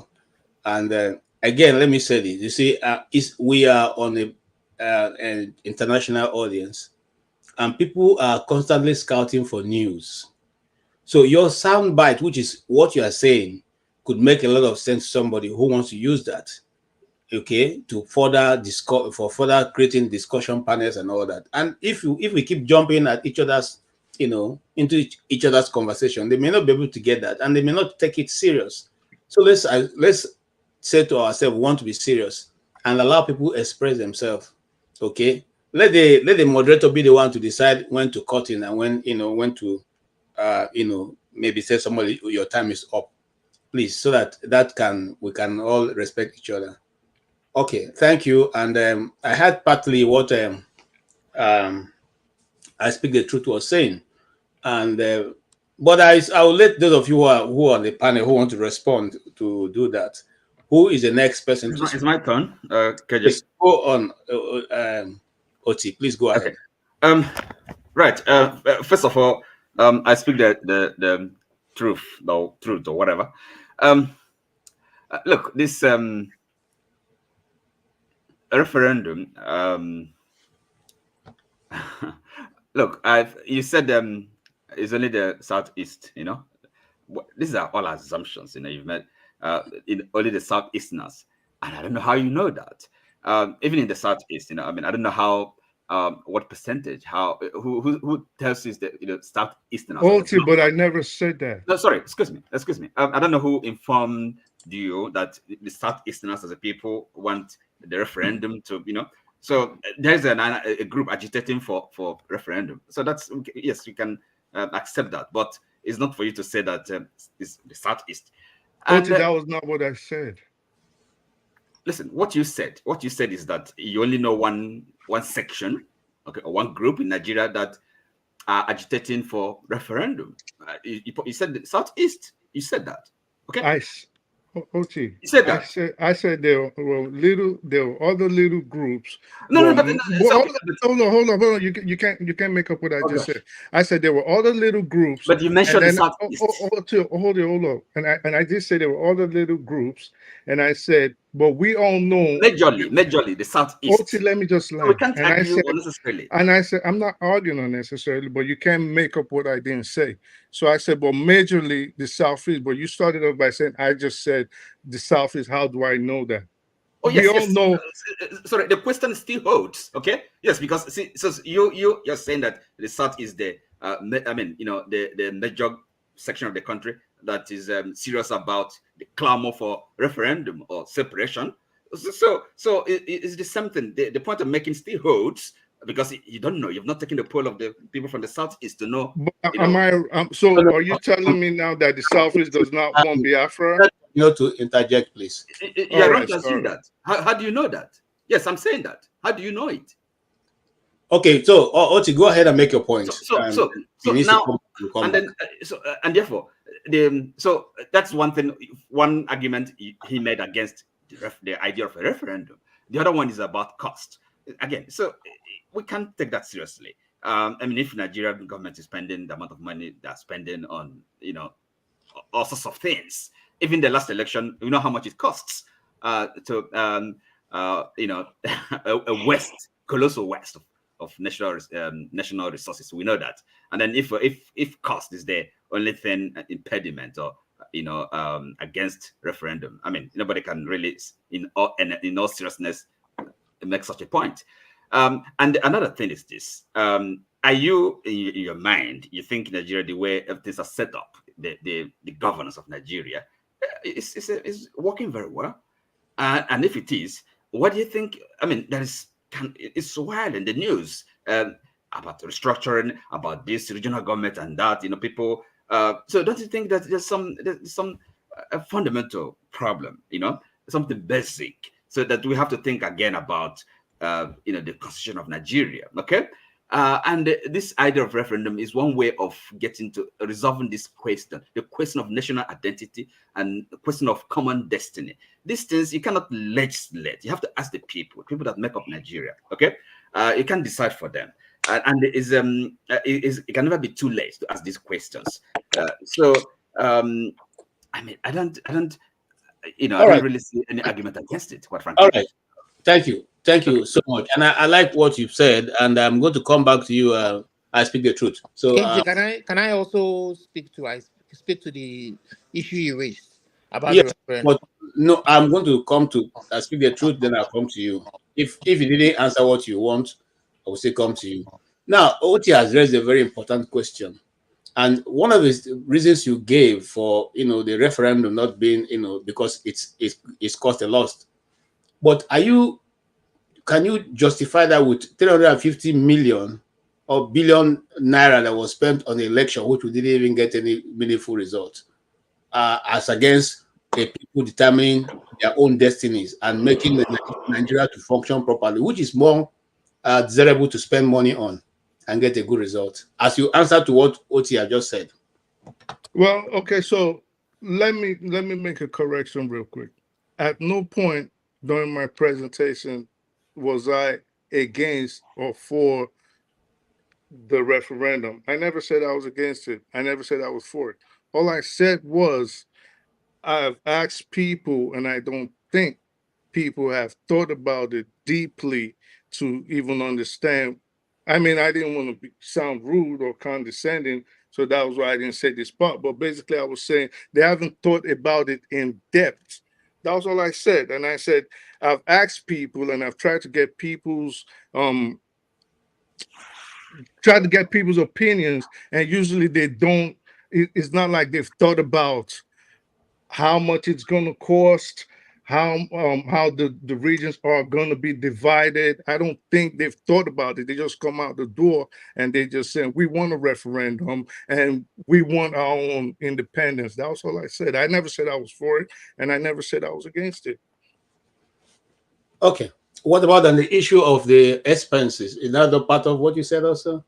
Yeah, that was a question I was asking. That I know Nigeria is a poor country, so I don't know how much, because electricity actually tackled me on that, and I said, well, I don't know how much it's going to cost, and he said, well, the elections had just cost like 90 billion naira. I don't know, and I said, I don't know if it's going to cost $1,000 or it's $100 million. I don't know. All right. These are just questions I want to know. Thank you so much. Olumide, yes, you have a comment. I speak the truth. I just want to kind of I want to in a brotherly way just kind of I like enlighten you on some things, because when you spoke, you said you didn't really know in depth about the referendum because it wasn't something that was that you were familiar with in your part of the world, in the US, and that you didn't think that if the people who are clamoring for it really know the benefits or the pros and cons of whether it will be beneficial or not. So I would tell you, see, in the US, when they formed the United States of America, when the colonies broke away from the British colonialists and formed US, it was one ethnic group, majorly one ethnic group, the English people. There were English descendants that broke away, and there may be some Europeans and largely one ethnic group. So their constitution, their way of life was based, whatever it is today was based from what their founding fathers. But we are not talking about one ethnic group here. We are talking about over 300 ethnic groups. Now, to factor that in, if you want to compare Nigeria with another civilized region where they have a multi-ethnic group, Europe, for instance, is made up of many ethnic groups, many nations that were formed today. And then I'm sure in majority of their constitution, there's a clamor for referendum in there. You understand? And for Canada, for example, was colonized by the British. The Quebec side was colonized by the French people. There was a war, and the British won the whole of the country. But they allowed the French autonomy over the Quebec side. Today, there are parties in Quebec that will promise the Quebecans the ability Quebecois. to Quebecois to hold referendum so that they can break away. Is a part of the manifesto of that party that if they win the majority, they will canvass for, and they've done the referendum twice, and the Quebecois people or the Quebecer people voted. Majority of them said they still wanted to remain part of Canada. That was a civilized way that they developed into their constitution or law to resolve and that problem of nationhood if it were to arise. And now there's another election coming up, federal election coming up in next year, and that Quebecer party now is promising again that if they win a majority, they will allow for a referendum so that they can try again the third time to break away. They've been 2 in 10 years. So, and referendum, as a matter of fact, is not alien to Nigeria. If you want to, in the 60s, the Midwest region broke away from the Southwest region through referendum because they said they were being marginalized. Project resources were not being utilized. It wasn't getting to them, and they broke away. We did that successfully, and they had their own region, and there was the premier for that region. From You the understand? Western region. Sorry? The Western region, not the Southwestern region. From the Western, Midwest okay. divided Well, yeah, from the Western region. region. But I know there was Midwest region. So now what we are saying, in order to avoid war, is just if they organize the referendum, if they want to do technology, it might make it more expensive. If they want to do manual, if they want to do option A for whatever they want to do, this is crucial to lives, preventing war, silencing those who are clamoring for a breakaway. That's the only way you can silence them. You understand? And if you make it even as a matter of campaign for manifest, for instance, if Nnamdi Kanu was to form a major party, a pop party, to say, you know what, this will be my part of my campaign to engineer a referendum for us to have our own self-determination and sovereign space. I mean, and you don't carry. I mean, we can do it peacefully. This is what the whites do among themselves. Why do we have to make it war KJ, among is it okay ourselves if I as black respond? people? Sorry.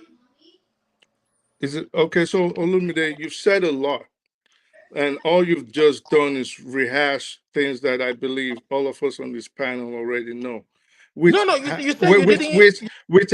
which hasn't addressed. You still haven't addressed what I actually asked, which was the cost issue and how was the land going to be divided. You still haven't I mean, explained I that. am saying that the cost issue is immaterial, but we can decide to minimize the costs. You understand? By not maybe using technology or you understand? I'm even telling you the kind of technology Nigeria employed and spent that 300 billion was even a bogus and overbloated budget, where they used the opportunity to siphon money and they didn't even allow it to work for the people. So I'm telling you that we can get it done, most especially because this is for the benefit of saving lives, preventing war, you understand, and letting us make progress and look forward and put all this behind us. You understand? That is the only way we can forever put it behind us. So that if the majority of the Igbo people vote, it will be like a campaign. Vote and say we want to still be part of Nigeria the way it is structured, the way it is right now. Those opposing it will be silenced. Then you can then see them as an enemy of the state. But when you allow people to self-determine, to aspire, it's part of aspiration. You understand? We can do it in a civil way. I understand, Olumide. What about the second part of the question? So the second part of the question is this: we have ancient landmarks.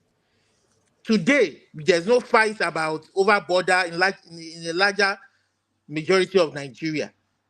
You understand? If the Igbo people decide to go today, there will be a negotiation. When the Czech and Czechoslovakia broke into Czech and Slovakia, I'm sure there was transitioning period where they probably sat down and discussed over several ways of demarcating land, and there might still be some dispute till today. We don't know, but we can always sit down and talk about this. We don't have to war. Do we have to war? We don't have to war. We can sit down and talk about it.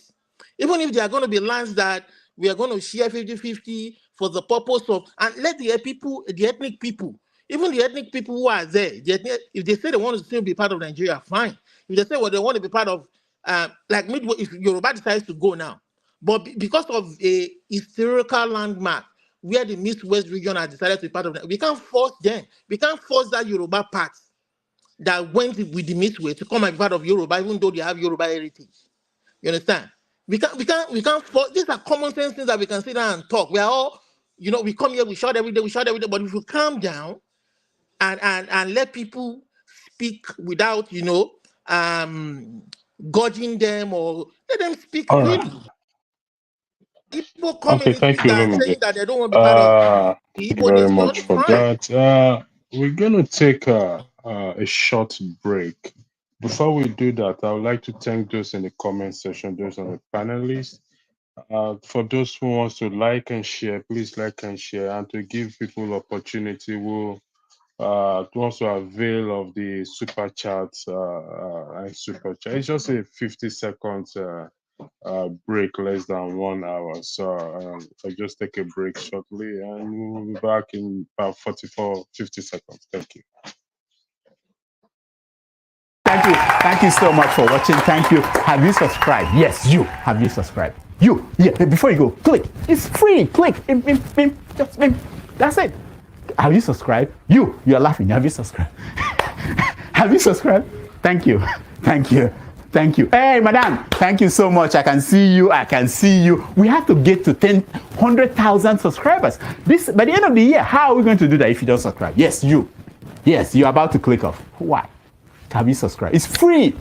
If you don't, ask your son, ask your daughter how to. Just one click. Thank you. Thank you. I see you. Aha. Thank you very much. Thank you very much.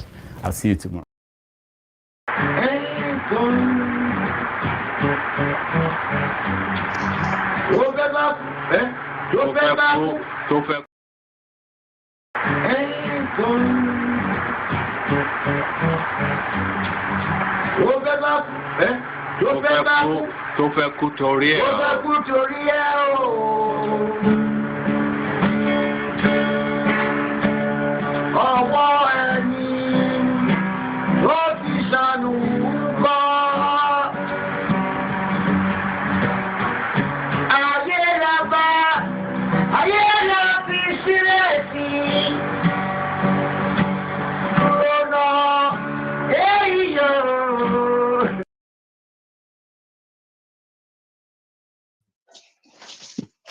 Thank you very much. Jonaba, you wanted to say something? Okay, Jonaba is on there. For those of you who were not here earlier, we had someone on the platform here. His name is Christian, and he made a very, very valid profile solution to our issue. KJ was here, some few of us were here. I'm going to cut the tape and we're going to play it. Jonaba, you have 2 minutes, please. Thank you. Oh, okay. Well, I'll be exiting soon because I don't want to stay here listening to Olamide, what he's talking about. The argument is becoming more not intellectual argument. So wasting my time listening to Olamide, I will be depressed more because I want to have adult and mature conversation, not a man sleeping in his bed arguing with me and his brother Ferrari. That is only active on chat. He ran away when he saw me, and that is I like that he ran away because he have no argument. So let me have a good evening. I have to leave. A righteous mind is waiting for Yam from Benue, and now even worse, whether is it the moon behind his door? I don't know where righteous man is. Is waiting or is waiting for Yam from Benue and he slept off. So I would love to spend time. My brother speak the truth, AY, but Olamide have depressed me beyond bearing this. Because you have a good evening. I may join later if I have somebody that. Jonathan, I'm taking that as a positive, though. Yeah, it's a positive. No, That you it's don't nothing have negative. you I don't want have you a to know I defense. will never, people like you will never offend me. And You don't have a defense for my speech. No. I don't have to defend anything from you now. It's okay. You have at this level of my life, there are people that will never offend me. So it's like you will not offend me, you will not surprise me. Righteous man, the yam is coming by air. So don't even go out of your bedroom. See you guys later. Bye now. Gentlemen, we're going to call it a night here. I'd like to thank every one of you and have a lovely week ahead. Thank you. No, Electricity. not yet.